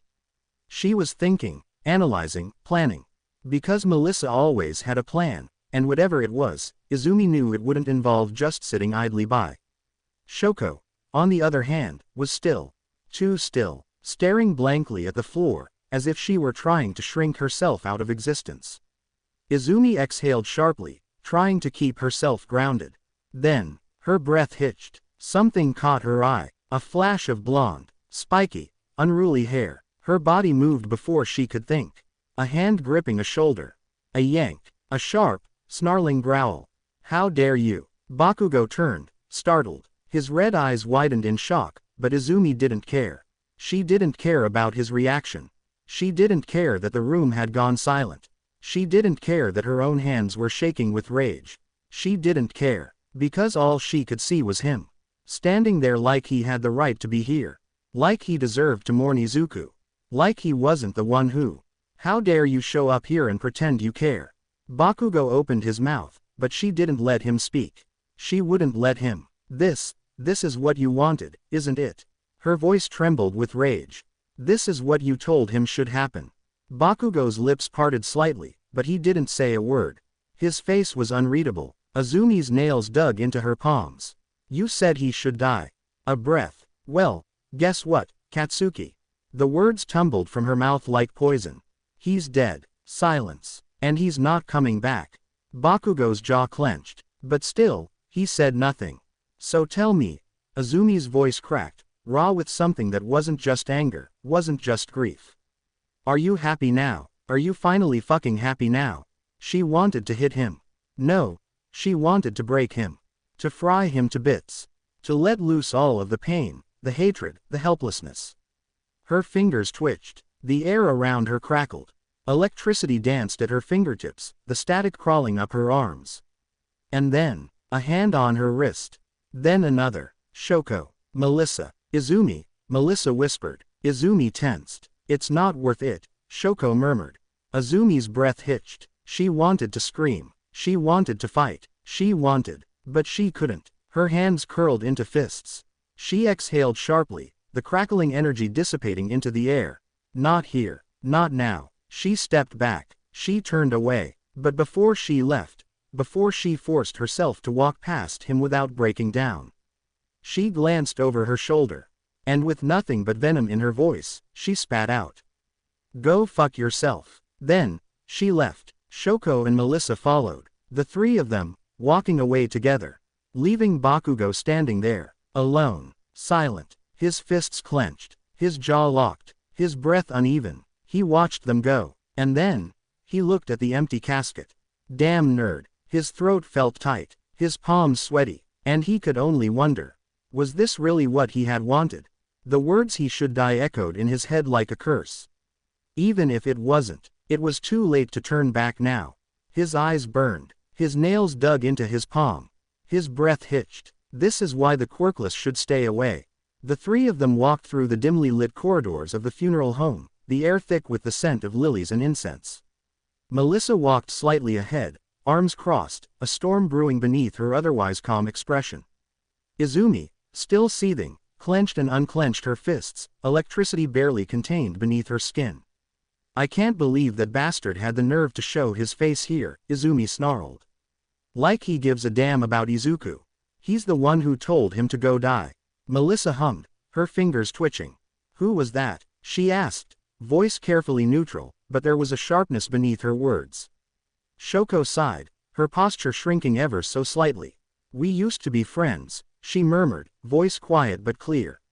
"All of us, me, Izumi, Izuku, and Kachan. But when Katsuki got his quirk and Izuku didn't." She trailed off. She didn't need to finish the sentence. Melissa's jaw tightened, her fingers curling against her arms. They all knew what happened next. The torment, the threats, the quiet suffering, the long, brutal years of being told he didn't belong. Izumi scoffed. "That asshole, he's probably just here so people don't think he's a total monster." Then, a voice, cool, detached, emotionless, a voice that made Shoko shrink. "Bakugo never had much tact," the voice mused. "I suppose that hasn't changed over the years." Melissa turned around first, and there, standing behind them, was a boy. A perfect mirror of Shoko, except he lacked the scar. "Shoto Todoroki." Shoko flinched, her arms curling around herself like she was trying to disappear. Izumi turned as well, her scowl lessening slightly. "Shoto," she said, surprised. "It's been a while." "That it has," Shoto said, his tone flat, indifferent. His eyes flickered toward the three of them, unreadable. "But pleasantries can be exchanged later. I've come to get my sister."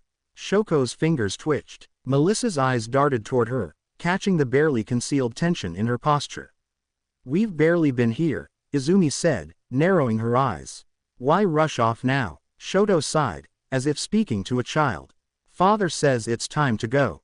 Shoko shrank even further. The air felt colder. Melissa's lips pressed into a thin line. Izumi's scowl returned with full force. "What does your father care?" Izumi spat. "You just arrived, and we're here to mourn Izuku." Shoto barely reacted. His gaze was blank, uncaring. There is no purpose in spending so much time mourning someone who died because he was weak. The words cut, like a knife sliding beneath skin. Izumi stiffened, her hands sparking dangerously. "You." Shoko grabbed her wrist. Her touch was light, pleading. "It's not worth it," she whispered. Izumi's breath came in short, sharp bursts. She could kill him for saying that. She wanted to, but the way Shoko's fingers trembled against her wrist, it was enough to make her stop. Just barely. Shoto remained unfazed. "It's the truth," he said simply. "However, we were friends once, and I can acknowledge his intelligence. So I came to pay my respects." His eyes flickered toward the casket, and for the briefest moment, there was something there. Not sorrow, not regret, something colder, something that looked too much like pity. Then, just as quickly as it appeared, it was gone. Shoto turned on his heel, his hands in his pockets. "Now that I've done that, there's no purpose in staying." Shoko sighed. Izumi grit her teeth. Melissa watched everything. Shoko stepped forward, pausing before following her brother. "I'm sorry about him," she murmured, voice small, almost tired. Izumi softened. "Don't apologize for that prick," she muttered. Shoko hesitated. Then she nodded, offering them a small, weary smile. "We'll stay in touch." Then she was gone, and Izumi was left standing there, staring after her childhood friend, hands clenched into trembling fists. The funeral hall was silent, except for the words that lingered. "Someone who died because he was weak." Izumi exhaled sharply. She could hear those words again and again and again. They wouldn't stop. And somewhere, in the depths of her mind, a thought began to take root. The low hum of murmured condolences drifted through the funeral home. A blur of heroes and officials, each wrapped in their own solemn thoughts, some genuine, others just here to pay respects to All Might, not Izuku. Izumi barely saw them anymore. Her mind was still reeling from Shoto's words, from the quiet, cutting pity in his voice. The memory of Bakugo's face when she confronted him. The way Shoko shrank at the sound of her brother's voice. So much rottenness wrapped in a world that called itself just. She inhaled sharply, trying to steady herself. Then, a flicker. At the edge of the crowd, standing just slightly apart from the rest, a lone figure. Long, messy black hair fell over tired, red-rimmed eyes. His expression unreadable, his posture slouched but alert. Eraserhead. Izumi narrowed her eyes slightly. It had been years since their first conversation. Since he had found her alone, screaming into the night. Since he had told her, "Protect those you love." And look at how that turned out. Before she even realized what she was doing, her feet carried her forward, cutting through the sea of people, moving towards him with purpose. Aizawa barely reacted when she stopped beside him. He only blinked, slow and tired, before turning slightly to regard her. "You once told me," Izumi started, her voice quiet but steady, as if continuing an unfinished conversation, "to protect those I love." Aizawa's gaze sharpened slightly, but he said nothing. Izumi let out a sharp breath, her arms crossing tightly over her chest. "Well," she turned slightly, her gaze falling on the closed casket. "Look at how that turned out." Aizawa sighed, rubbing the back of his neck. "Kid," he trailed off, before shaking his head. "We're not gods. We can't save everyone." Izumi's fists clenched. "No matter how much it hurts," Aizawa continued, his voice slow, deliberate, "no matter how much we try, sometimes, it's not enough." His words hung heavy in the air. Aizawa's mind flickered back, to a collapsing building, to blood in the rubble, to the laughter of someone who should have been standing beside him. Shirakumo. Gone. Just like Izuku. "But we can try." Izumi didn't move for a moment. Then, she exhaled sharply, her lips curling into a small, humorless smile. "Try." Her voice was bitter. "Try to do what, exactly?" Aizawa finally turned fully toward her, his gaze assessing, cautious. "Try to make this world a better place." Izumi nodded slowly, staring down at the polished floor beneath them. "That," she murmured, "we can agree on." Something in Aizawa's stomach twisted. The way she said it. Her tone. It was off. Not angry. Not grieving. Determined. Like something had already been decided. Aizawa's eyes narrowed slightly. "And what are you planning to do now?" Izumi looked up, her emerald eyes catching the dim funeral hall lights. Her smile was small, but it wasn't soft. "Whatever I have to." The weight of those words settled deep. Aizawa didn't answer immediately, because for the first time since meeting her, he didn't know if they were on the same side. The city stretched beneath her. Neon lights flickered, distant and hazy. The cold night air bit at her skin, but she barely noticed. Standing at the edge of the rooftop, Izumi Yagi tightened her grip around the black mask in her hand. She had spent the entire day replaying it all. The heroes coming and going. The way they smiled at her father, offering their sympathy. The same heroes who had done nothing for Izuku. The way Shoto looked at her. The way Melissa and Shoko spoke of change. The way Aizawa questioned her. All of it building, coiling in her stomach like lightning before a storm. Izumi inhaled slowly, her fingers crackling with energy. This was it. Her first step. The heroes wouldn't do it. The law wouldn't do it. So she would. She lifted the mask. Simple, sleek, black, and pulled it over her face. She wasn't a hero. Not tonight. She was something else. A blur of gold and crackling blue as she leapt from the rooftop, soaring over the city. The moment her feet left the ledge, a rush of pure, electric adrenaline pulsed through her veins. The wind roared in her ears. The world blurred around her. And for the first time in weeks, she felt alive. The ground rushed up to meet her, but before she could fall, she moved. A burst of electricity. Her body surged forward. She twisted midair, catching the edge of a building with one hand, her grip searing into the concrete. A spark, a jump, another burst of speed. She was faster than before. Faster than any hero. She reached the next rooftop and barely paused before launching herself again, arcs of lightning trailing in her wake. Below, the city continued as it always did. Unchanged, uncaring. She looked down at the streets. At the flickering alley lights, the people moving about, unaware of how broken the world truly was. She clenched her fists. Not for much longer. Tonight was the first night. And everything was about to change. ... Darkness. Cold. The hum of machines. The rhythmic beeping of a heart monitor. The slow, mechanical hiss of a ventilator. The dim glow of multiple monitors bathed the windowless room in a sickly green light. Countless wires and tubes snaked across the floor, slithering up the single occupant of the bed like parasites feeding off a host. A plump man with a thick mustache and circular eyeglasses hunched over one of the monitors. His face reflected in the glass as he studied the vital signs displayed before him. Pulse. Weak, but stable. Brain activity. Unusually high. Regenerative rate. Surprisingly efficient. He is alive. The doctor exhaled slowly, tapping a finger against the screen. It had been days, weeks. The sheer amount of damage should have been enough to kill him. Should have. And yet, there he lay, a mangled ghost of a boy, wrapped in gauze and steel, hooked up to machines that worked tirelessly to keep his broken body from finally giving up. A miracle? No, something far more grotesque. The doctor sighed, rubbing the bridge of his nose. He could see why his master had chosen this one. The sheer tenacity, the raw, indomitable will to survive, even after all of that.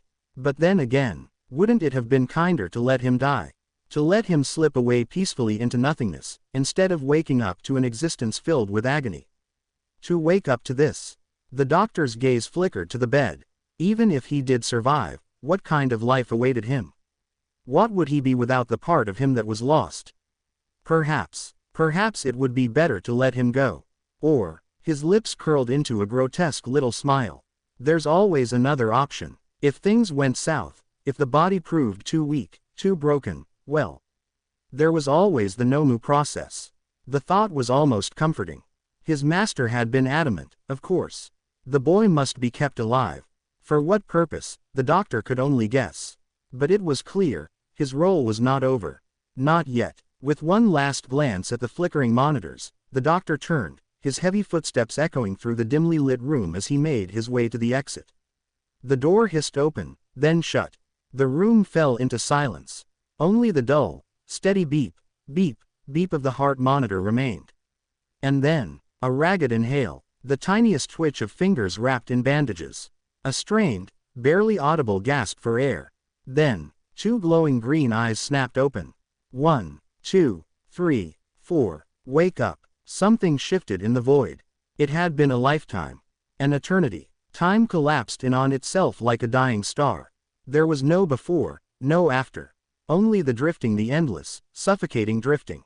His consciousness, once a glowing spark of defiance, had been stripped bare, flayed raw by silence and pain. But still, something clawed. Some desperate flicker of mind clawed its way up through the sludge of thought and trauma. Memory. Not linear, not neat. It hit him like bullets. A birthday cake, green frosting. The laughter of a girl with red and white hair. His mother's arms around him, warm and safe. The tingle of a wrench in his hand. The promise he made. The promise they broke. The promise he would keep. And then, the grave, the casket, the classroom of jeering faces. Bakugo's words. Why don't you just die already? His mother's blood on concrete. His father's voice saying no. His sister's strength crushing him under its weight. All of them turned their backs. And the world, this rotted, quirk-drunk, hypocritical world, just kept spinning. He remembered the pain. He remembered the monster. He remembered the rip, the tear, the squelch. His arm, his lungs, his scream. He remembered dying. And then, a voice, calm and powerful. Do not worry, child. I am here. He remembered that. His mind latched onto the sound like a starving man to water. Who was he? What did he want? Why save him? Why me? A chorus of answers buzzed like flies in the back of his skull, all contradictory, all incomplete. And then, with a lurch, his soul slammed into his body. Two glowing green eyes snapped open. Agony. Unfathomable, all-consuming agony. It burned everywhere. His flesh, his bones, his nerves each screaming their own symphony of torment. He tried to gasp, but air wouldn't come.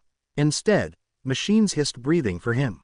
A thick plastic respirator, like some grotesque insect's mandibles, was jammed into his mouth and nose. Tubes slithered from his chest to machines humming beside the bed. He blinked once, twice. He couldn't move, only twitch. His fingers, only the ones on the left hand, responded. The right was gone. Not numb, not injured, gone. A piece of him stolen, like a puzzle with no corner. Gone, gone, gone. His gaze flickered around the dim chamber, metallic walls, blinking lights, cables, and no windows. This wasn't a hospital. This was a tomb. His memory skittered again, to the figure tall, imposing, regal. Not the sludge creature. Not the doctor. Something else. Someone else. Not a hero. Not quite a man. And then, the door creaked open. Footsteps echoed too light to be his rescuer. A round man waddled into the room. A pristine white coat. A ludicrous mustache. circular green goggles that glinted under the sterile light. He smiled wide. "Ah, you're awake," he exclaimed, as if greeting a guest at a dinner party. "I was beginning to think you'd never return to us. Weeks you've been under, young man, weeks. But look at you, still hanging in there. Remarkable." Izuku's eyes narrowed. He couldn't speak. The doctor leaned in, inspecting his vitals on a nearby machine with theatrical satisfaction. "Oh, don't worry, you're in safe hands now. The safest. The master was very clear you were to be spared no resource, no effort. And here you are, master." That word chilled him. Who was the master? Izuku tried to mouth, but only a garbled hiss escaped the respirator.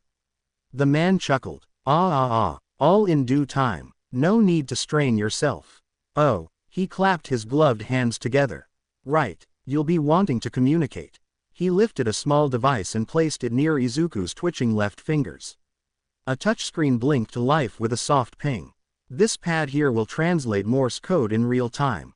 Tap with your fingers ... and voila. Communication. The doctor's smile widened, almost malicious in its cheerfulness. And if you don't know Morse, well, you've got plenty of time to learn. He turned on his heel and made for the exit. Rest up, Izuku Yagi. Or, should I say, Midoriya now. Izuku flinched. The door shut. Silence. Only the rhythmic beep of the heart monitor remained. And the soft, steady hiss of the machine breathing for him. He was alone. Alone in the dark. He tried to cry but there were no tears. Tried to scream but no voice. All he could do was think. And so he did. And thought. And thought. And thought. This world. This fucking world. It chewed him up. Spat him out. Stripped him bare. Everyone said they loved him. Everyone said they wanted to protect him. And they left him here. He would rise. He would build himself from pieces. Stronger. Smarter. Unburdened by morality, expectation, or naivete. And when he walked again, the world would know. It didn't kill him. It made something worse. The night air was thick. Heavy with smog. Wet with rain. Coated in silence that wasn't silence. Sirens in the distance. The low hum of neon. The murmur of a city that had stopped caring a long time ago. Izumi Yagi stood atop a concrete gargoyle, a ghost in black. The wind pulled at her coat, her hair crackling with static. Sparks danced across her fingertips in elegant little pirouettes, waiting to be loosed. Her breathing was calm, measured, but her eyes, they burned. From this height, Musudafu looked like a slow-motion fire. So many windows, so many lives, so many heroes pretending to be gods, yet too high above to notice the mortals burning beneath them. She didn't blink. She didn't flinch. Her gaze tracked the long, glimmering blur of a limousine slithering down the wet streets below. Captain Celebrity, Christopher Skyline, the man who should have been there. The man who was on patrol that night. The man whose name was buried in the incident report. The man whose gala had been more important than her brother's life. A hero in name, a parasite in reality. She would fix that. With a thunderous crack, she vanished. Electricity ripping through the air like a banshee's scream. She moved with precision, not like a hero, but a wrathful force of nature. Lightning wrapped around her limbs like armor, her speed warping space as electromagnetic currents bended under her will. She didn't run, she glided, she didn't hunt, she judged. Within seconds she was above the limousine, flying low and silent until... Boom! A sonic pulse exploded as her flight turned into a dive, her body a bolt of sentient judgment. She crashed into the back of the limo, her hands like claws, dragging the door open mid-roll. He was there, laughing, slurring, arms slung over the shoulder of a model barely old enough to vote. Of course, before he could react, her hand snapped forward and clutched his throat. One pulse of electricity and his muscles locked. And then they were airborne. Then there was concrete. Then there was silence. Thud. They landed in an alley 2 blocks away. She shoved him into the brick wall, the impact cratering the surface. Dust rained down from above. Captain Celebrity wheezed, coughed, choked, eyes wide. What the who the hell? You piece of shit, Izumi growled. Her voice was modulated, masked, but her fury vibrated in the pitch. You were supposed to be there. He tried to rise, swinging a sluggish punch. She didn't move. The punch hit her shoulder. It sparked. He screamed. She watched him writhe, and for the first time, She felt nothing. She circled him like a shark around bleeding prey. Christopher Skyline, she said, each word cutting like glass. Accused of abandoning your post. Accused of fleeing your country. Accused of letting a child die. How do you plea? He spat blood. You don't know shit. The next punch caved his cheekbone. Blood splattered the wall. Her gloved hand trembled. She stared at it, watched the crimson glint in the light. She wiped it on her coat without a thought. This world, she said, is rot. And you're the maggots. Captain Celebrity tried to crawl. She placed her foot on his back, a subtle current sizzling through her soul. This job, this title, hero, it's not for those who want fame. It's for those who will bleed for the weak. Die for the helpless. Kill for the innocent. She pressed down. His spine creaked. So tell me, she whispered, voice like venom, how do you plea? He looked up at her, his face broken. His voice ragged. Quote. Fuck you. And something in her snapped. A scream of electric fury surged into him. His body jolted violently. He convulsed, spasmed, collapsed. Not dead, not yet, but he would never walk the same. Never fight the same, not after this. She knelt beside him. You want to be a hero, she whispered, voice low and shaking. Then act like one, or I'll come back, and next time, I won't stop. She left him there, shattered, smoking, alone. As she vanished into the darkness once more, the storm above rumbled. And lightning cracked across the sky. The night was cold, not just in temperature, but in silence. A silence that clung to the rooftops like ash. Eraserhead moved through the skeletal skyline, scarf snapping in the wind, black coat billowing behind him like the shadow of something too exhausted to rest. With every silent landing on the edge of another concrete lip, his tired eyes swept the city, always watching. Always calculating, always waiting. He had received the call 11 minutes ago. Another one. Third this week. He had seen blood. He had seen bodies. But these weren't just ordinary attacks. These were statements. With a twist of his scarf, he descended toward a side alley lit only by flickering lamp posts and ambulance lights. The smell hit first. Concrete dust, engine oil, and the faint burn of ozone. Electricity. Again. As he landed softly on the pavement, his eyes locked onto the scene. Christopher Skyline, Captain Celebrity, being wheeled away. The man looked more corpse than hero. His suit charred, his face broken, his swagger gone. Aizawa didn't like the man. Never had. But even he didn't deserve this. Glad you could come on such short notice, came the voice. Aizawa turned slightly. Tsukauchi stood nearby, coat damp with drizzle, his eyes bloodshot, jaw tight. Aizawa nodded. What's the case this time? Tsukauchi gestured for him to follow. They walked deeper into the alley. I believe it's the same as the others, the detective muttered. Same MO, same aftermath. Captain Celebrity got hit tonight after the Sea Industries gala. We found him out here, barely breathing. Aizawa's expression didn't change, but inside, something ticked. Who called it in? An anonymous tip. Like always, they reached a taped-off section of the alley, already swarming with quiet investigators cataloging scorch marks and blood droplets. One of the officers handed something to Tsukauchi, who in turn, held it out to Aizawa. We found this at the scene.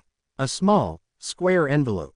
Black wax seal, crimson V. Eraserhead frowned. He slipped a gloved finger beneath the seal and unfolded the parchment.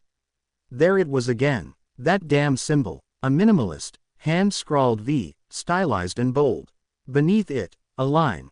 If heroes do not hold their own accountable, then we will. Aizawa folded the note in silence. This wasn't just vigilantism anymore. This was theology. Same energy signature. Yes, Tsukauchi nodded grimly. Electrokinetic. Controlled, condensed strikes. Precise trauma points. The wounds suggest a level of restraint, but also intention. Meaning, they didn't want to kill him. They wanted to humiliate him. Ruin him. Punish him. Aizawa's jaw clenched. He turned back toward the main street where the ambulance sirens began to fade. And you think it's the same person from the other attacks? We're sure of it. Tsukauchi handed over a thin file. Photographs of other so-called victims. A villain slashed and bound near a playground. A black market broker electrocuted inside a freight container. A hero known for extortion, left tied upside down with a note pinned to his chest. A pattern. But more than that, a manifesto. They target corruption, Tsukauchi said flatly. Villains, sure, but also heroes they deem unworthy. This is no longer about justice. It's personal. Aizawa stared at the folder. Personal, painfully personal. His eyes darkened beneath his goggles. Whoever they are, Tsukauchi muttered, they believe they're fixing the world. And that's why they're dangerous, Aizawa echoed. They stood in silence as the rain resumed, steady now. Dripping, cleansing nothing. Just then, an officer shouted from the crime scene. Another note, another message. The cycle continued. The city slept, unaware that justice had taken off its badge and put on a mask. Beep, beep, beep. The sound of the machines was constant, relentless. They were his heartbeat now. His lungs were powered by wires. His breath filtered through tubes. And his mind had become a ticking clock. Endless thoughts spinning in place. Questions, memories, theorems, hypotheses. How long had it been since he woke up? 3 days, 5, a month. Time blurred in this sterile tomb of metal and fluorescence. The bed beneath him was a cocoon. The machinery fused to his chest was a cage. And every breath was a reminder that he was alive. Alive despite having been torn apart. Alive in a place no one should be. A place where no hero came. He had learned Morse code. The doctor had insisted. Tap, tap, tap. That was how he screamed now. And still no one answered. The doctor, whoever he was, seemed elated at every minor function, every muscle twitch, every rapid pulse. There was something familiar about him. A shadow at the back of Izuku's fractured memory. But he couldn't focus on it. Not now. Because today, the air felt different. He could feel it even before the door opened. Thicker, heavier, like the weight of destiny pressing into his skin. Then, creak, the door opened with a hiss. And there he was, the doctor, grinning, beaming, sweating with anticipation. Rejoice, he said, teeth too wide. Because at last, the time has come. He stepped aside, and another figure entered, tall, towering, wrapped in shadow and silk. A dark suit clung perfectly to his broad frame. But his face was obscured, hidden behind a polished, black respirator mask. Even before the man spoke, Izuku's skin crawled. I apologize for keeping you waiting.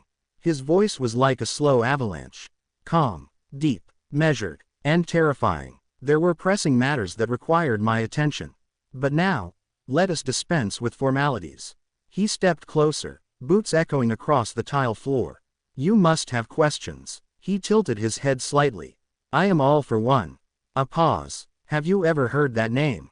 Izuku's fingers twitched. Yes. The name was carved in blood and shadow across the forbidden histories. All for one. The devil of Japan. The king of the underground. Ruler of the largest villain network in recorded history. Said to possess a godlike quirk. Said to have lived longer than anyone should. Said to have died. No. Killed. By All Might. By his stepfather. All for one chuckled. Ah, I see the recognition in your eyes. Good. That saves time. He began to pace, each step calculated, like a chessmaster moving pieces across a board. The reason why the most wanted villain in the country pulled your broken, dying body from a sludge-covered alley, is because I've been watching you for a long time, Izuku. Izuku's eyes widened slightly. 5 years ago, when you entered the Island Engineering Olympiad, I knew there was something rare in you. A quirkless child, crafting brilliance from scrap. Building futures with nothing but wire and will. The man leaned closer. And what did they do? They laughed. Izuku's breathing grew ragged. Your peers, your teachers, even your so-called family. They told you. No. They told you to stay in your place. But you defied that place. He straightened again, hands behind his back. You are a threat to the world as it is, Izuku.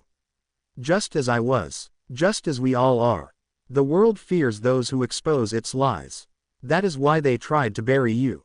Silence stretched. The beeping of the machines quickened. All for one stepped to the foot of the bed. But here, with me, you can build something better. Greater. No more limits. No more shame. No more crawling in the dirt for the scraps of hero society. I offer you more than life, Izuku. I offer you freedom. The room fell silent. Izuku stared at the mask. He couldn't see the man's eyes.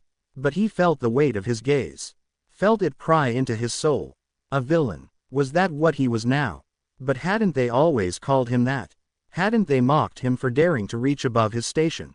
For being quirkless? He had been a villain in their story from the moment he was born. So maybe it was time he made that role his own. He turned his eyes to the small Morse interface beside his bed. Tap, tap, tap, tap, tap, tap. Letters began to scroll across the monitor. I'm in. All for One laughed, softly, deeply, triumphantly. Wonderful. He clapped his hands. Then it is official. Welcome, Izuku, to the League of Villains. He turned to go. Your first task is simple. Recover. You will need your strength. And if there's anything you require. Tap, tap, tap, tap. The screen flickered again. Give me the schematics to these machines. I will optimize them. I will rebuild myself. All for One paused, and though his face was hidden, Izuku could feel the grin. He had seen it before. In the mirror, in his nightmares, in his future, and for the first time since his arm was torn away. Izuku smiled. To be continued. I hope you guys enjoyed this video. Please make sure to like and subscribe to the channel, and now we will see you in the next video.